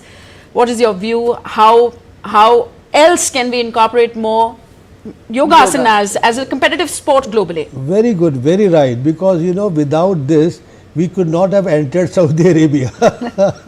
We entered in Saudi Arabia because we declared yoga as a sport. So we could enter there. We could not have entered with simply saying yoga like that. Okay. So I fully agree. And it is very important to attract youth into the yoga, because youth generally is more into gymming and you know all that. Yes. Because in gymming, as I said, you spend your prana energy, and in yoga you gain prana energy. So there's a huge difference. So all right, for a person who's practicing yoga, Atulji, any kind of precautions or words of wisdom which you would share with our viewers? To what extent does diet play a role in this holistic well-being which is being encouraged by yoga? What other, careful tips one needs to take care if one is, vehemently following yoga? Honorable Prime Minister has stated that shloka from Gita. I think this is very, very perfect. Appropriate. He said appropriate diet. Yes. Appropriate to your body and yourself, not to others, what others say. Others are taking protein 50 mg, I am also taking. No. Yes. Appropriate activity, appropriate diet, appropriate actions, appropriate thinking, appropriate means perfect to your body, to yourself, not to others. So then you get the real hemostasis within yourself. As I said, every individual is different. And to treat them as a common yoga protocol, one has to take very few asanas, especially the poses which improve digestion. That should be in the common protocol. Okay, let me bring some final thoughts here from Suresh Kumar Goyal ji also. Sir, if I were to ask you, what message would you like to give to young people today on the occasion of International Day of Yoga, who probably may think that yoga is only for people of older generation? There is one very, very strong message here from yoga, and that is related not just to the aging, but I think all across the board, young, old, everyone. I remember when Atal Bihari Vajpayee ji, he was not a prime minister at that time, but he was visiting Indonesia. I was reminded of that episode because of seeing the yoga being performed at the cultural center in Jakarta. And he was talking to Sukarno at that time, and he was surprised to see all those Indian temples and everything. And he remarked on that. And Sukarno said, we are Islamic by religion, but by culture we are Hindu. That kind of a message, which I think is very, very appropriate, like Saudi Arabia. When the yoga is done there, it's sports, yes, we call it sport, but they realize that it is not religion. Therefore, yoga as an activity, yoga as a process to remove all that kind of polarization, the partisanship, differentials between the religions and cultures and different things is very important. And therefore, if you are talking about people belonging to one humanity, yoga is the only way that I see complete process to really teach how to remain healthy in mind, how to remain healthy in body, and how to think healthy. Mind control is absolutely important to channel in the right direction. Yes. And that is a message of yoga, to be healthy in all areas and everyone. Yes, very aptly said that. I'll take that forward to Atulji. Atulji, your closing remarks. We're running out of time. Very crisp remarks how should we close this interaction when we talk of the 12th International Day of Yoga? Karo yog, raho nirog. Yoga se yoga. Yoga se yoga. Absolutely. So this is the message, India's timeless message to the world. Practice yoga if you want to be more productive. Practice yoga if you want to be more aware and mindful. Practice yoga if you want to be more peaceful, not just for yourself, but for your community, for your nation, and for the world. Yes, when we talk of yoga, then it is not just a holistic approach, but in fact, an approach where no battery is required, no wires, no connectivity is required, but still a connection that takes you within. Yes, within. And but still it recharges your body, it powers your mind, it brings calm to your soul, and it makes you strong enough. Yes, so this is the message we carry forward on the 12th International Day of Yoga. Healthy aging, yoga for healthy aging, and that has to be a holistic approach for the rest of your life to encourage holistic well-being. On that note, we'll take your leave. We'll end this edition. Yes, but we have to thank our guests, Suresh Kumar Goyal ji, former senior diplomat, Atul Vyas ji, yoga scientist. Thank you very much, sir, for giving us your valuable insights, both on the topic of International Day of Yoga and yoga in general. We really appreciate your joining us in the studio, and Suresh ji joining us from Zoom. That's it in this broadcast. The message goes far and beyond from the land of Kolkata, city of joy, today to the rest of the world. To the rest of the world. That's it. Thank in this you so broadcast. much for being with us. Bye-bye. Thank you. Bye.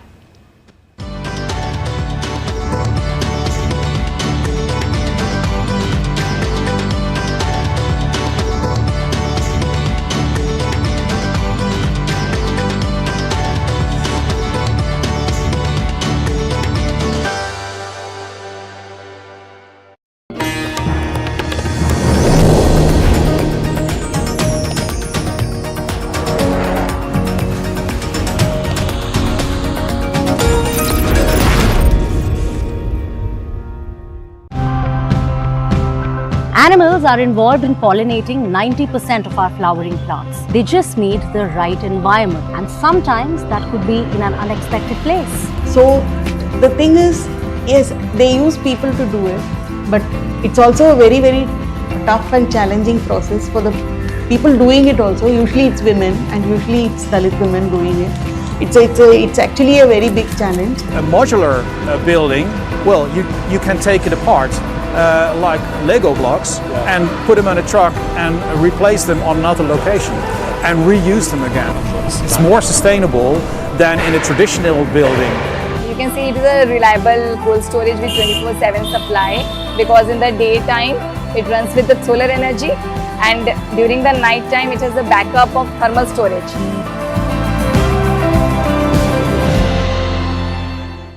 Welcome to DD India, where a billion voices unite, connecting viewers to the stories that matter.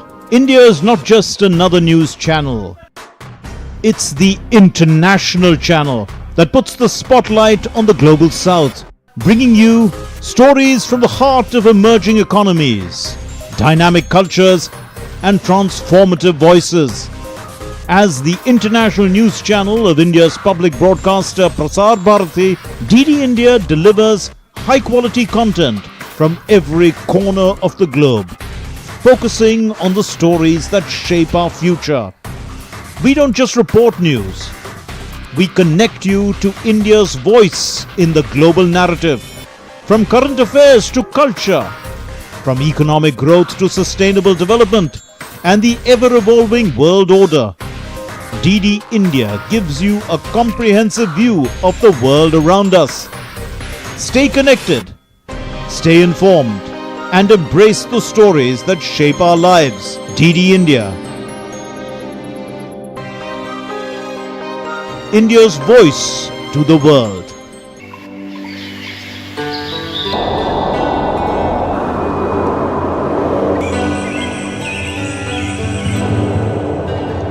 Sikkim is not a destination, it's a journey.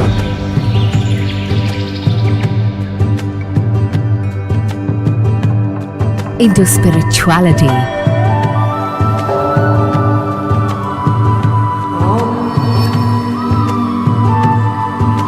into untouched nature,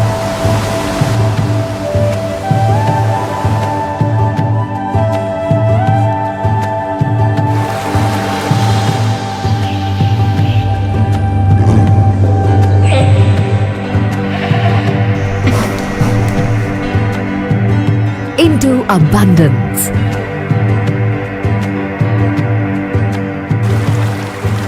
A lesson in compassion,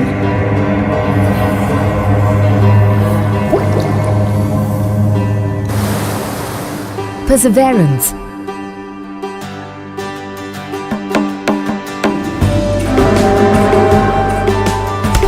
harmony,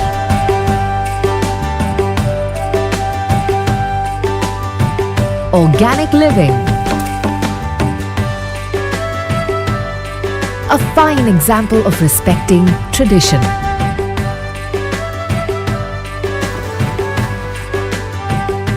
While embracing modernity.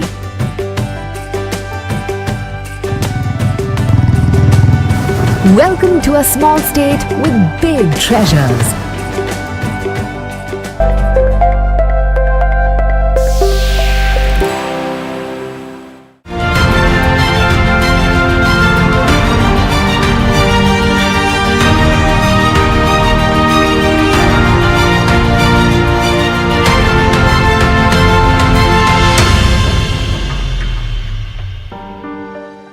On 26th May 2014, the National Democratic Alliance, led by Prime Minister Narendra Modi, took the oath of office.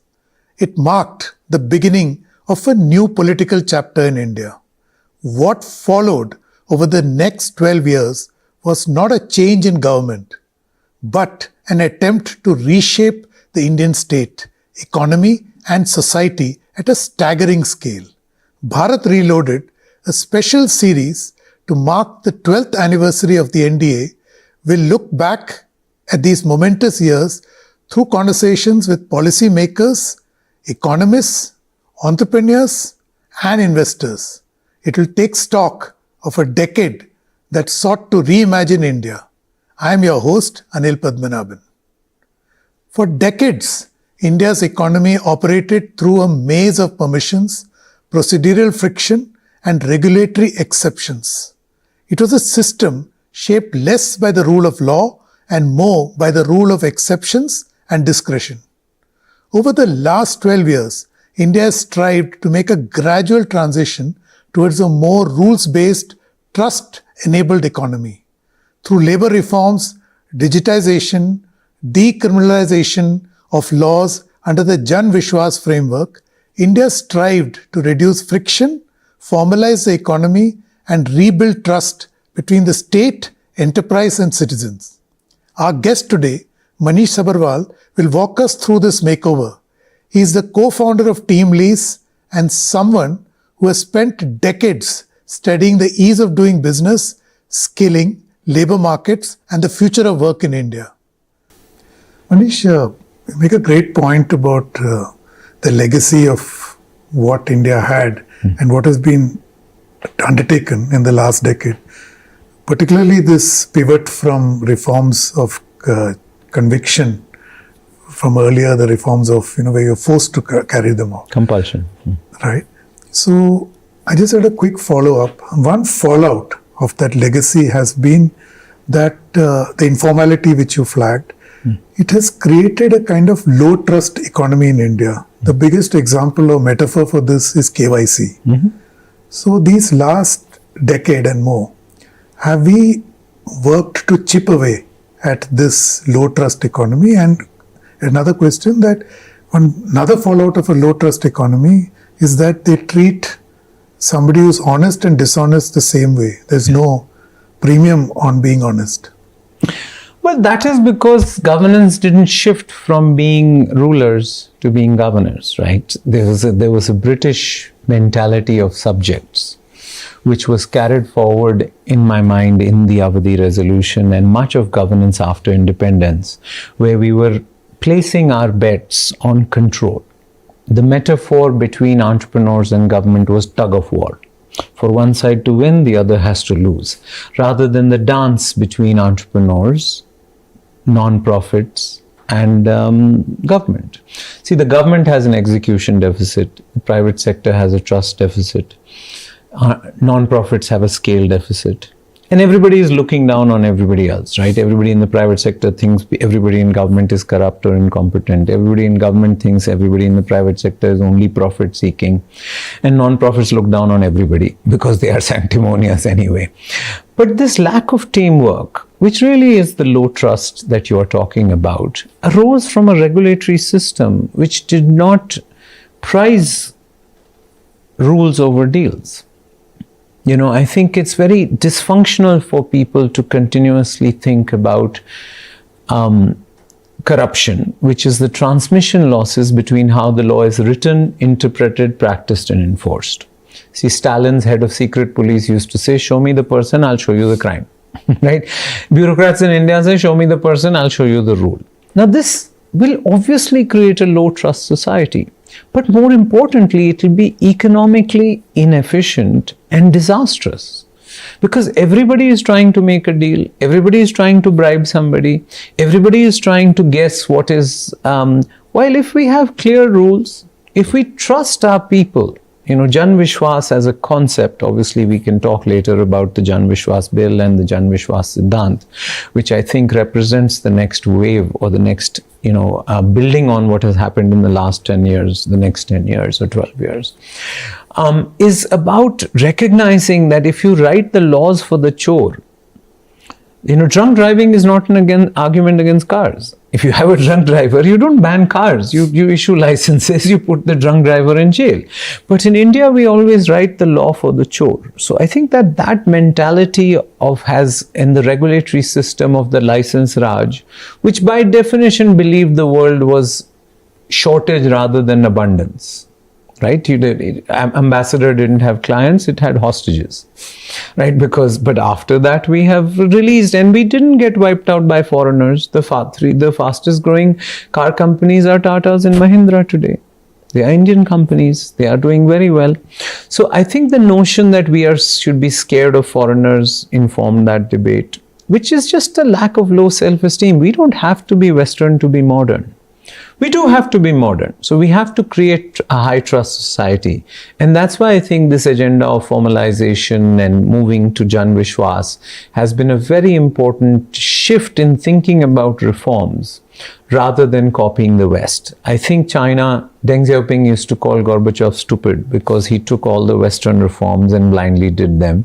And then he lost his job and Russia has never recovered. While China said, yes, we need to modernize, but we will modernize at our own pace. We will modernize at our own recipe and we won't blindly copy the West. So I think that it is important to recognize that 1991 was important, but it was incomplete. We left out education, we left out formalization, we left out corruption, we left out bank reform, we left out labor reform, we left out primary education reform. So I think it is obviously every country is a river rather than a pond, and you can never step in the same river twice because the river has changed and you have changed, as Heraclitus used to say. But my sense is that building on the last 12 years of formalization, moving to rules, lays a strong foundation or a knee for Jan Vishwas and Jan Vishwas Siddhant to become the basis of policy in the next 10 years. So what you're saying is that we are now launching a new philosophy of governance, which will be heavily leaning towards rules-based rather than the exceptions-based that existed earlier. This is not more cooks in the kitchen. It is a different recipe. See, there is a certain thought world that prior philosophy had of distrust. There is a certain thought world that it had of control. There is a certain lack of intellectual humility in Mahalanobis's spreadsheet model. An economy is not a spreadsheet.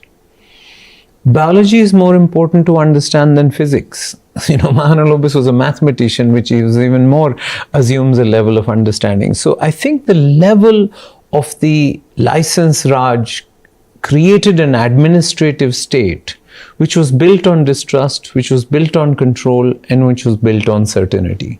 I think the last 12 years are more intellectually humble. We recognize that the world is a difficult place and we have to make it is trying to release some of the controls, whether it is removing the criminal provisions, whether it is removing other things. And it is not built on certainty that old system had. In other words, once business is free from seeking permission, seeking clearances, their entrepreneurial spirits will be unleashed. So economic dynamism in the Indian economy should accelerate. Well, it's not God's will that India should be 4th in total GDP, but 128th in per capita GDP. I mean, it is our choices. Dumbledore tells Harry Potter in Chamber of Secrets, it is our choices more than our abilities that reveal what we really are. And I think we made some really bad economic choices after independence. And I know people will say that we needed to do that. I don't believe that is true. India and China had the same per capita GDP in 90.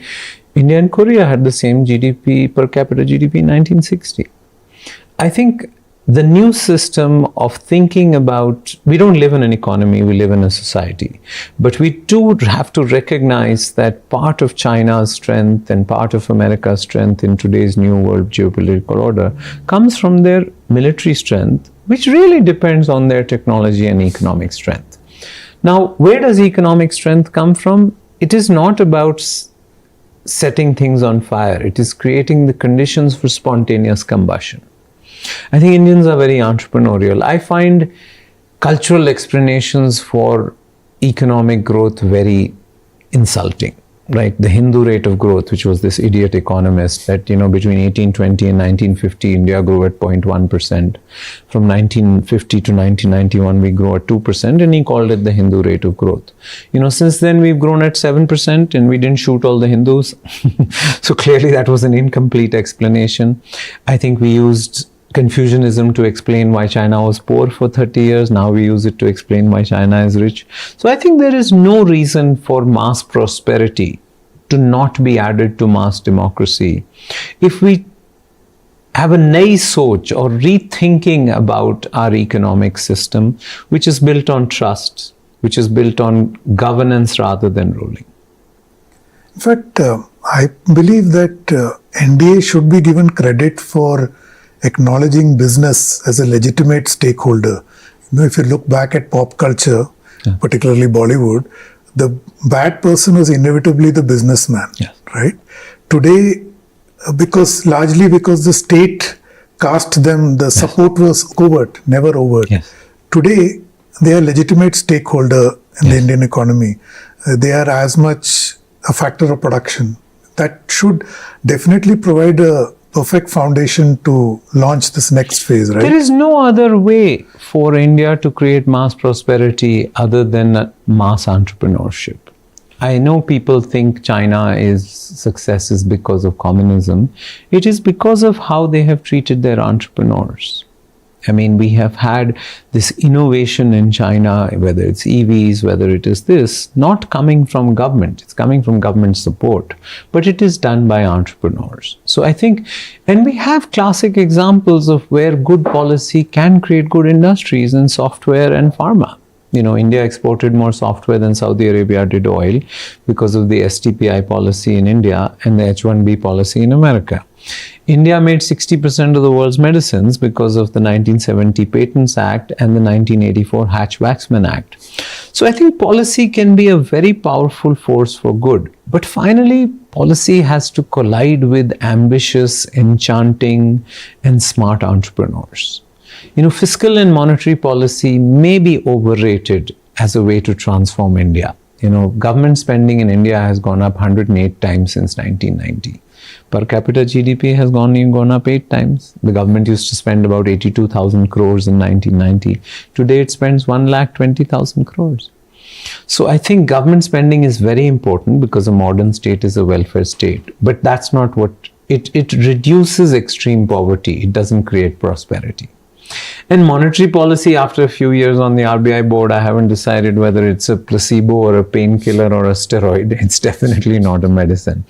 So what, if it's not monetary policy and fiscal, it is the trust of entrepreneurs. It is giving the space to entrepreneurs to grow and putting the bad entrepreneurs in jail.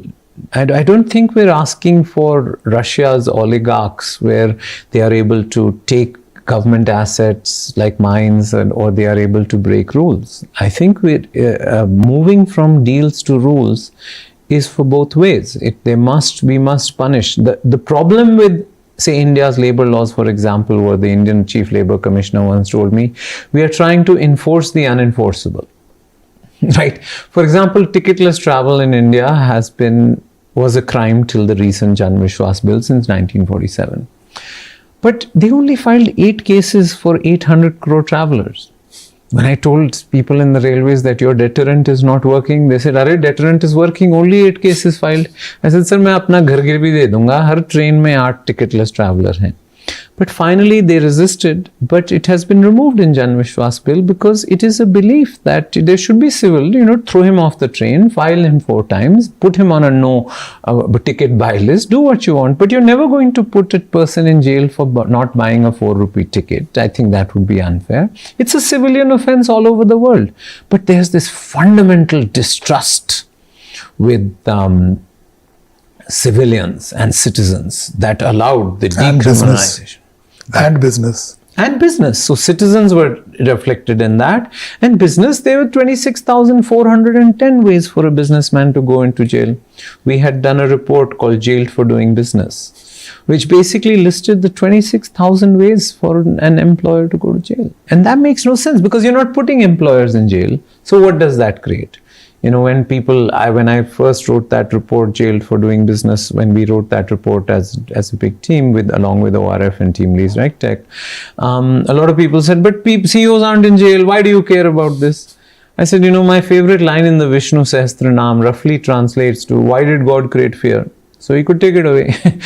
So why are these jail provisions there when you're not putting people in jail? You should have 100 jail provisions or 200 jail provisions, and you must put people who steal Provident Fund in jail.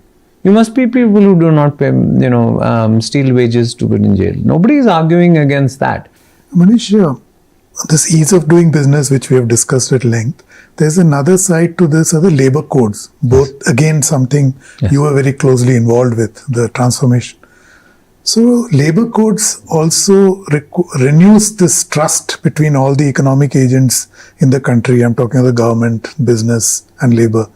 And you were closely associated with it. So how do you see that transforming the formalization or accelerating the formalization in the Indian economy, particularly of the labor force? See, if you told me 25 years ago that India's stock market would have generated 1300% return and China would have generated minus 13% return, but China would move 400 million people from farm to factories and India would still have 45% of its labor force on farms, I wouldn't have believed it. Why has India not moved 20, 30 crore people from farming into factories as China has done? That is because of the labor laws of this country. There's lots of other regulatory cholesterol that we can talk about. But if you encourage employers to substitute labor with capital in a capital surplus country like India, that makes no sense at all. So I think the labor codes are an overdue reform which cut 72% of criminalization. They cut almost 75% of forms and returns that had to be filed. There have obviously been some things people can disagree with. People don't like the gratuity provision, which has raised the cost for corporate India. But corporate India has honorably taken the 30,000 crore hit from the social security codes. And so my case to everybody is that without employers, there are no employees. And informal employment is the slavery of the 21st century. So we need more employers, we need more formal employers. And the labor codes are built on this trust that if you steal Provident Fund, we will put you in jail. Nobody has removed that provision. But will we really put you in jail for all the other 26,000 ways that we have prescribed? So between the Jan Vishwas bill, which was passed in Parliament last month, and the labor codes being notified, 11,260 of the 26,000 ways to go to jail have finally been removed. Now, it has taken a long time, it's probably taken longer, but I think it has finally proven that these jail provisions which you don't use don't improve compliance, they reduce trust, and they breed corruption. So I think labor codes are a very important, the job is not done. Why should we have 4 labor codes? We should have 1 labor code. There should be some other changes. We should reform PF, we should reform ESI. But all that is in the pipeline, hopefully, and being considered, because Indian policy should pray to one God, which is jobs. Everything else is a distraction. We are a young country. 65% of our population is less than 35 years old. We must pray to the one God of jobs, because jobs is the way that we will create mass prosperity. And labor, mass prosperity is created by entrepreneurs who create well-paying jobs through high productive enterprises. And that was not possible with in all India's old labor laws. You couldn't comply with 100% of them without violating 10% of them. There were 22 definitions of wages, there was 19 definitions of workers, and every inspector would choose which definition to create corruption for themselves. So I think moving to the single definition which labor codes have done, there's a lot more work to be done, but I think it finally gives India a chance to dislodge China as the factory to the world. Okay. Finally, Manish, the last decade we have spent in reducing friction in the economy and expanding participation, growing the number of economic agents, like removing abject poverty of 500 million people. You've actually created that many people who are inside the economy looking out rather than the other way around. So what do you see as the vision for the next decade so that India transitions beyond the baby steps to a genuine rules-based society and creates a trust economy that fosters business and prosperity? See, Jan Vishwas bill represented decriminalization. Now that has been published into what we call the Jan Vishwas Siddhant, which are the principles of deregulation. Deregulation is turning out to be much harder than decriminalization, because decriminalization intuitively we recognize, while deregulation challenges the administrative state. And we don't want to equate deregulation with civil service reform. And I'm not talking about the 6,700 IAS officers, I'm talking about the 25 million civil servants who make our life miserable sometimes as citizens or as entrepreneurs. You know, the tehsildar, the vehicle inspector, the labor inspector, who really doesn't understand how important they are to citizens' trust in government, right? So I think deregulation should be the next phase of Indian reform, where we say that we will have less rules, but we will enforce them mercilessly. We will only have acts and rules. We will not have these 19 other instruments which have been invented, you know, guidelines, circular, notification, office order, press release, FAQ. I mean, 25-50. I mean, I think in my heuristic or unscientific estimate, I think rules are 25 times of acts and non-rules are 25 times of rules. And this is where we live. See, the government reads from left to right, which is acts and rules. We read from right to left. Guidelines, circular, notification, office order. We never get to the act, right? And the problem is there is no single source of truth. There is no single place called India Code. There is an India Code, but it only has acts. I think one of the biggest reforms we can do for our citizens is to create what I call the India Code guarantee, which is you go to this website, if this provision is not there, you need not comply. That is a guarantee the government is offering. I think it is on the table. We are already in the process of considering India Code, but I think that would be a very important reform to reduce corruption. Because I can point to so many notifications or guidelines which practically are secret laws. They are sitting in the drawer of a bureaucrat. If he likes you, he leaves it in the drawer. If he doesn't like you, he or she pulls it out and holds you accountable for it. So I think citizen trust will have to be manifest in decriminalization, deregulation, and digitization. You know, we don't have enterprise digital public infrastructure. As an employer, I have 23 different numbers issued by the government. You can issue Aadhaar to 1.4 billion people. Why can't you give a single number to an employer? So now a single unified is being considered. You have a DigiLocker for individuals. Why don't we have entity DigiLocker where all my licenses, all my permissions, all my filings, all my challans, all my returns are digitally? And so I don't have, why do we need notaries in India? Notaries should be a banned occupation because basically they are just toll collectors from us. If we have a digital entity DigiLocker, there will be no need for notaries in India. So I think this decriminalization, digitization and deregulation should be a broader agenda that prays to the one God of jobs. The second agenda would be human capital. I think it is an embarrassing number in India that only 45% of kids are left in government schools.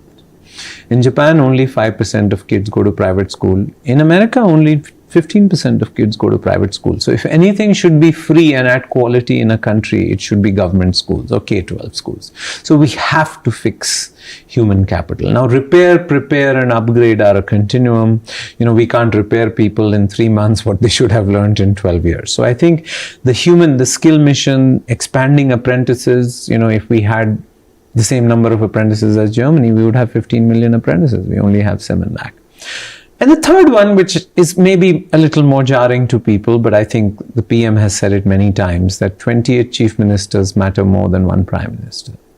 So decentralization of power, funds, functions and functionaries. What is power in government? Funds, how much money you have. Functionaries, how many employees you have. And functions, what is the permissions and division. I think India can't be ruled from Delhi. You know, Indira Gandhi in 12 of her speeches said strong states lead to a weak nation. You know, N.T. Ramarao was the chief minister who had responded the next day saying that the central government is a conceptual myth. Everything that matters to the daily life of citizens, police, education, healthcare is done by chief ministers. So I think there's a madhyam marg. Both extremes were wrong. Obviously, states cannot defend India. Obviously, states cannot make monetary policy. But I think there was part of that control regime after independence centralized too much power in Delhi. India cannot be run from Delhi. And over the last 12 years, actually, for the first time, state governments now spend more than the central government. See, now the central government spends about 48 lakh crores and state governments spend about 60 lakh crores. For the first 75 years of independence, that was not true. So I think in the last 12 years, we have decentralized funds. We have starting to decentralize functions. The labor code gives a lot of flexibility to states, which represents the decentralization of functions. Now we need to decentralize functionaries also. I'm not clear you need 250 people with the rank of Secretary to Government of India in Delhi. I don't think we need 75 ministries in Delhi, but that may be an idea whose time has not come. I think part of this lack of control, too much control, is having 75 ministries. We should have 20 ministries, 25 ministries. Japan only has 8 cabinet ministers. America only has 14, and UK only has 22. Why do we need 75?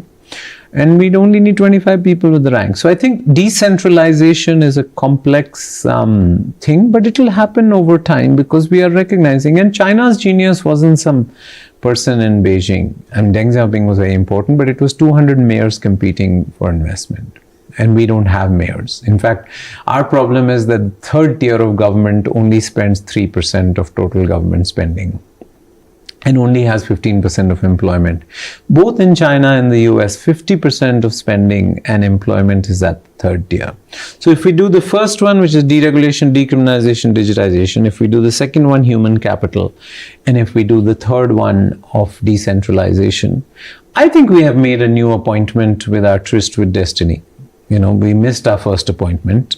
Our new appointment is about adding mass prosperity to mass democracy. And then we will prove many people wrong. You know, when I landed in the US in August 1994, there was a front page article on the Wall Street Journal which said that India is more interesting than important. You know, I hope that journalist is eating the newspaper on which she wrote that, right? Because what's happening in India is not once in a decade or once in a millennium. It's really once in the lifetime of a country.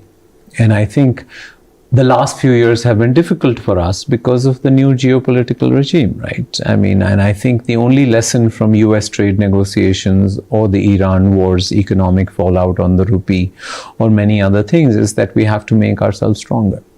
You know, in this new world, we can't compare progress to where we were. We have to compare progress to where we can be and should be.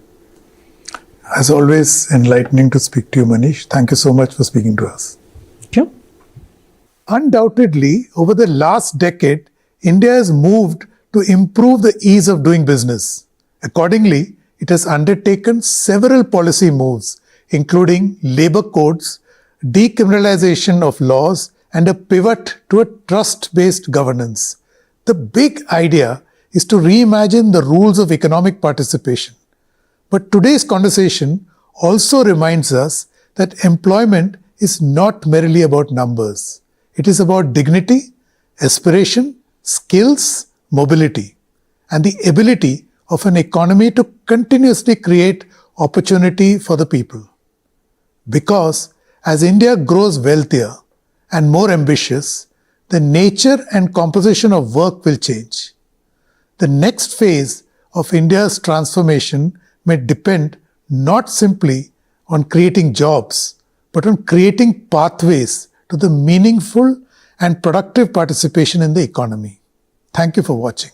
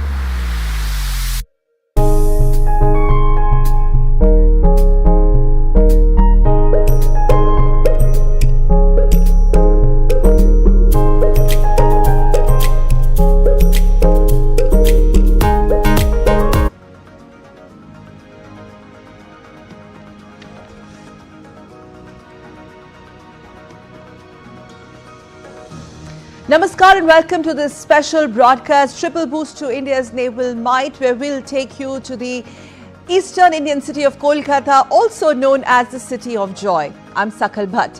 Prime Minister Narendra Modi will commission 3 indigenously designed and built Navy ships: INS Dunagiri, an advanced steel frigate; INS Sanshodhak, a survey vessel, and INS Agre, an anti-submarine warfare shallow water craft. Now, these inductions will significantly bolster the nation's operational capabilities, enhance maritime domain awareness, and also strengthen the security of our coastal waters against geopolitical threats. These are designed by Indian Navy's Warship Design Bureau and constructed by the Garden Reach shipbuilders and engineers in Kolkata. Remember, as we mentioned on the broadcast today, we'll discuss how these vessels represent the key operational capabilities across the maritime combat, hydrographic surveying and anti-submarine warfare and much more. So let's begin.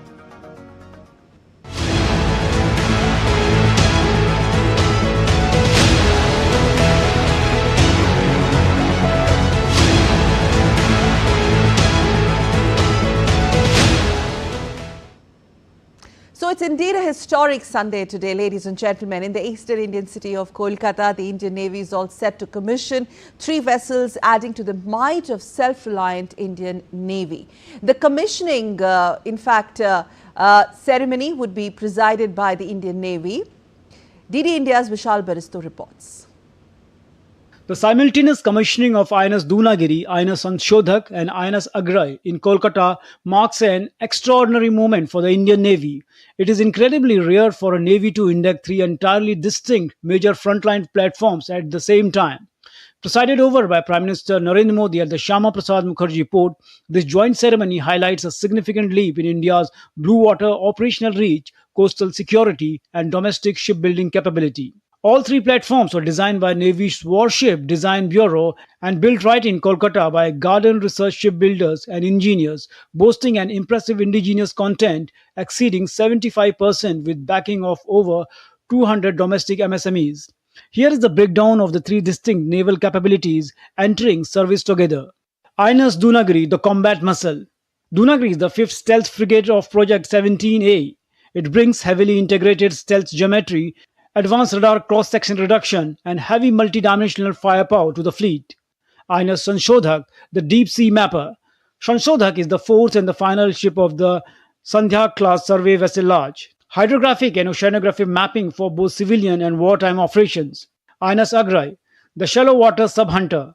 Agrai is the 4th vessel of the Arnala-class anti-submarine warfare shallow water craft, hunting hostile submarines in shallow, littoral waters where large destroyers and deep draft frigates cannot easily maneuver. All 3 vessels are built with more than 70% indigenous technology and hardware. Vishal Baristo's report for DD India.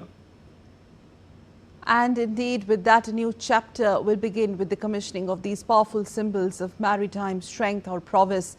Designed, built and integrated in India, INS Dunagiri, Agre and Sanshodhak showcase the power of Atmanirbhar Bharat or self-reliant India.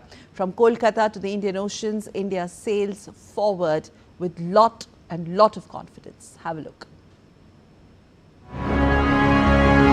A new chapter begins at GRSE, Kolkata. India commissions 3 powerful symbols of maritime strength, self-reliance, and national progress. Designed, built, and integrated in India. These ships showcase the power of Atmanirbhar Bharat, uniting innovation, industry, and skilled talent across the nation. Dunagiri, built to dominate the battle space. Agrai, the underwater hunter. Sanshodhak, a state-of-the-art survey vessel. Together, these vessels strengthen national security. From Kolkata to the Indian Ocean, India sails forward with confidence. The Indian Navy has showcased the capabilities of INS Dunagiri, highlighting the frontline stealth frigate as a symbol of India's growing indigenously shipbuilding strength and commitment to maritime security. Here's more. Decisive, dauntless, dominant. Dunagiri, an Atmanirbhar next generation stealth frigate, torchbearer of Viksit Bharat. Every future has a legacy. Commissioned on the 5th of May 1977 by Captain Sukumal Jain, the erstwhile Dunagiri served with distinction for over 3 decades. In 2010, the legend came to rest. Steel may rest, spirit does not. Forged at Garden Reach shipbuilders and engineers, vision has been shaped into power. Dunagiri multi dimensional capabilities के साथ world class steel frigate होगी जो समुद्र से लेकर आसमान और under water तक में दुश्मनों को पूरी तरह तबाह कर सकेगी. Fifth of the P-17 Alpha class, she and her sister ships are a formidable blend of speed, endurance, next-generation sensors and lethal weapons, making them the Navy's most potent platforms. Once commissioned, Dunagiri will advance the Navy's objective of influencing events ashore. Defined by stealth, she shapes the battlefield. First, she observes. Then comprehends. And when called upon, she strikes.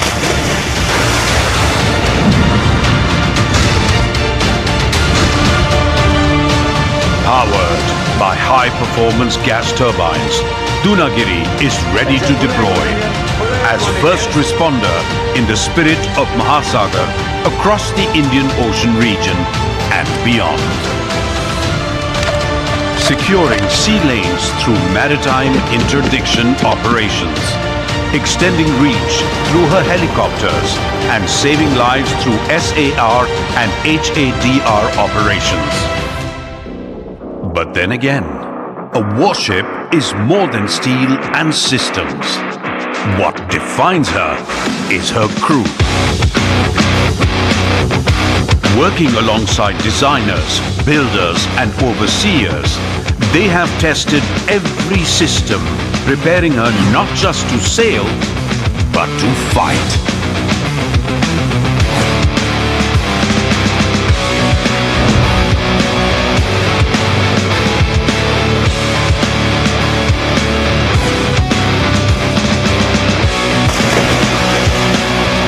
Fantasy in action. Fantasy in action. We are ready to get involved on both fronts. For the crew, this is the transition from preparation to commitment, from training to trust.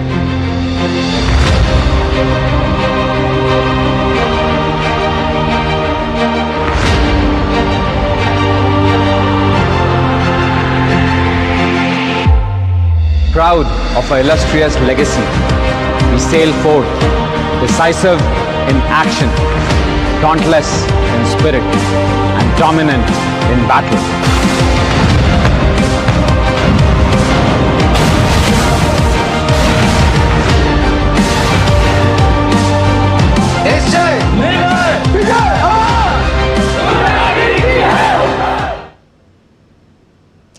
Powerful might of Indian Navy. We're all proud of them. And now let's take a look at all the major Indian naval ships commissioned by Prime Minister Narendra Modi so far.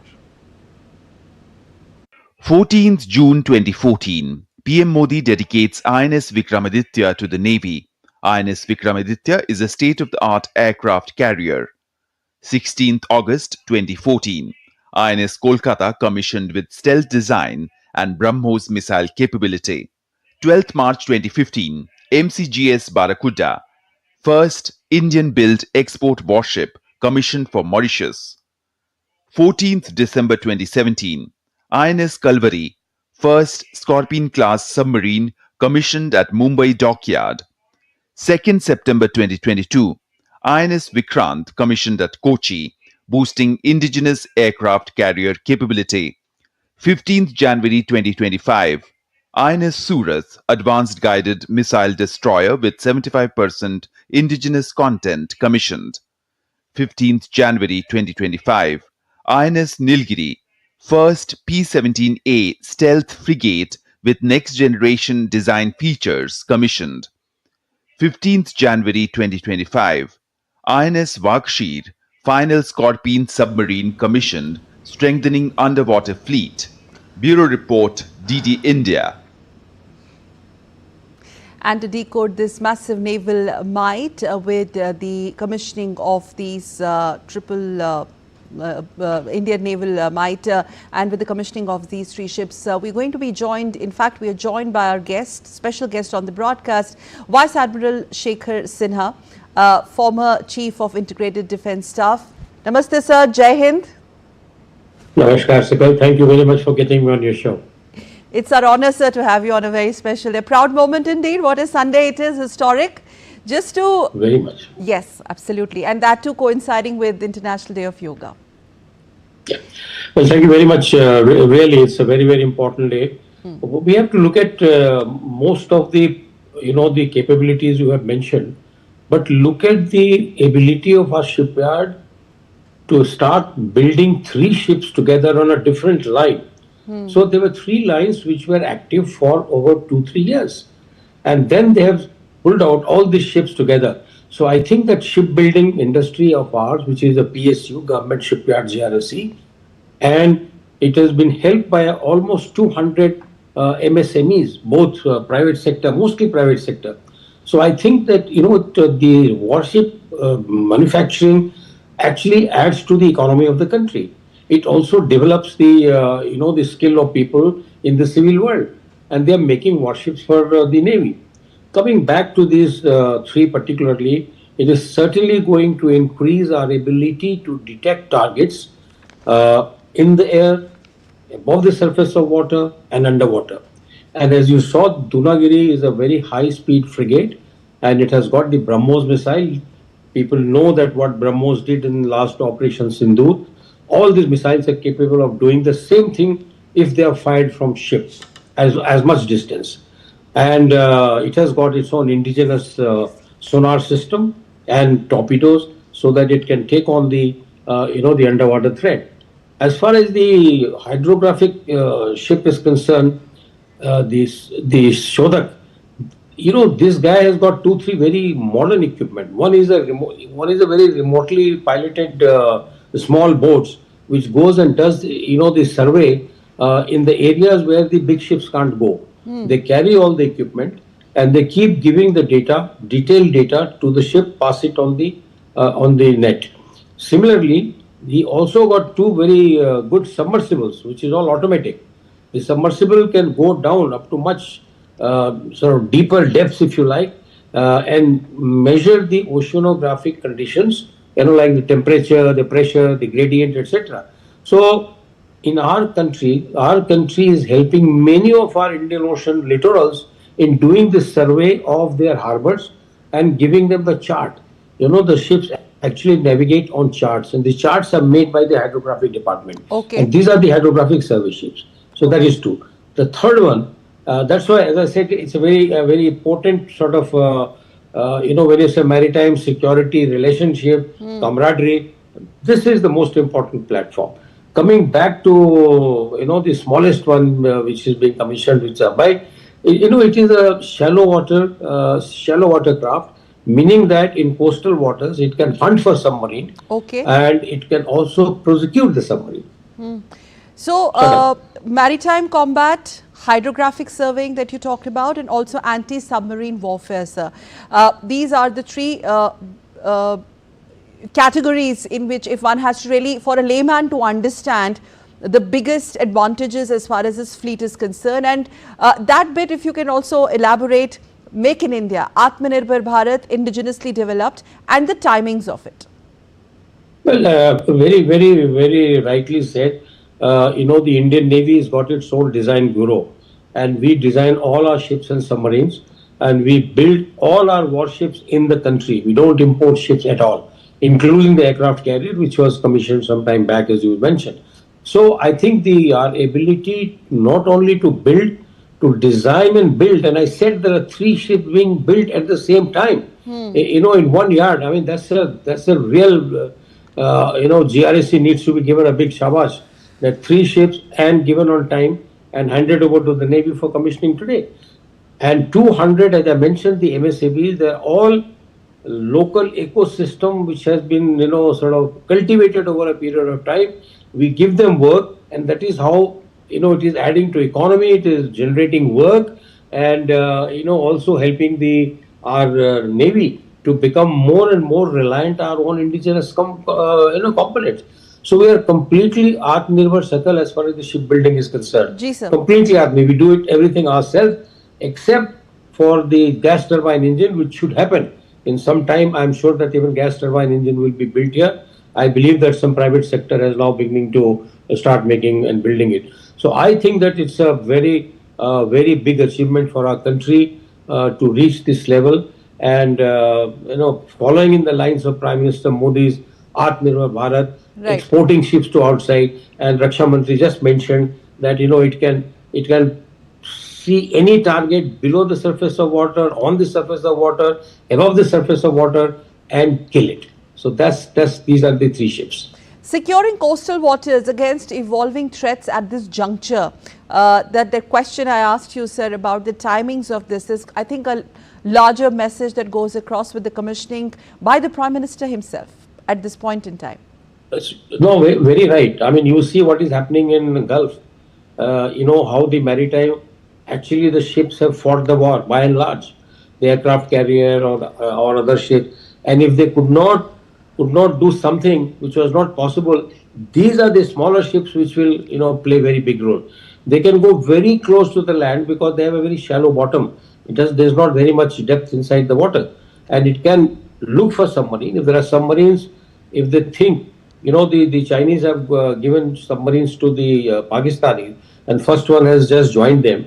These submarines can actually go into very shallow water and wait for the ships to come out of the harbor. Now this fellow, the little fellow, which is now been commissioned today, he can go out and do a shallow water tracking, look for the submarine. I like the way you said this fellow, sir. Well, they are like our fellows only. Yes. They all are adding that human touch. At the end of the day, it's the machine built by the man himself, and adding much muscle to the naval might, right? These machines actually talk to the commanding officer. Absolutely. Actually speaking, you feel that, the ship is talking to you. It doesn't like something, it'll tell you that, it's not like something. So I think the ship, that's why we call them our fellows at sea. We live on them, we fight with them. They talk to you. That was on a lighter note, sir. Generation of direct and indirect employment, because making of these 3 ships at that one facility, like you just said, it's like phenomenal. So that aspect of it, adding more meat to or more substance to Atmanirbhar Bharat, where there are more opportunities when it comes to job generation also? That's correct. You see, there are 200 MSMEs, medium and small enterprises, and they make important components. There you will find large number of skilled people and even the senior level people. Most of these MSMEs are, they have a phenomenal capacity. They have improved their, designing, they have improved their testing facilities, and they have passed the muster to make 3 warships. And this is not the first time we are just improving by the day. It is a stealth ship. The stealth ship, what is the design parameter? What should the MSME be doing? What kind of paint you will use? Whole ecosystem actually is a job generating, and it is adding to the economy of our country. Sakal, this is an important thing to note, really. So I was just reading a report which says that our indigenous content has exceeded 75%. I mean, that's huge. No, you're right. That's the average of 3. Okay, One of them, I know this, the anti-submarine vessel, it has got nearly 90%. Because even the engine, the first 2-3 ships, the engine was made by Kirloskar. So if I am not wrong, even this one has got a Kirloskar engine. So the smaller ships and the diesel ones, they have got absolutely 80 to 90% content. The other two are, except for the engine, everything else is very much indigenous. Either built here, manufactured here, or it is built in collaboration with some other country. The medium range missile, Israel and India manufactured it together for a long time. And there's got a very large range. We call it medium range, but the ranges are quite far exceeds the imagination of people. So I think that it's a very, very formidable ship. As you said, maritime domain awareness, maritime power. Can you imagine them adding to the fleets already existing very high power? Our Navy Sakal is by and large, I would say, 4th most strong Navy in the world. Okay, we are at 4. Yeah. So, only people ahead of you are probably US Navy, and to some extent Chinese, and we compare well with the French. We've gone ahead of the Royal Navy. And with our convergences and collaborations with France of late, and in fact coming close on the heels of Prime Minister's very impactful and highly successful visit to France, Paris, France and Slovakia, and particularly the collaborations in defense domain that we have with France. So that aspect of involvement and aligning with at least 200, you said, MSMEs, and this maximum participation of the industry in our Atmanirbharta journey when it comes to our security, sovereignty, in this case, Navy. I think that's also one of a very important aspect where industry is actually involved in supporting and doing what it is expected to do. That's true. Industry is involved even in making our nuclear submarines. Nuclear submarines have got large number of indigenous content, including the hull casing of outside, and the large number of movable parts inside the submarine. I mean, the reactor is made by us. So I think we have really gone very far ahead. The private sector very much involved in national security, and it better be, because after all, the security is of the whole nation.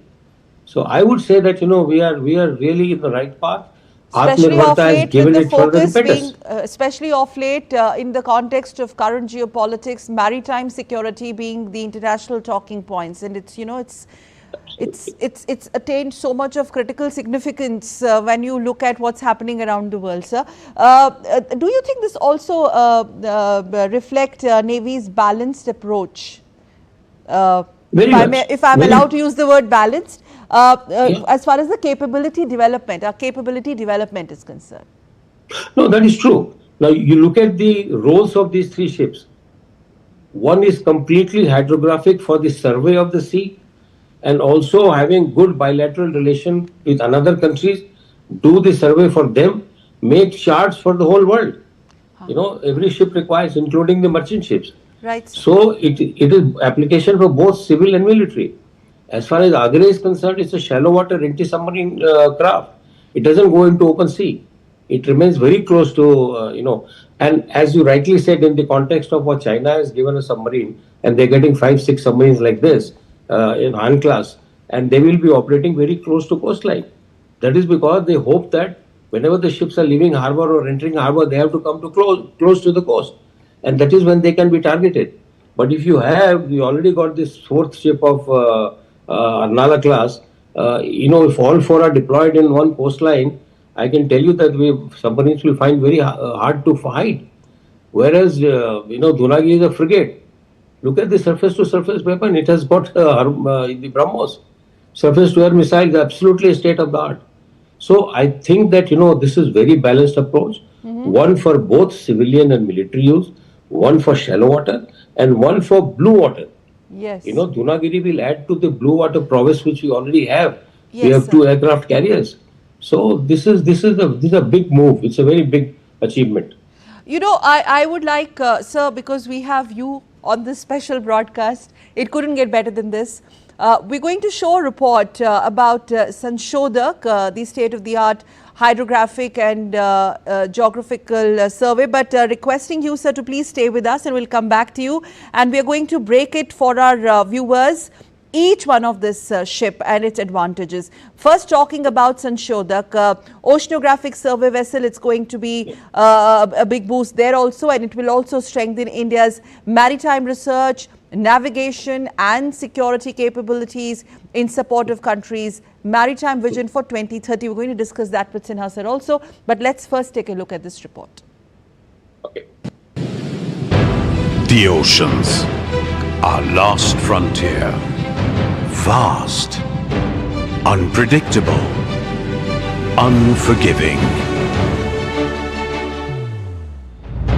Charting the unknown is Sanshodhak, the Navy's latest survey vessel. Her mascot, the albatross, master of the oceans and endless horizons. Like the great seabird, Sanshodhak is built to master distance and depth. Indigenously designed and built by Garden Reach shipbuilders and engineers, she's a proud testament to India's shipbuilding excellence and maritime ambition. Inspiring her crew is the ship's crest, bearing their motto, leading the way, mastering the oceans. Margasya Neta, Sagarasya Vetta. As India surges towards the Prime Minister's vision of Viksit Bharat, accurate nautical charts are essential for port development, resource exploitation and safe navigation. Sanshodhak's induction will augment the nation's ability to decode the deep. Each year, the Chief Hydrographer designates priority survey areas to ships. Considerations include civilian applications and also advanced maritime operations. Check course. Aboard Sanshodhak, her commanding officer, who serves as the charge surveyor, translates these directives into precise survey plans. Our preparations are deliberate, execution precise.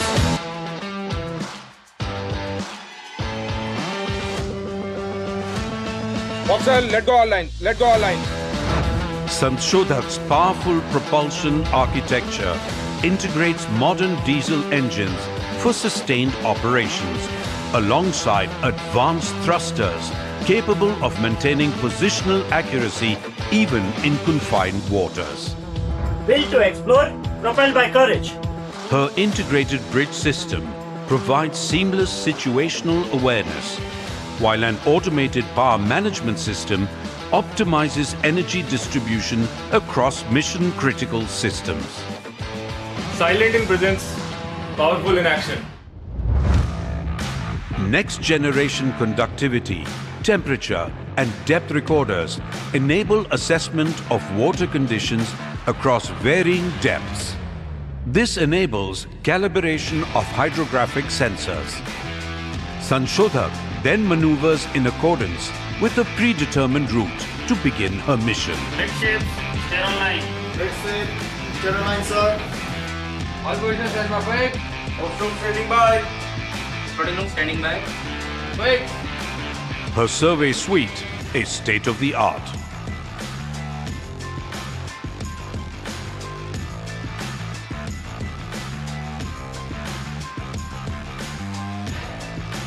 Her true workhorses are her specialized survey boats, manned by interpret crews of the survey branch.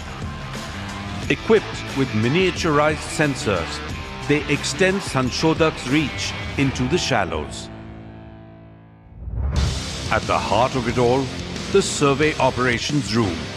Here, next-generation automated systems transform raw sensor data into digital navigation charts.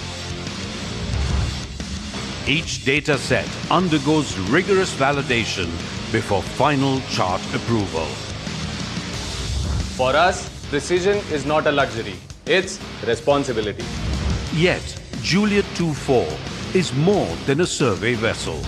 Her size and strength enable rapid configuration into a hospital ship, during humanitarian and disaster relief efforts. Standing by to help those in need. Her telescopic hangar enables embarkation of helicopters. The HVLA system enables 24/7 flying operations, rendering Sanshodhak ideal for search and rescue. Ensuring sustained deployment and crew morale are ergonomically designed accommodation, a secure cold chain and a modern galley. Sustaining the team, powering the endurance. Endurance that allows Sanshodhak to operate across the Indian Ocean region in the spirit of Mahasagar. Hydrography demands passion and honesty with commitment. There is no margin for error. As we commission, we reaffirm our resolve to chart through advancing India's maritime vision. As Sanshodhak charges ahead, her crew remain true to their war cry, Sahas Buland, Vijayi Harpat.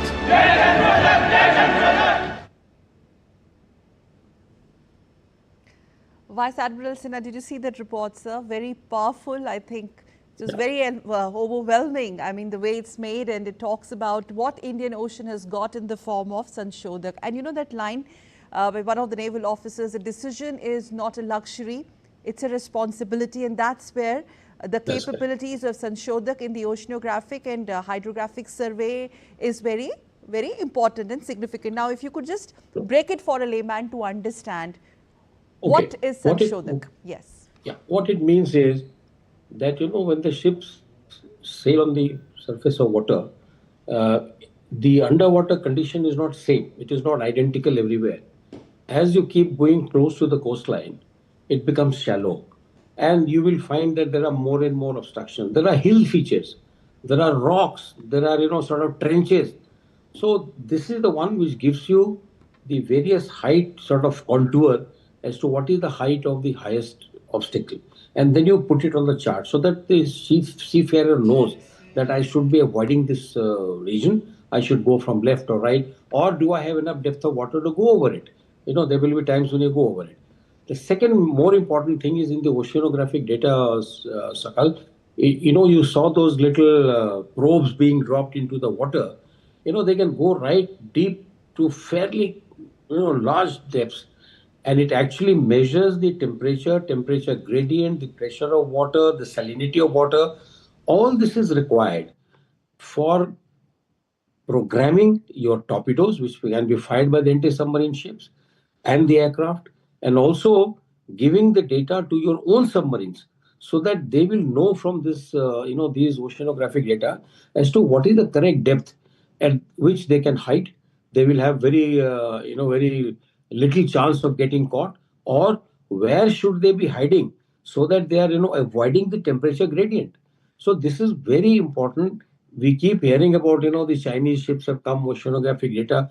These are the ones which actually take down, you know, use these boats into shallow waters, send the probes down, and then they keep waiting for it till the entire recording has been done. And they come back to the ship, and ship has got very modern electronic equipment by which the charts are prepared.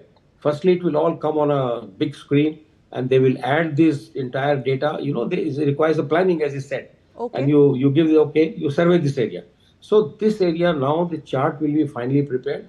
That is why that officer said it is not a luxury, it is a responsibility. Because on that chart, the whole world uses it as a reference for that particular harbor, for that particular part of ship. You know, it's a very long process. You know, it's all prepared in Dehradun in the Naval Hydrographic Office. Okay. Sakal. Yes, sir. Sir, and Albatross being its mascot? Well, you saw what albatross can do at sea. You know, it has got a very sharp eye, keeps looking for a prey, and it dives. Or mainly, he is doing maritime domain awareness. Maritime domain awareness does not mean only ships. It means underwater also. So it has got what is called the, you know, underwater domain awareness as well by giving you all this. So I think that it's a very very big name, and there is a lot of work involved in this. So I would say that hydrographic ships are our hydrographic branch. We have a separate branch of officers, which is headed by a vice admiral, and he's got a full lot of officers and our sailors who are actually hands-on. All ships are commanded by hydrographic officers. So I think it's a very specialized branch. We have a hydrographic school. We train officers from different countries in our own schools, and we take them to our own ships. These are all, earlier the ships used to be painted white, meaning that they didn't have a, war fighting role. But since we have given them some war fighting role, these been turned to grey color. So I think that yes, sir. It's quite albatross means he's looking at the whole sea, as you saw. So this guy is also looking at from the vantage position. That's right. Yeah. Okay, sir. What does it really mean when the Prime Minister commissions our military assets? Just to understand the contextuality of it. Well, one word is that Prime Minister feels very confident what his Navy is capable of doing. There's a message there. It's symbolic. Yeah, symbolic. And how much we have gone ahead in Atmanirbharta. Look at him, he's donning a naval cap. So, it gives confidence to our men that the Prime Minister of the country is with them. He's talking the language which they talk. It's a big moment for our officers and sailors, for the Prime Minister himself to be present for the commissioning of ships. It's really, really very, very big occasion. Okay. You elaborated on the strengths and role of Sanshodak. Now coming to Sir Dunagiri, if I would just request my producers to play that yet another powerful report on what Dunagiri is all about. But before we play out that package for our viewers, Sir Dunagiri, for you, adding more power to the combat muscle, and I think that is also extremely important in the context of the current world order that we are witnessing, where fissures are deepening and there is so much of mistrust already. But yes, we are one such country which enjoys a lot of trust. And I mean, I don't want to get into the geopolitical discussion, but in that context, how important is this asset? Well, as you can see that unfortunate, I'll have to talk about a little bit about geopolitics. You see, the world order is changing. Even a country like America could not decisively beat Iran. In fact, Iranian has come out slightly stronger. And therefore, it appears that countries will have to find their own partners in their area so that the collective security is headed by a regional sort of, shall I say, multipolar world. So one of the poles, I would think that India is heading to become an Indian Ocean pole, which can provide preferred partner to all Indian Ocean region countries. If you see the resident countries, those who reside in the Indian Ocean, we are the most powerful, most advanced country as far as technology, shipbuilding, and the application of ship is concerned. You look at our ships, what they have done in the last 2-3 years.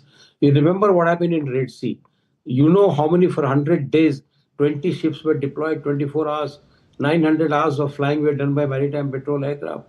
Our boys had gone and boarded the ships and chased away the pirates who wanted to hijack merchant ships. They have towed the merchant ships which were hit by bombs into our Indian shipyards and repaired it. So you look at the collective responsibility that the Honorable Prime Minister keeps talking about, Vasudhaiv Kutumbakam. Navy is truly represents a Vasudhaiv Kutumbakam motto to the hilt. Because at sea, unless you are at war, everybody is your friend. You are supposed to help everyone. So even if there is somebody drowning, it is your duty to go closer, pick them up and have them drop. So I think, yeah. Sir, please complete your point, please. I'm sorry. Yeah, I know. What I'm saying is these are all reflections that you are ready for assuming the leadership role in the Indian Ocean region.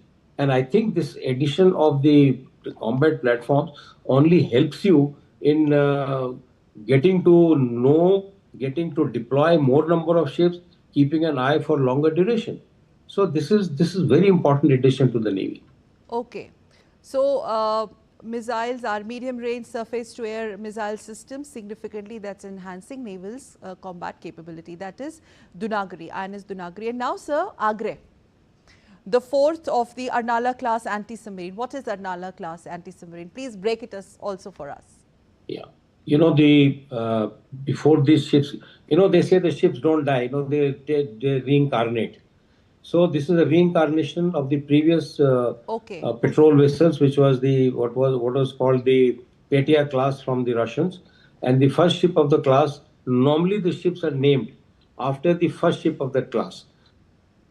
Commissioned ships were. Let's cut live across to Kolkata, where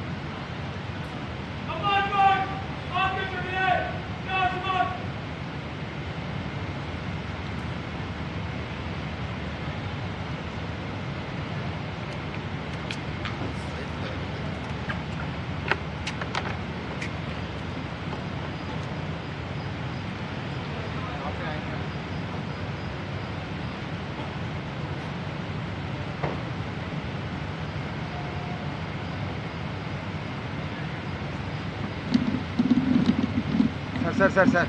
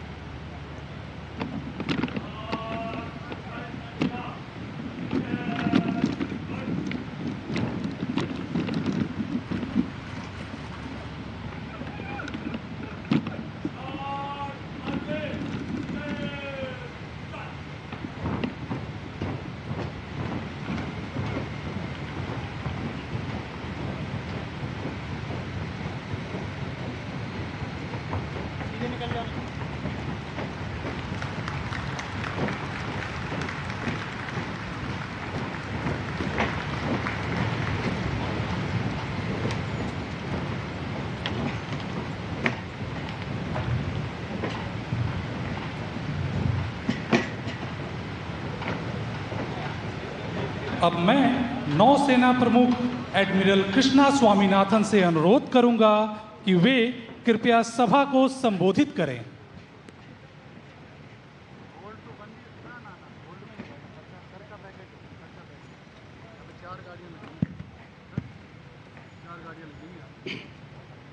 Bharat के माननीय प्रधानमंत्री श्री नरेंद्र मोदी जी, पश्चिम बंगाल के माननीय राज्यपाल Shri RN Ravi ji, पश्चिम बंगाल के माननीय मुख्यमंत्री Shri Suvendu Adhikari ji, flag officer commanding in chief eastern naval command vice admiral Sanjay Bhalla, Paschim Bangal के मुख्य सचिव, रक्षा मंत्रालय के वरिष्ठ अधिकारी, chairman and managing director Garden Reach shipyard and engineers, commanding officers Dunagiri, Sanshodhak एवं अग्रह, सम्मानित वेटरन्स, GRAC की कर्मचारी एवं कार्मिक गण, देवियों और सज्जनों, भारतीय नौसेना के लिए यह अत्यंत गर्व और सम्मान की बात है कि आज के इस ट्राई कमीशनिंग समारोह में जहां 3 फ्रंटलाइन प्लेटफॉर्म्स दूनागिरी, संशोधक और अग्रह नौसेना में शामिल हो रहे हैं,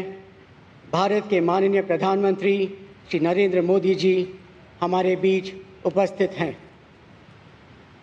सर, आज इस समारोह में आपका आना हमारे लिए बहुत ही सम्मान और गर्व की बात है और भारत के समुद्री विकास तथा उसकी बढ़ती शक्ति के प्रति आपके सहयोग और दूरदर्शिता का प्रमाण है। हम आपके बहुत आभारी हैं कि आप अपने व्यस्त कार्यक्रम में से कुछ समय निकालकर इस समारोह में मुख्य अतिथि के रूप में सम्मिलित हुए हैं। इस अवसर पर हमारे बीच पश्चिम बंगाल के माननीय राज्यपाल जी और माननीय मुख्यमंत्री जी भी उपस्थित हैं। ये हमें बहुत प्रेरणा देते हैं। मैं रक्षा मंत्रालय और पश्चिम बंगाल सरकार के वरिष्ठ अधिकारियों का हार्दिक आभार व्यक्त करता हूं, जिनके सहयोग और योगदान से यह 3 जहाज कल्पना से लेकर कमीशनिंग तक पहुंचे हैं। हमारे बीच उपस्थित वेटरन्स का विशेष रूप से धन्यवाद करता हूं, जिनमें से कई भूतपूर्व दूनागिरी और अग्रय पर सेवा कर चुके हैं। देश के सामुद्रिक सुरक्षा को साकार करने में जीआरएसी एक लंबे समय से भारतीय नौसेना का विश्वसनीय साझेदार रहा है। आज इस ट्राई कमीशनिंग की उपलब्धि के अवसर पर मैं जीआरएसी की समर्पित टीम को हार्दिक बधाई देता हूं। हमारे इंडस्ट्री पार्टनर्स और एमएसएमईज को भी आभार व्यक्त करता हूं, जिनके सहयोग से यह सफलता प्राप्त हो चुकी है। Naval headquarters, command headquarters, worship overseeing teams और ट्रायल एजेंसीज भी बधाई के पात्र हैं, जो इन तीनों जहाज़ों के निर्माण में शुरू से ही मेहनत और लगन के साथ जुड़े रहे हैं। पिछले वर्ष मुंबई में माननीय प्रधानमंत्री जी द्वारा स्वतंत्र भारत की पहली ट्राई कमीशनिंग के केवल 17 महीनों बाद आज कोलकाता में यह दूसरी ट्राई कमीशनिंग इस बात को दर्शाती है कि भारत की वॉरशिप कंस्ट्रक्शन की क्षमता में आधुनिकता, आत्मनिर्भरता और आत्मविश्वास तीनों को नई गति मिल रही है। आपको बताते हुए मुझे बड़ी खुशी है कि इन तीनों प्रोजेक्ट्स ने कई नए कीर्तिमान भी स्थापित किए हैं। INS Dunagiri project 17 alpha frigate programme की 5वीं वॉरशिप है और लेटेस्ट कॉम्बैट कैपेबिलिटीज़ से लैस हैं। इसका निर्माण पिछले फ्रिगेट प्रोग्राम की तुलना में लगभग 33% कम समय में पूरा किया गया है। आईएनएस संशोधक संधायक क्लास के चौथी हाइड्रोग्राफिक वेसल है। आज विश्व हाइड्रोग्राफी दिवस के अवसर पर इसका कमीशन होना इस समारोह को और अधिक महत्वपूर्ण बनाता है। ये जहाज अपने हाइड्रोग्राफिक इक्विपमेंट से भारत के पार्टनर नेशंस की सामुद्रिक अर्थव्यवस्था तथा ब्लू इकोनॉमी को सहयोग प्रदान करते हुए माननीय प्रधानमंत्री जी के महासागर विजन को तेज़ी से आगे बढ़ाने की कोशिश करेगी। आईएनएस अग्रे अर्नाला क्लास की चौथी ASW शैलो वाटरक्राफ्ट है। यह प्रोजेक्ट पब्लिक प्राइवेट पार्टनरशिप का एक अच्छा उदाहरण है। इसके तहत कुछ जहाज प्राइवेट शिपयार्ड्स में बन रहे हैं, जिससे देश में उपलब्ध संसाधनों का बेहतर उपयोग के साथ साथ जहाज़ों के निर्माण का समय भी कम हो रहा है। अंत में मैं दूनागिरी, संशोधक और अग्रय के कमांडिंग ऑफिसर्स और क्रूज़ को शुभकामनाएं और बधाई देता हूं। आज ये पोत भारतीय नौसेना का हिस्सा बनने जा रहे हैं। यह पोत भारतीय नौसेना की क्षमता को और नौसेना द्वारा राष्ट्रीय समुद्री हितों की रक्षा को अधिक सक्षम और प्रभावशाली बनाएंगे। मुझे पूरे विश्वास है कि इन जहाज़ों के अधिकारी और नौसैनिक अपने जहाज़ों का आत्मविश्वास और पूरे जज्बा के साथ संचालन करेंगे, पूरी निष्ठा से सेवा करेंगे, देश की रक्षा के लिए सदैव तत्पर रहेंगे और भारतीय नौसेना के गौरवशाली इतिहास में नए और स्वर्णिम अध्याय जोड़ेंगे। इन शब्दों के साथ मैं एक बार फिर भारतीय नौसेना के हर एक अधिकारी और नौसैनिक की ओर से हमारे माननीय प्रधानमंत्री श्री नरेंद्र मोदी जी का तहे दिल से आभार प्रकट करता हूं। यह हमारा बड़ा सौभाग्य है सर कि आपने इस कार्यक्रम में आकर हमें अपना बहुमूल्य समय प्रदान किए हैं। शन्नु वरुणः, जय Hind.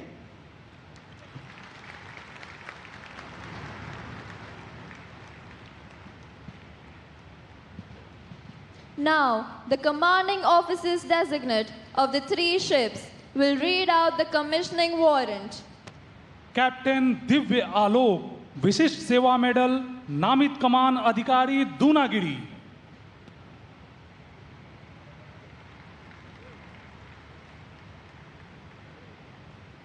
Commissioning order by the Chief of the Naval Staff.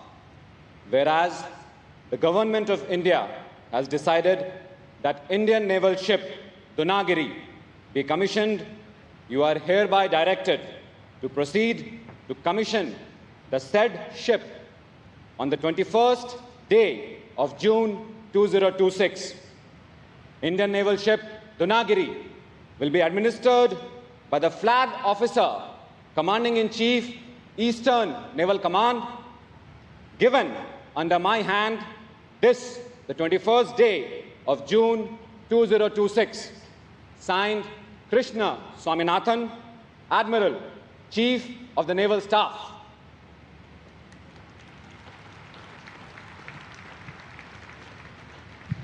Captain Kuldeep Singh, Commanding Officer Designate, Sanshodhak. Commissioning order by the Chief of Naval Staff.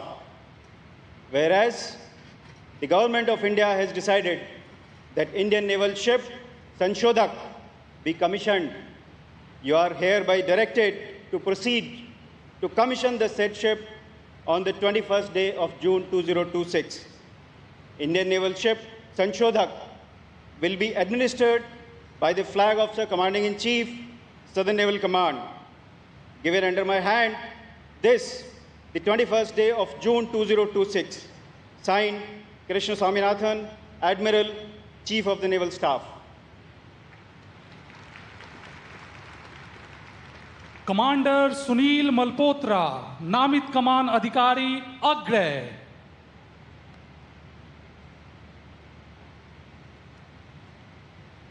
Whereas, commissioning order by the Chief of the Naval Staff.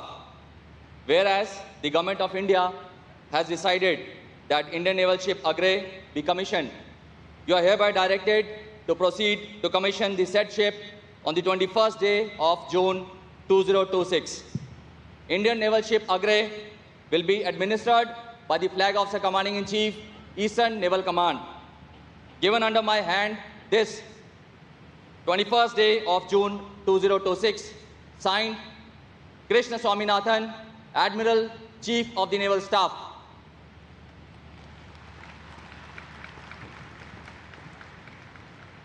अब सभी गणमान्य अतिथियों से अनुरोध है कि वे निशान समारोह के लिए निर्धारित स्थान पर आएं।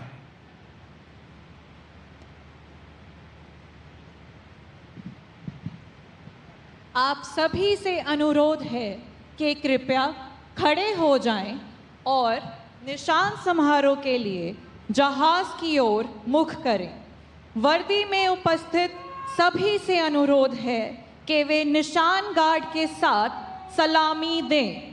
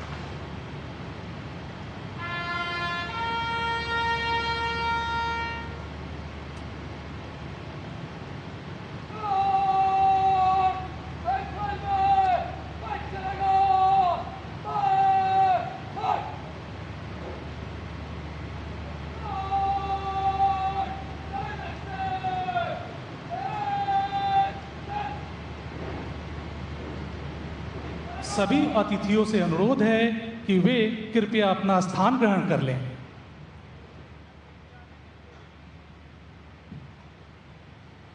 देवियों और सज्जनों, माननीय प्रधानमंत्री जी अब जहाजों की संयुक्त पट्टिका का अनावरण करेंगे।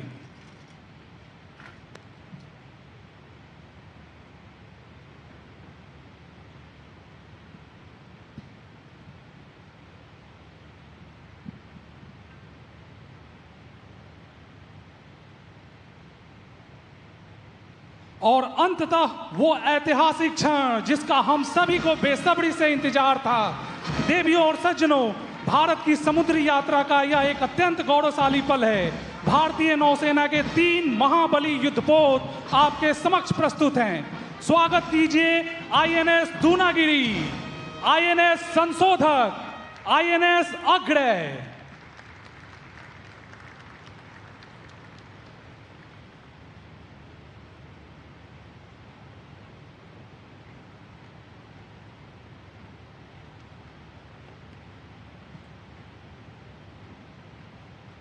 देवियों और सज्जनों, अब मैं माननीय प्रधानमंत्री श्री नरेंद्र मोदी जी से निवेदन करता हूं कि वे इस ऐतिहासिक अवसर पर अपने विचारों से हमें मार्गदर्शित करें।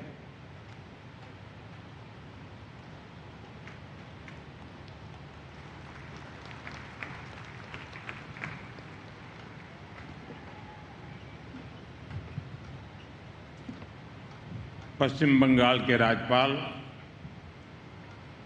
आर.एन. रवि जी, यहाँ के ऊर्जावान मुख्यमंत्री Suvendu Adhikari ji, chief of naval staff Krishna Swaminathan ji, उपस्थित देवी और सज्जनों, आज का दिन कई मायनों में विशेष है। आज पूरी दुनिया अंतर्राष्ट्रीय योग दिवस मना रही है। मुझे प्रसन्नता है कि इसी अवसर पर मुझे बंगाल की इस महान भूमि पर आने का अवसर मिला। यह वह भूमि है जिसने भारत के विचारों को नई दिशा दी है, जिसने भारत के पुनर्जागरण को गति दी है और जिसने सदियों तक भारत को समुद्र के रास्ते से दुनिया से जोड़ा है। आज इसी धरती पर आत्मनिर्भर भारत, सुरक्षित भारत और विकसित भारत से जुड़ा एक महत्वपूर्ण कार्यक्रम हो रहा है। कुछ देर पहले आईएनएस अग्रय, आईएनएस दूनागिरी और आईएनएस संशोधक को भारतीय नौसेना में शामिल किया गया है। वैसे आज 21 जून को वर्ल्ड हाइड्रोग्राफी डे के रूप में भी मनाया जाता है और ये बहुत ही अद्भुत संयोग है कि आज के दिन हमने भारत का सबसे एडवांस हाइड्रोग्राफी जहाज आईएनएस संशोधक कमीशन किया है।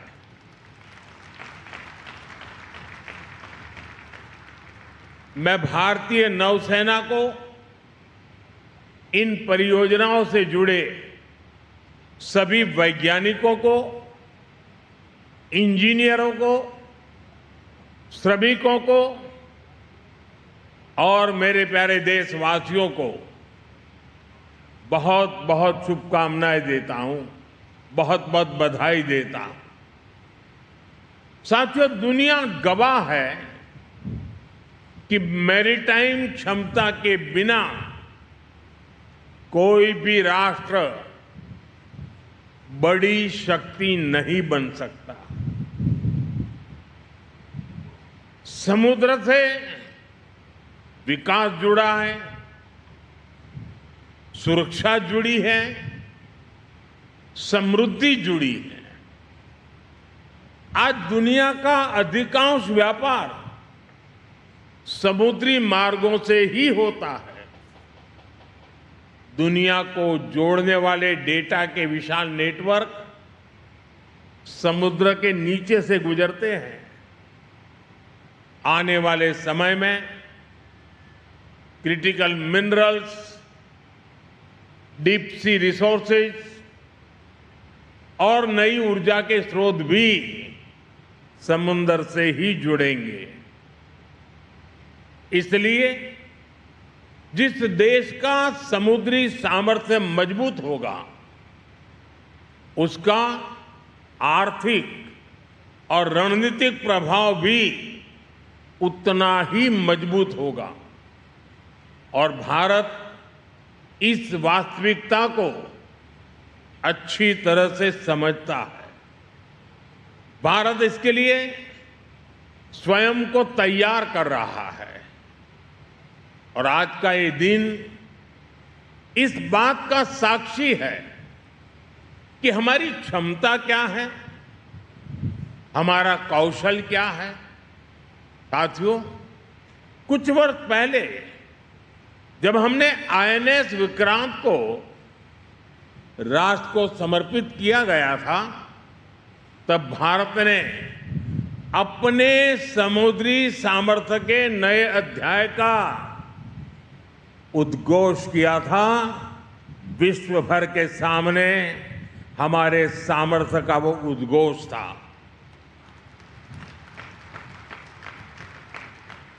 आईएनएस विक्रांत से लेकर आज तक की यात्रा केवल नए युद्धपोतों की यात्रा नहीं है। यह भारत की बढ़ती आत्मनिर्भरता की यात्रा भी है। आज आईएनएस अग्रय, आईएनएस दूनागिरी और आईएनएस संशोधक उसी यात्रा को नई गति दे रहे हैं।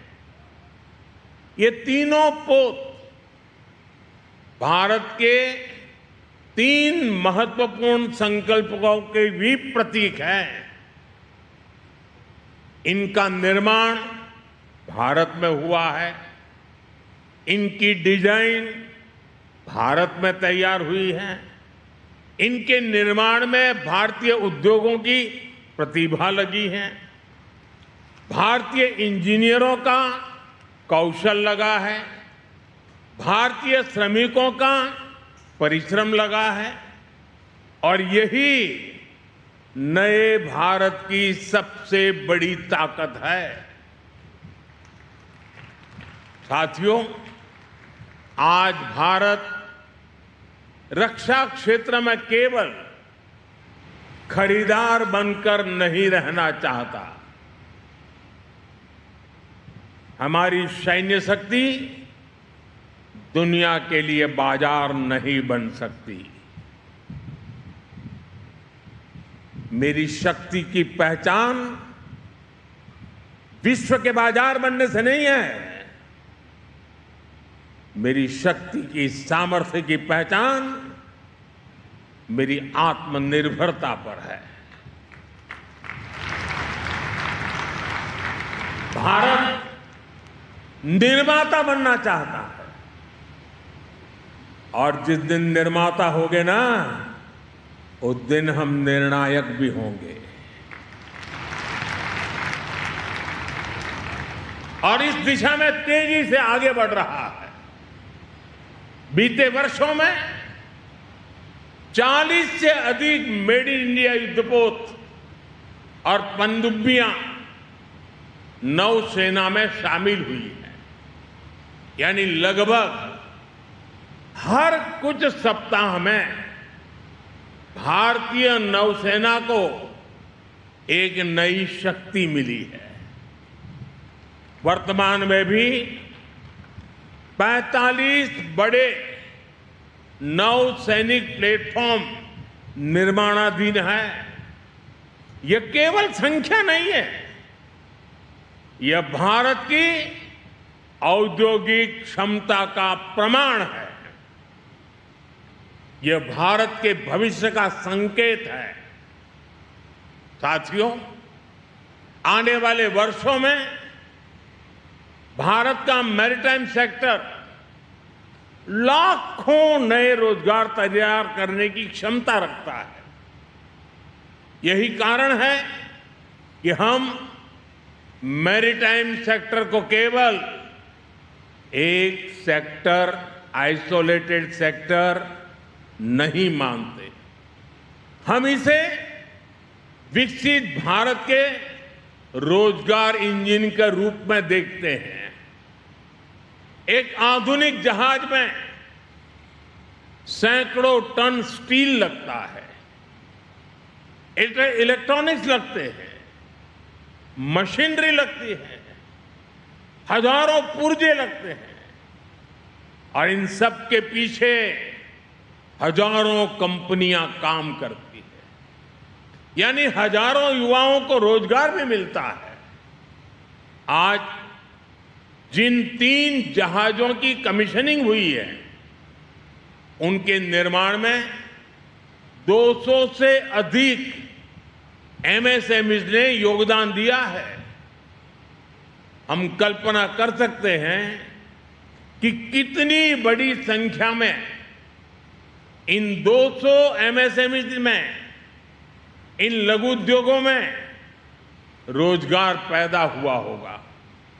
साथियों, अब समय आ गया है कि भारत समुद्री शक्ति के अगले चरण में प्रवेश करे।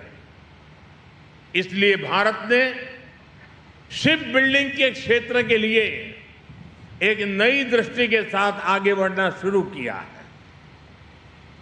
हाल के वर्षों में अनेक पॉलिसी रिफॉर्म्स किए गए हैं।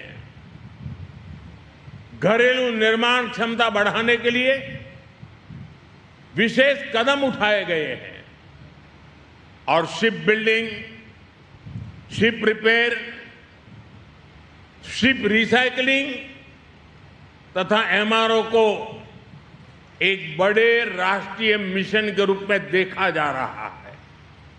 साथियों, शिपिंग सेक्टर के लिए 70,000 करोड़ रुपए का जो प्रोत्साहन पैकेज घोषित किया गया है, वह केवल एक आर्थिक निर्णय नहीं है, वह भारत के समुद्री भविष्य में निवेश है, वह भारत के औद्योगिक विस्तार में निवेश है। साथियों, भारत आज अपने पूरे मैरीटाइम इकोसिस्टम को सशक्त बना रहा है।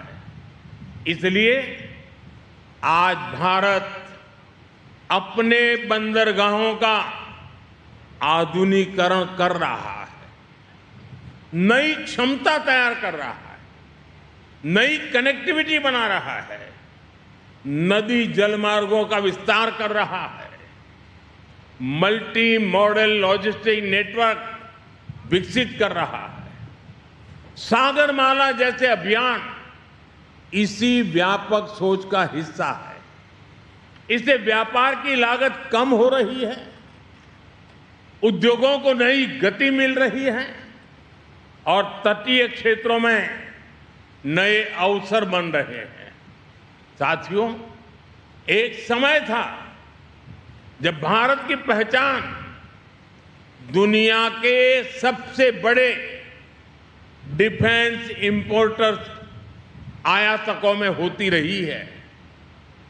इस निर्भरता के कारण हमारे सामने रणनीतिक और सुरक्षा दोनों तरह की चुनौतियां भी हैं। 2014 में सरकार बनने के बाद हमने स्थिति को बदलने का संकल्प लिया। इसके लिए नीतियों के स्तर पर बड़े रिफॉर्म किए गए, रक्षा क्षेत्र में आत्मनिर्भरता को प्राथमिकता दी गई। इन प्रयासों का परिणाम है कि आज रक्षा क्षेत्र में डिजाइन, मैन्युफैक्चरिंग और एक्सपोर्ट की नई संभावनाएं बनी है। 2014 तक देश का कुल डिफेंस प्रोडक्शन 40,000 करोड़ रुपए के आसपास था। आज यह बढ़कर लगभग 1,80,000 करोड़ रुपए तक पहुंच गया है। और साथियों, एक तरफ देश में रक्षा उत्पादन तेजी से बढ़ा है, दूसरी तरफ हमारा डिफेंस एक्सपोर्ट अभूतपूर्व गति से बढ़ रहा है। 2014 तक भारत करीब 700 करोड़ रुपए के रक्षा उत्पादों का निर्यात करता था, 700 करोड़। आज यह आंकड़ा बढ़कर करीब 40,000 करोड़ रुपए पहुंच रहा है। भारत में बने रक्षा उपकरण अब दुनिया के 80 से अधिक देशों तक पहुंच रहे हैं। साथियों, आत्मनिर्भरता की यात्रा में अभी बहुत कुछ करना बाकी है। मेरे हिसाब से तो अभी ये शुरुआत है, लेकिन 12 साल में जो प्रगति हुई है वो ये बताती है कि जब नीति स्पष्ट हो, जब दिशा ठीक हो, जब साथ साथ मिलकर काम करें, तो देश में कितना बड़ा परिवर्तन हो सकता है। साथियों, जब समुद्री विरासत की बात होती है तो बंगाल का नाम स्वाभाविक रूप से सामने आता है। यह भारत के समुद्री संपर्कों की भी महत्वपूर्ण भूमि रही है। हुगली की धाराओं ने इतिहास को बदलते हुए देखा है, व्यापार के नए अध्याय देखे हैं, विकास की नई यात्राएं देखी है। और संयोग देखिए, ये पोर्ट बंगाल के ही सपूत देश के पहले उद्योग मंत्री डॉक्टर श्यामा प्रसाद मुखर्जी के नाम पर है। साथियों, भारत आज जिस नए समुद्री युग की ओर बढ़ रहा है, उसमें पश्चिम बंगाल की भूमिका बहुत महत्वपूर्ण होने वाली है। यहां बंदरगाहों की क्षमता है, यहां उद्योगों की क्षमता है, यहां प्रतिभा है, यहां कौशल है, यहां समुद्री अर्थव्यवस्था को नई ऊंचाइयों तक ले जाने की क्षमता है। मुझे विश्वास है कि आने वाले वर्षों में पश्चिम बंगाल भारत की blue economy, maritime manufacturing, logistics और कोस्टल डेवलपमेंट का एक महत्वपूर्ण केंद्र बनेगा। साथियों, भारत ने हमेशा से समुद्र को सहयोग का माध्यम माना है, लेकिन भारत ये भी जानता है कि शांति की रक्षा के लिए सामर्थ्य भी उतना ही आवश्यक है। समृद्धि की रक्षा के लिए सुरक्षा आवश्यक है और भविष्य के निर्माण के लिए आत्मनिर्भरता अनिवार्य है। आज आईएनएस अग्रय, आईएनएस दूनागिरी और आईएनएस संशोधक इसी भावना के प्रतीक बनकर भारतीय नौसेना में शामिल हुए हैं। ये उस भारत के प्रतीक है जो 21वीं सदी में अपने सामर्थ्य को पहचान रहा है, जो अपनी क्षमताओं पर विश्वास कर रहा है और जो दुनिया के सामने नए आत्मविश्वास के साथ तेज गति से ऊर्जा से भरे हुए संकल्प के साथ निरंतर आगे बढ़ रहा है। साथियों, इस शुभ अवसर पर मैं नेवी के सभी साथियों को, देशवासी के सभी साथियों को अनेक अनेक शुभकामनाएं देता हूं। मैं एक बार फिर भारतीय नौसेना को, सभी वैज्ञानिकों, इंजीनियरों, श्रमिकों और देशवासियों को हृदयपूर्वक बहुत बहुत बधाई देता हूं। धन्यवाद। Prime Minister Narendra Modi commissions 3 indigenously built frontline platforms, a historic day today, marking a historic day in our military prowess, in our defense prowess rather, in our naval prowess in specific.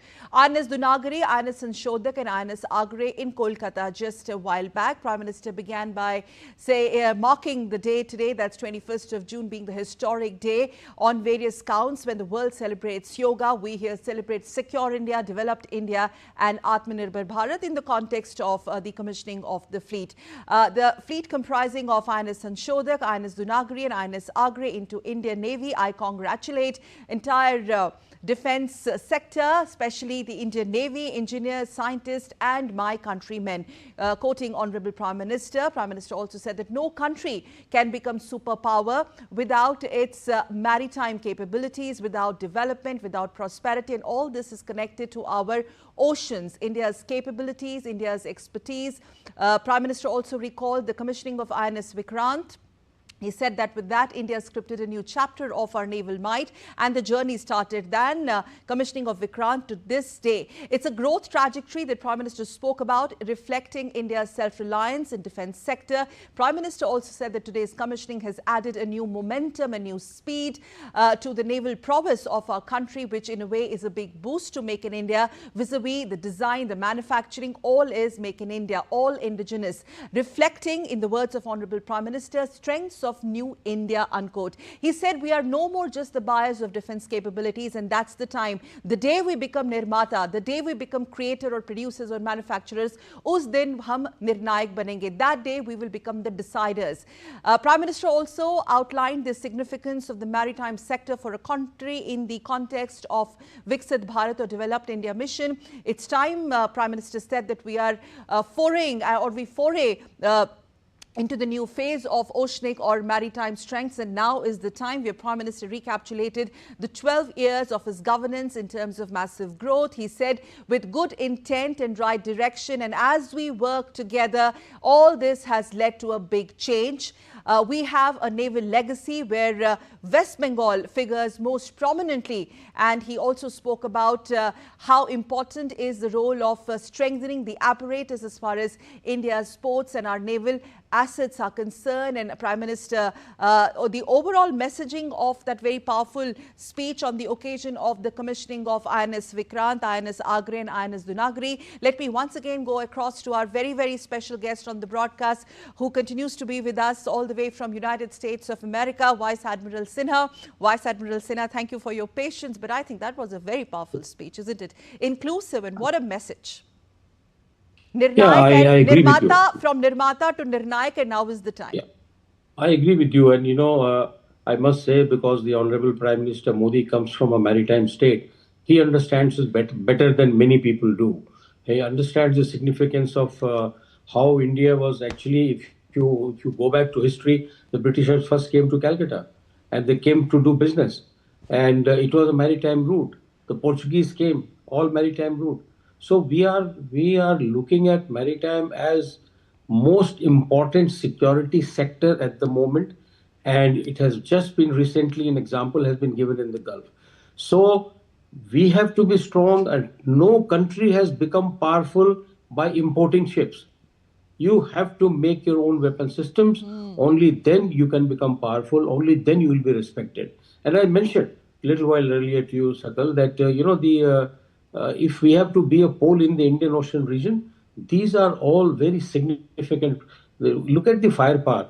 Look at also the cooperative mechanism we generate by making one more very latest hydrographic ship. Yes. It is used by every country. They ask for it and we do it. You look at the shallow water capability that we have increased, and this is the fourth one. There'll be one more in this another class. So I think that overall the Indian Navy is sort of power, India's power, not only in this, but as you said, industrialization, generating work, adding to the economy, you name it, and it's all there in the maritime sector, Sakal. That point from Nirmata to Nirnayak, I think there's a message in the current context that we are no more the buyers of the technology. Yeah. That's correct. Because see, the point that he's making is that we will be able to become a Nirnayak only when we are a Nirmata. So this is precisely what, indigenization means.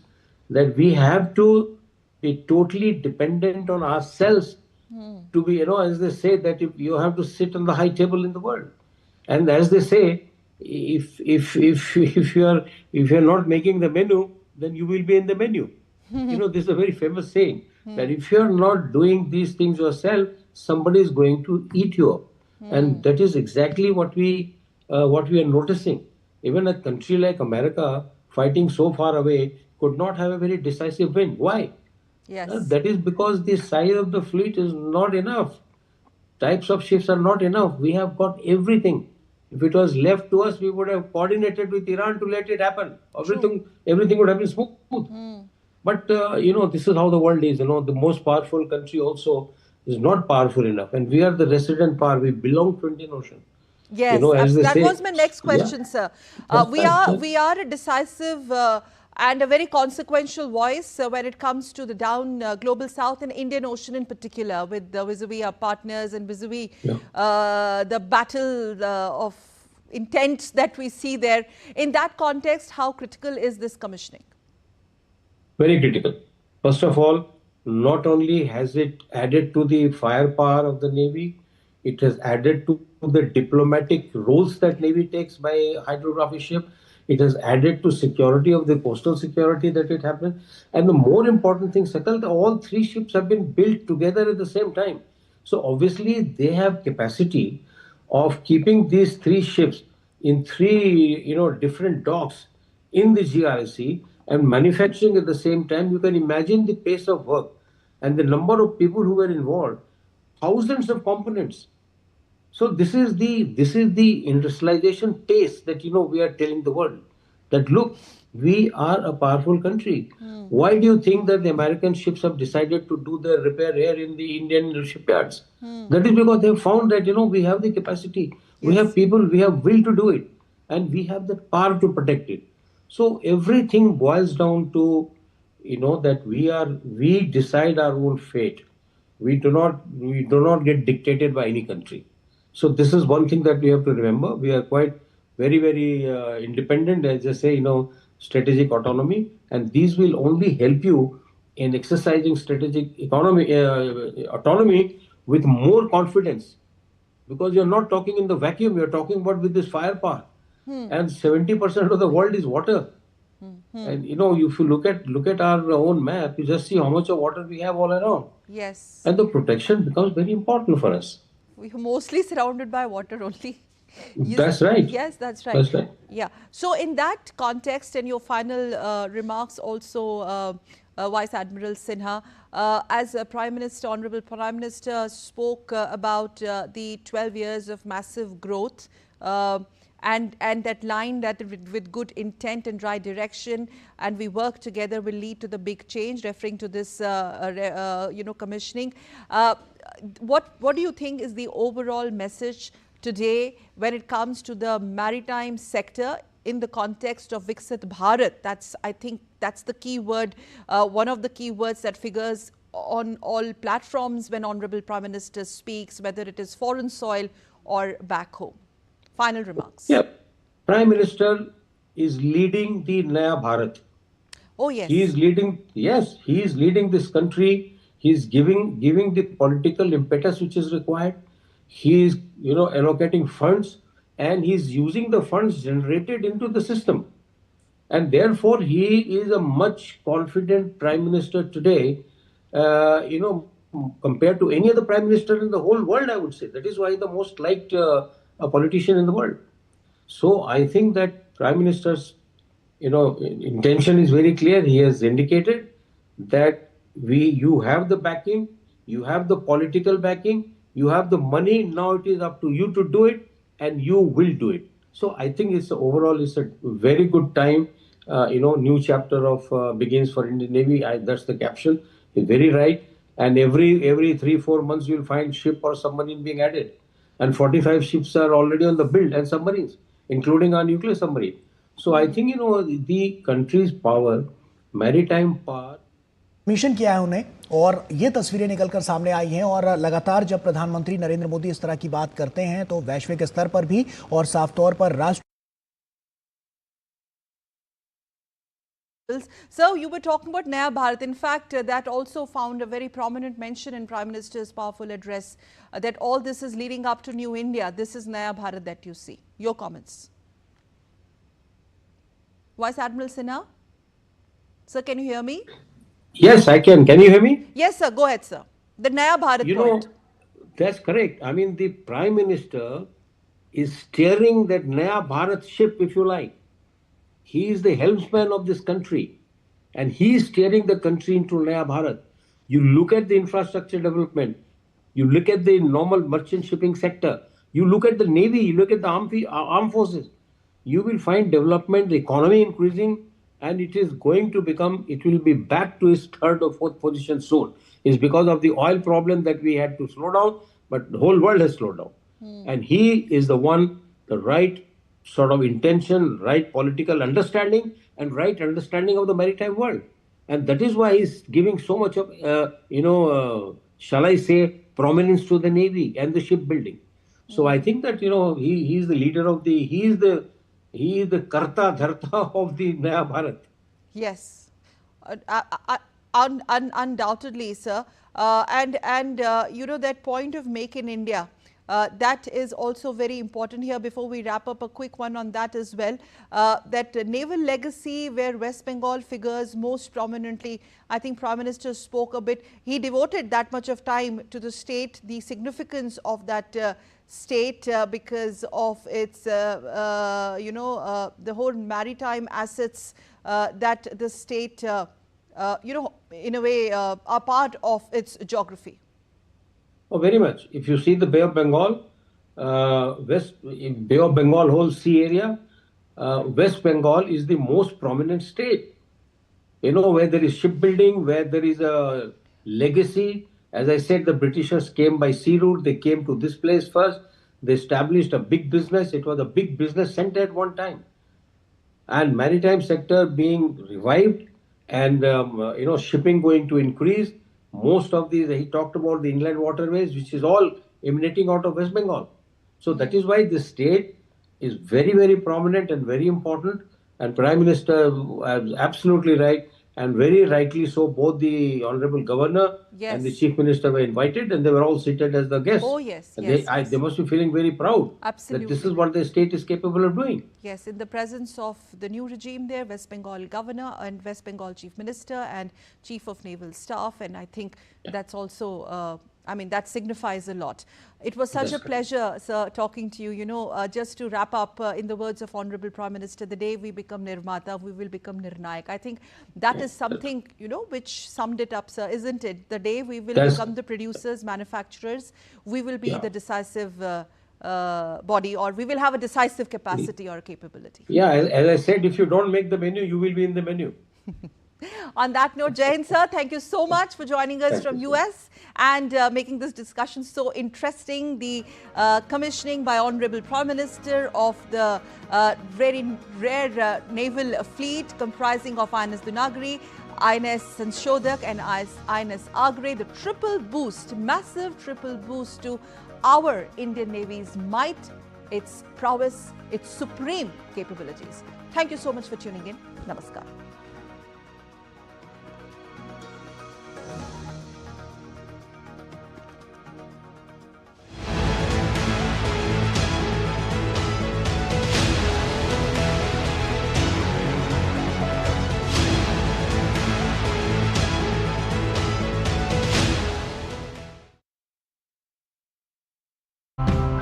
Animals are involved in pollinating 90% of our flowering plants. They just need the right environment, and sometimes that could be in an unexpected place. So the thing is, yes, they use people to do it, but it's also a very, very tough and challenging process for the people doing it also. Usually it's women, and usually it's Dalit women doing it. It's actually a very big challenge. A modular building, well, you can take it apart like Lego blocks and put them on a truck and replace them on another location. So even if our libraries were burned, our scholars are being killed, even then, if anybody survived, then they would still have that knowledge, that oral tradition would have taught them so many things, and then that knowledge could be taken forward. Today, yoga has reinvented itself, and almost every city in America will have, or every small county will have yoga studios, right? And so if you go and learn yoga in the Western world, you'll find that most likely it will be a white instructor who will be teaching you yoga, and they'll have read up everything. So I think this has been the lasting impact of Indian spirituality. So it's like how today everybody flocks to study in the Ivy Leagues in America, or they go to Oxford, they go to Cambridge. India was that kind of country where scholars are all dreaming, one day I'm going to get admission into the top university in India. In India, we never saw ourselves as different from nature. We are a part of nature, so we don't have to conquer nature. So we are living within it. So if we damage the rivers, the land is going to come back to hurt us. So that understanding was totally there. The interconnectedness of life was there. It's not tolerance, because tolerance is like, okay, I'm tolerating you so that you tolerate me, and then that's some kind of transactional way of looking at things. Ours was not transactional. It was way more beyond. It is beyond that. Namaskar and welcome to Indian Diplomacy, show on India's national broadcaster, Doordarshan, about Indian foreign policy, India's international relations, and how India is a force for good in the world.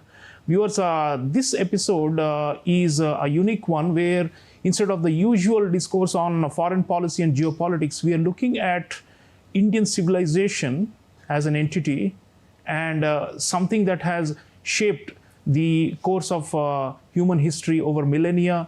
How has Bharat, as India has been known since time immemorial, changed the world through its ideas, its thoughts, and its practices? That is the theme. And to discuss this, it's a great privilege for me to be hosting one of the leading cultural nationalist commentators, authors, and intellectuals, Sahana Singh. Sahana Singh has written two major works on Indian education and how it has transformed the world, and she continues to think about Indian culture and its place and how it has dramatically reshaped our ways of thinking and doing. So Sahana ji, welcome to Indian Diplomacy. Namaste. Thank you very much. It's a great honor and privilege to be here in Doordarshan. Thank you. I'm so glad we could make this happen. So you are writing a new book, Sahana ji. It's called 108 Insights into the Oldest Living Civilization.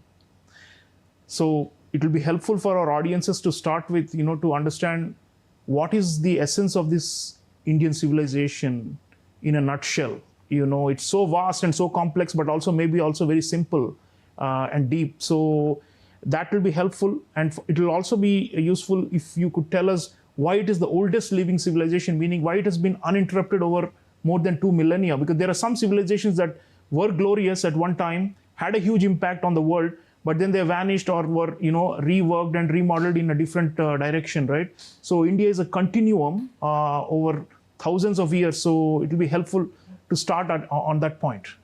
So I think one of the highlights of our Indian civilization is that we were very, very interested in knowing what is the truth, the pursuit of truth and knowledge. If you ask me what is the single defining thread in this civilization, it is the pursuit of truth and knowledge.